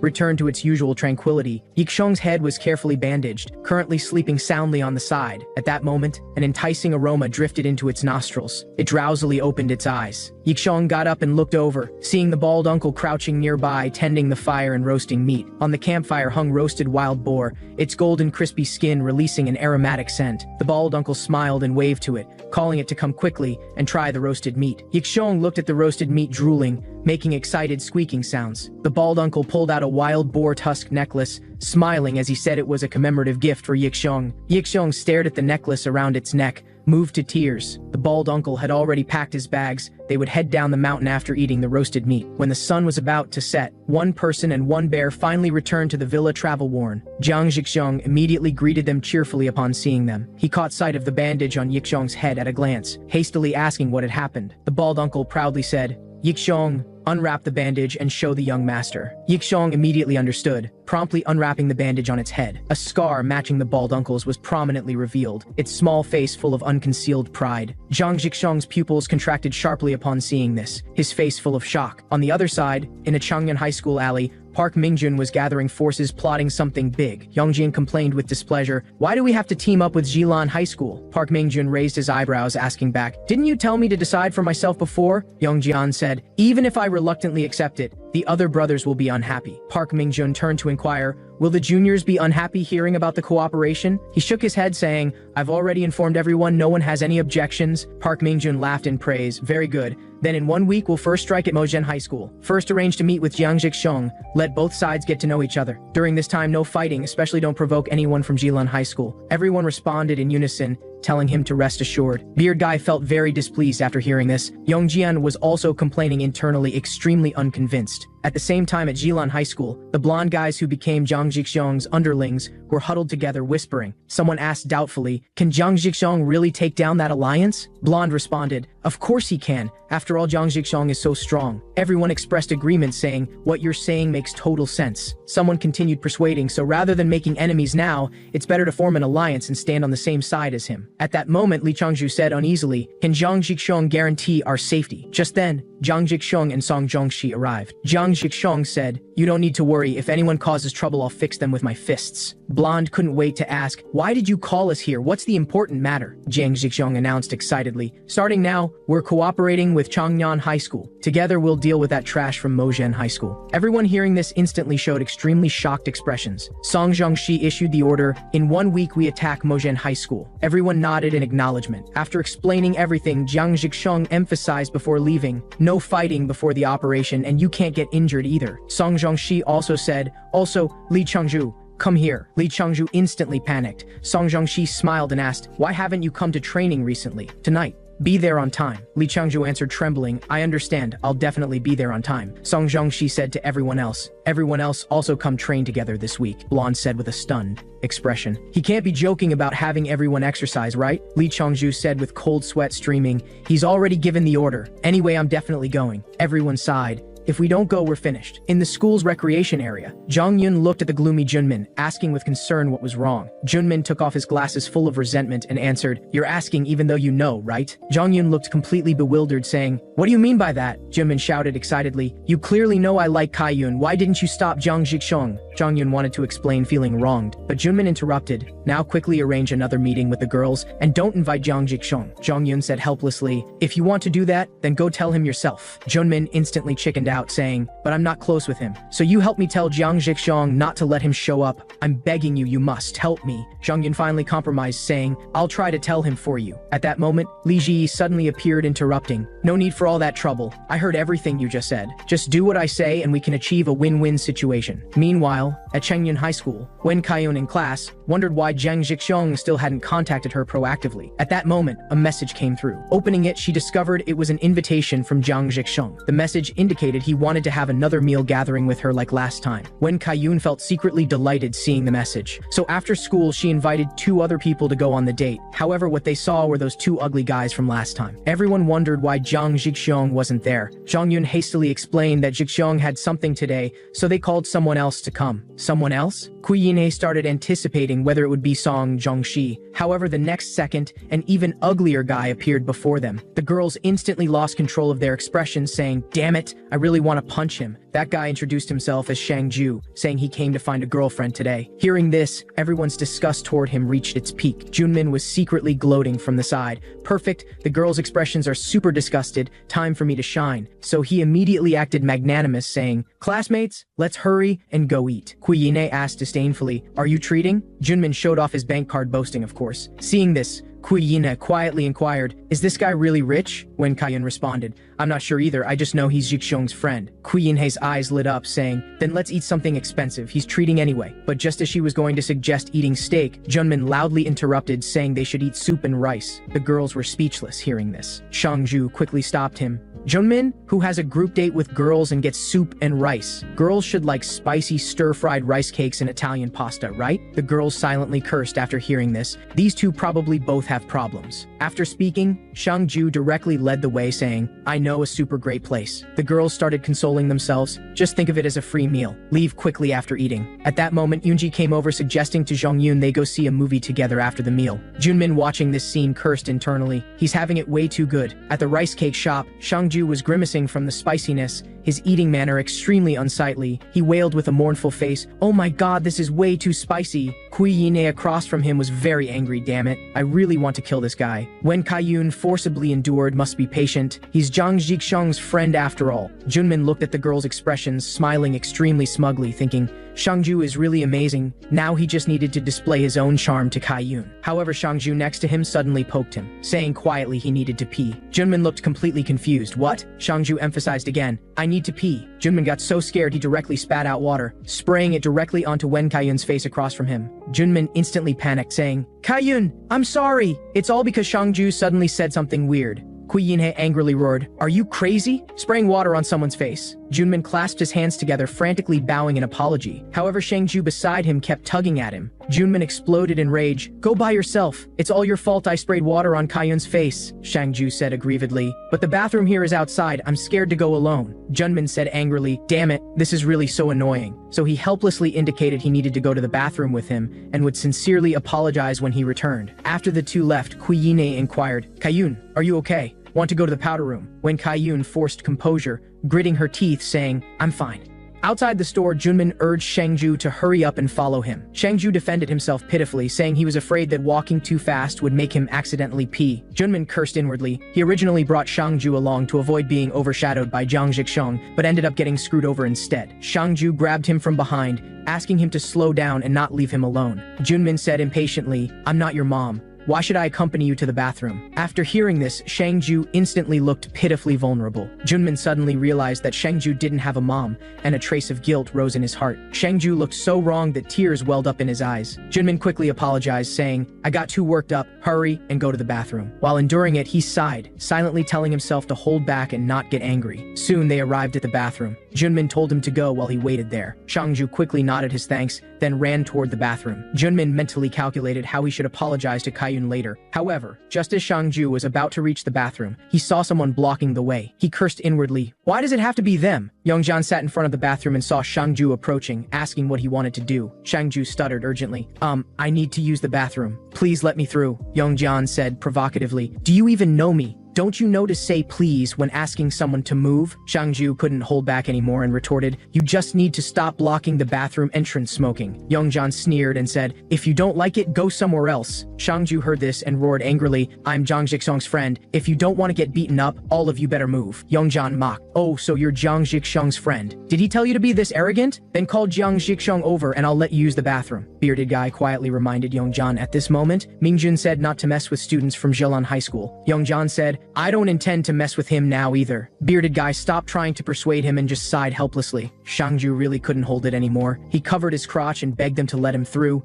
He was about to pee himself. Youngjan remained unmoved, telling him to either bring Jiang Zhixiong or piss his pants. Shangju gritted his teeth angrily and said, I'll remember you. I'm telling on you to Zhixiong. Hearing this, Yongjian's anger flared up. He immediately raised his fist and said, change of plans. Bearded guy quickly tried to stop Kim Youngjan, saying, if you do this, Mingjun won't be happy. Youngjan had already lost patience and punched Shangju hard in the stomach. Shangju screamed. His body convulsed as he said, I can't hold it anymore. Youngjan looked at Shangju's expression and found his face hilarious right now. On the other side, Junmin waited impatiently. He turned around to check on the situation. Seeing this, he stood there completely shocked. Damn it. What was that puddle of yellow liquid at Shangju's feet? And what was with that perverted expression of enjoyment on his face? Yongjian's foot also stepped in the liquid under Shangju's feet. The overwhelming stench made him say in shock, damn, is this piss? After Shangju came to his senses, he sat down in the urine in shame and cried. Junmin was dumbfounded. He actually pissed his pants. Yongjian mocked from above, are you even a man? You actually pissed your pants. That's hilarious. He lifted his foot and saw that his shoe sole had gotten his piss on it. So he disgustedly stepped on his head and cursed, so filthy. Since it's your piss, I'll wipe it on you. Junmin watched, furious. That was too much. Bearded guy quickly advised, Youngjian, aren't you going too far? Youngjian said nonchalantly, he made me step in piss. What's wrong with what I'm doing? Then he suddenly turned his head. His gaze locked onto Junmin hiding nearby. He asked menacingly, who are you? Are you this kid's friend? Junmin immediately played dumb, scratching his head and saying, I don't know him. We're not friends. Shangju heard this and shouted in disbelief, Junmin, he cried and pleaded, Junmin, help me. I pissed my pants. Youngjan sneered when he heard this. You actually lied and wanted to abandon your friend who's crying because he pissed himself. With that, he walked toward Junmin. He raised his hand, preparing to slap him, saying, a despicable guy like you really deserves to be taught a lesson. Junmin trembled all over in fear, then suddenly shouted Jiang Zhixiong's name. Youngjan's movement paused when he heard the name. His eyes became even more fierce as he asked, are you also Jiang Zhixiong's friend? Junmin quickly said, that's right. Keep acting tough and Zhixiong will beat you up badly. Youngjan said angrily, I can't take it anymore, these two idiots. Shangju continued to provoke him, saying, so what if you can't take it? Try touching us. Yongjian completely lost it and punched Shangju hard in the face. Shangju's nose instantly started bleeding. He fell heavily to the ground, landing right in his own puddle of urine. Junmin was terrified when he saw this, thinking, he actually hit him? I'm done for now. Youngjan soon walked toward him and raised his fist. He punched him hard in the face. Junmin was dazed by the punch, his whole body staggering backward. Youngjan roared, what I hate most are guys who betray their friends. Then he landed another punch on Junmin's face. Junmin's nose instantly gushed blood as he fell backward. Yongjian withdrew his fist, satisfied, and said, let's go. Not worth wasting time on these two cowards. afterwards. Bearded guy was a bit worried and said, won't making such a big scene cause problems? But they did provoke us first. Mingjun will understand, right? After the two walked away, Shangju lay in the urine and said, I'm definitely going to tell Zhang Jixiang about this. At the stir-fried rice cake shop, Kuiyine complained, why aren't those two back yet? Beside her, Wen Kaiyun looked at her phone frantically and said, I'm really fed up. She dialed Jiang Jixiang's number and said angrily, standing me up was bad enough, and now you won't even contact me. At another coffee shop, Zhang Jixiang's phone rang again. He was about to answer the call, but was stopped by Li Ji across from him. Zhang Jixiang asked in confusion why. Li Ji said decisively, just don't answer it. Zhang Jixiang nodded and said, okay, I won't answer, but you have to give me a reason. Li Ji said, simply because I don't want you to answer. She gloated inwardly, Wen Kaiyun must be furious right now. Zhang Jixiang said, since you put it that way, I'll listen to you. Outside the other bathroom, Junmin barely stood up and threatened, those two guys are dead. He turned to look at Shangju and asked, Shangju, are you okay? Shangju lay in the urine and wailed, not okay at all. I've never been this miserable in my life. I'm going to kill that person. I want revenge, Junmin echoed. I absolutely won't forgive them either. Then Zhang Jixiang's phone rang again. Li Ji frowned and said, still not giving up? Don't answer. Zhang Jixiang held up his phone and said, it's not Wen Kaiyun. It's Junmin calling. Li Ji thought for a moment and said, then answer it and put it on speaker. Zhang Jixiang nodded and then answered the call. As soon as the call connected, Junmin screamed, Jixiang, Changnan's Yongjian beat us up! Zhang Jixiang quickly asked, how did you suddenly get beaten? Explain it slowly and clearly. Junmin shouted excitedly, I mentioned your name and still got beaten. Shangju cried beside him, Yongjian punched my stomach and made me accidentally piss my pants. Jixiang, you have to help us get revenge. Zhang Jixiang responded in a deep voice, I understand. I'll handle it. After hanging up, his aura turned heavy. He said through gritted teeth, that bastard beat them, because Shangju and Junmin are my friends. Li Ji said, I suspected their motives when they suddenly proposed joining forces. Zhang Jixiang gripped his phone angrily. Park Mingjun, I really want to beat you up right now. Just then, his phone rang. Park Mingjun's name flashed on the screen. Li Ji glanced at the incoming call and asked who was calling at this time. Zhang Jixiang answered the call and said in a deep voice, Park Mingjun. Park Mingjun's voice came through the phone. Zhang Jixiang, I'm sorry. As soon as I heard what Yongjin told me, I immediately called you. This is our fault. Zhang Jixiang sneered and said, is that so? Park Mingjun proposed a solution. I'll come to your school after dismissal tomorrow to apologize in person. Zhang Jixiang said calmly. All right, then come to our school tomorrow. After hanging up, Park Mingjun sighed. Then he directly ordered Youngjan to go with him tomorrow to apologize. Youngjan looked completely unwilling and said, but they provoked us first. Park Mingjun sighed helplessly. Youngjin, you can't let the alliance fall apart like this. Can't you just be patient for once? Youngjin was scared by his expression and had to agree to obediently go apologize. On the other side at the coffee shop, Li Ji asked Zhang Jixiang curiously, what did Park Mingjun say on the phone? Zhang Jixiang answered truthfully. He said he's coming to our school tomorrow to apologize in person. Li Ji immediately stood up and urged, if that's the case, we don't have time to stay here. We need to hurry and practice tactics specifically for dealing with Park Mingjun. Zhang Jixiang said in confusion, he's already coming to apologize in person. There's no need to prepare tactics, right? Li Ji said, what if he's deliberately trying to make you lower your guard and brings people to fight? Zhang Jixiang was even more alarmed at these words. Li Ji continued, just prepare according to what I say. Zhang Jixiang suddenly thought of something and said, shouldn't we also tell Zhang Ji about this? Li Ji agreed. The next day, outside Jilan High School's entrance, voices were noisy and lively. Song Zhangxi stood holding a stick, his face full of vigilance as he stared toward the school gate. Li Ji also came to the school gate with an aggressive manner. Her expression was grim. Zhang Jixiang saw Li Ji approaching and said, why do you look so serious? Li Ji's expression was fierce as she said, if Wen Kaiyun also comes, I'll have a showdown with her. Just then, Zhang Jixiang walked over with a serious expression and strong presence. He said to the two, since everyone's here, let's go meet those guys from Changnan High School together. So the three walked toward the school gate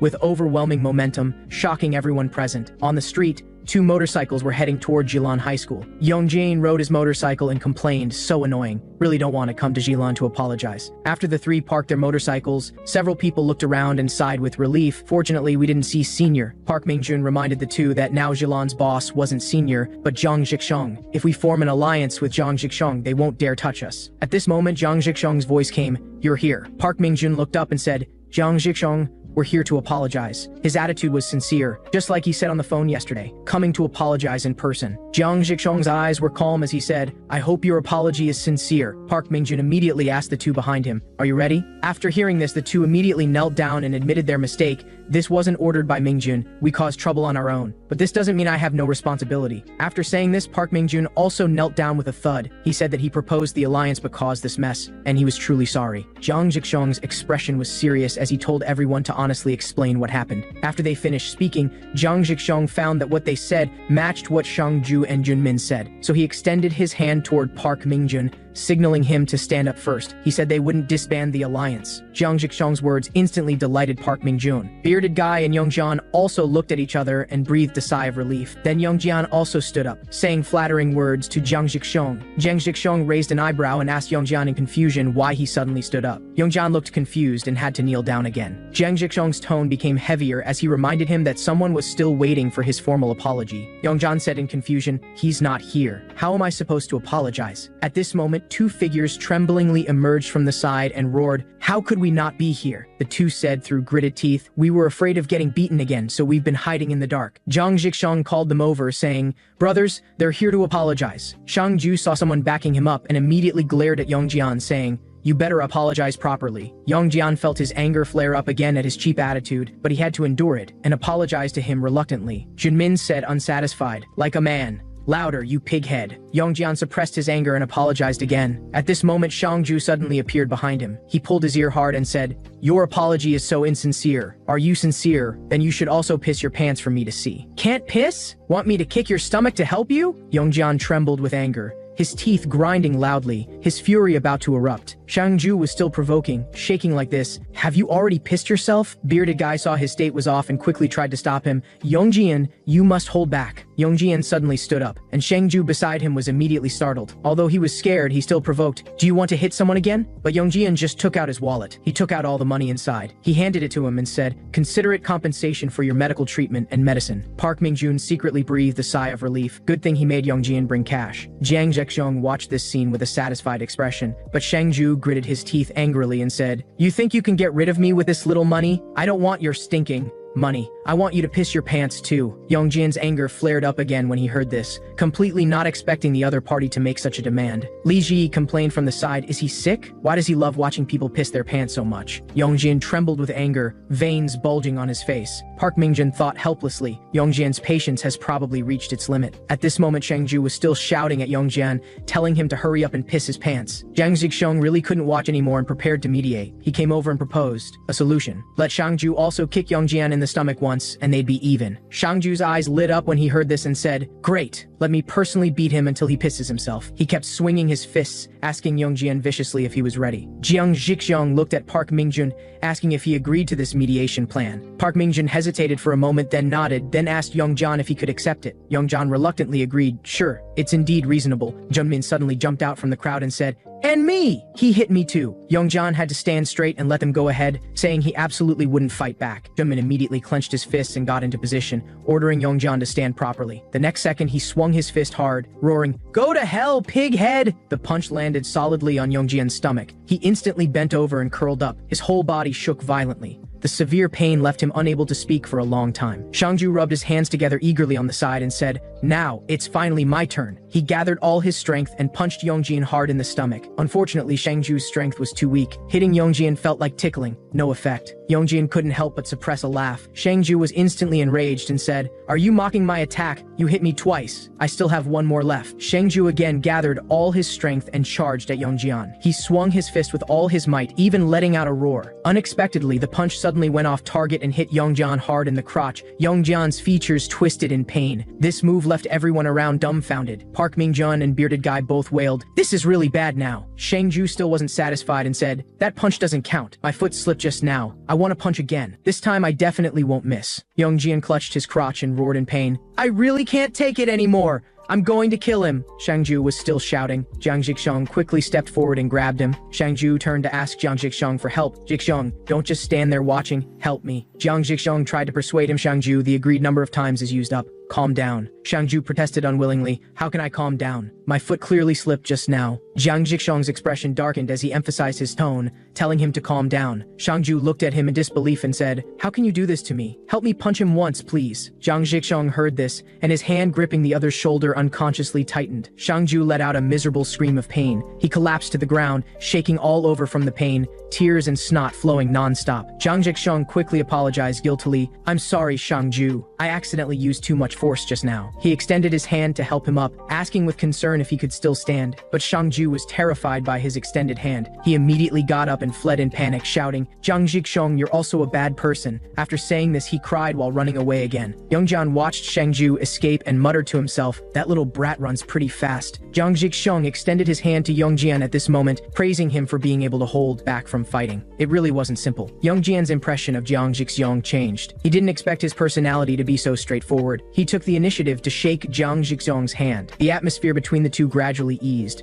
Song Zhongxi and Li Ji sighed that although the process was shocking, at least they didn't fight. Park Mingjun also breathed a sigh of relief. Earlier, he was worried Yongjian would go berserk and beat up the other party, but fortunately he held back. At this moment, a familiar voice rang out. Everyone turned around, their expressions changing drastically, unable to believe that Senior had come. Senior said in a cold tone, if you still have a conscience, you shouldn't have stepped foot here, and we're at different schools. Why are you calling me Senior? Jiang Jixong was about to explain. Senior said, Jiang Jixong, this has nothing to do with you. Yongjian said fearfully, I knew we'd run into Senior. Park Mingjun forced himself to stay calm and said, let's observe the situation first. Maybe we can take this chance to clear up years of misunderstanding. Li Ji quickly stepped forward to stop him. Senior, you can't fight. I'll call Li Dubo. Song Zhongxi looked on in confusion. Why is everyone so nervous? Li Ji sighed and shook her head. Sigh. It's a long story. Some things happened before. Senior approached the two and said, are you tired of living? Came here specifically to die? Park Mingjun trembled all over, not knowing how to respond. He said, Li Dubo clearly said he'd put in a good word for us. He sneered and raised his hand. Since when did you start believing what Li Dubo says? Then he directly punched Park Mingjun in the face. Park Mingjun's face instantly swelled and bruised, too painful to speak. Everyone around was stunned. He just started hitting without saying a word. Yongjian trembled all over and said, damn it. Park Mingjun endured the severe pain and knelt on the ground begging, Senior, please let me say a few words first. He struggled to get up, continuing to plead for just 5 minutes. He looked down and said, is this the attitude of someone asking for forgiveness? With that, he raised his fist again. He punched Park Mingjun hard in the face. Park Mingjun's cheeks swelled red, and his consciousness began to blur. Song Zhongxi was stunned. Park Mingjun was actually beaten like this. Youngjin and Bearded Guy were so scared they trembled all over.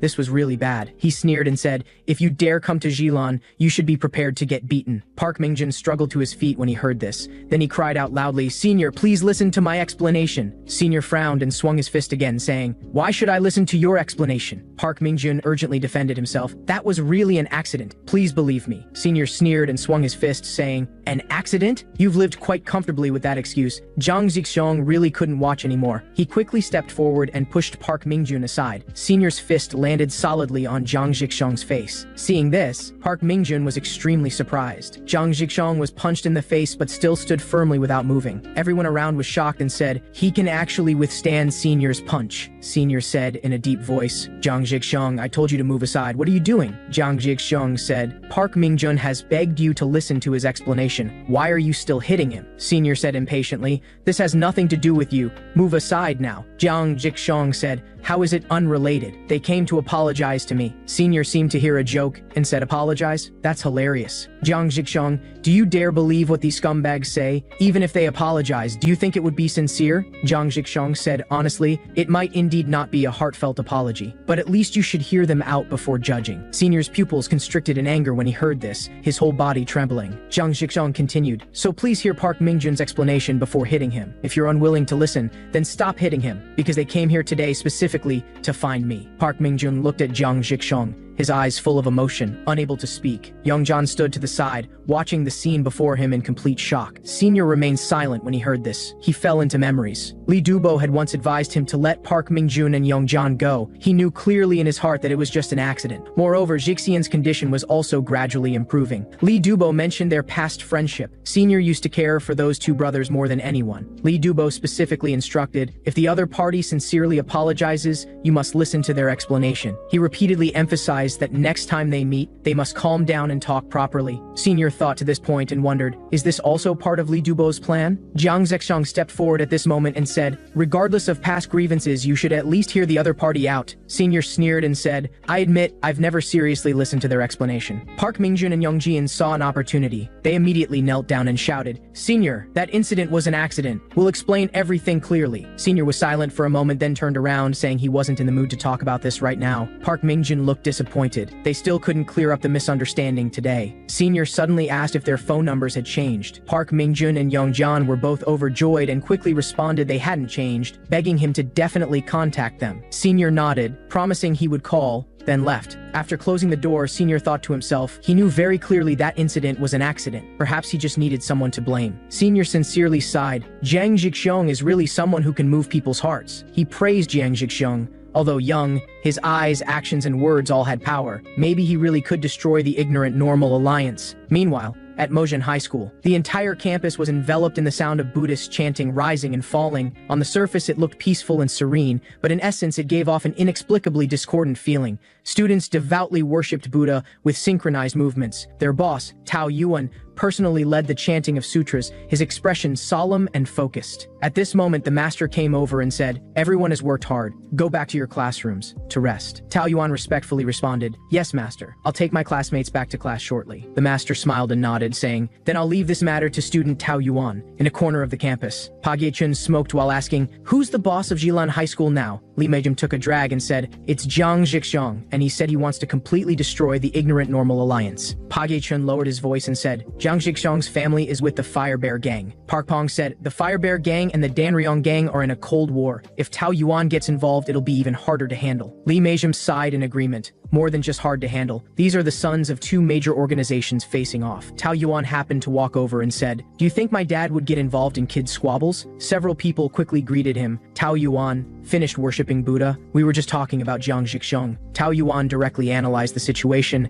Jilan High School now only has Jiang Zhixiong and Song Zhongxi. They would never fight the alliance with just two people. Park Pong looked worried, but recently there are rumors that Park Mingjun approached Jiang Zhixiong. Tao Yuan got angry instantly when he heard this. You're talking about Park Mingjun? He turned around angrily and walked off, wanting to find the other party and get to the bottom of it. So he immediately set off to find the master for guidance. In the director's office, the master was shirtless. He lifted dumbbells while talking on the phone. Now more than half of Mojin High School students would be absorbed into the Tanryong gang, and currently no one knows about Mojin High School's background. At this moment, a knock sounded at the door. It was Tao Yuan outside. The master hurriedly put on clothes to cover his tattoos all over his body. He opened the door and asked with a smile, Tao Yuan, what's up? Tao Yuan put his hands together and bowed, saying, I have troubles in my heart and humbly request master's guidance. The master stepped aside to let him through, indicating he should come in and explain in detail. In a small Changyun alley, Park Mingjun excitedly shouted, next time we must treat Jiang Zhixiong to a big meal. We can finally completely clear up the misunderstanding with Senior. Don't you think so? Yongzhan frowned anxiously and just hummed in response. Park Mingjun sensed something was wrong and asked, why do you look so bad? I thought you'd be the happiest. Yongjian looked guilty and said, if Jiang Zhixiong hadn't stepped in just now, we would have been beaten to a pulp. I must find a chance to repay him properly in the future. Park Mingjun consoled him, why are you worrying about such a small thing? It's simple. We'll help Jiang Zhixiong with whatever he wants to do. Yongzhan's eyes became determined when he heard this. Good. I've decided to help Jiang Zhixiong crush the ignorant normal alliance. Park Mingjun shouted excitedly, excellent. The day of the decisive battle is near. Bearded guy immediately followed along, and the atmosphere was harmonious. On the other side at the judo hall, Song Zhongxi picked up a junior. He threw him hard to the ground. Blonde and others on the side said fearfully, he doesn't want to train at all, he wants to beat us up. Damn, even such a big guy can be easily thrown by him. Song Zhongxi said in a deep voice at this moment, even if there's only 1 week left, you still have to train. Real combat triggers your body's instinctive reactions, so start now. He turned and instructed Li Changju to lead everyone in training together. Li Changju immediately complied and began arranging each person's training. During training, the students secretly marveled that Song Zhongxi's training methods were really awesome. His training focused on practical combat skills, which were very useful. Everyone's confidence instantly doubled. They all looked forward to beating the people from Mojin High School to a pulp. In the evening,